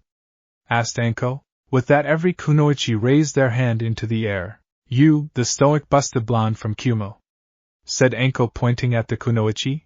Can I volunteer to be searched? Asked the busted blonde. Everyone that wants to be searched by my husband can put their hand down. We don't have time for him to search all of you, said Anko. Every hand went down at that, before one hand went back up. Yes? Asked Anko. I think I speak for everyone still standing when I ask, can we have some alone time for maybe 5 to 10 minutes? Asked a very red-faced Haku. Anko couldn't help but smirk at what that meant. All of you get 10 minutes to do what you need to do, said Anko. Not a moment later, everyone ran into different directions in order to take care of a problem they all had. This just caused Anko to laugh like crazy. Later, once everything calmed down and the teams were assigned gates to wait at, Anko got ready to start the exam. Naruto wasn't with Sasuke and Sakura and was in fact being held by Anko from behind so that he would immediately rush after the others.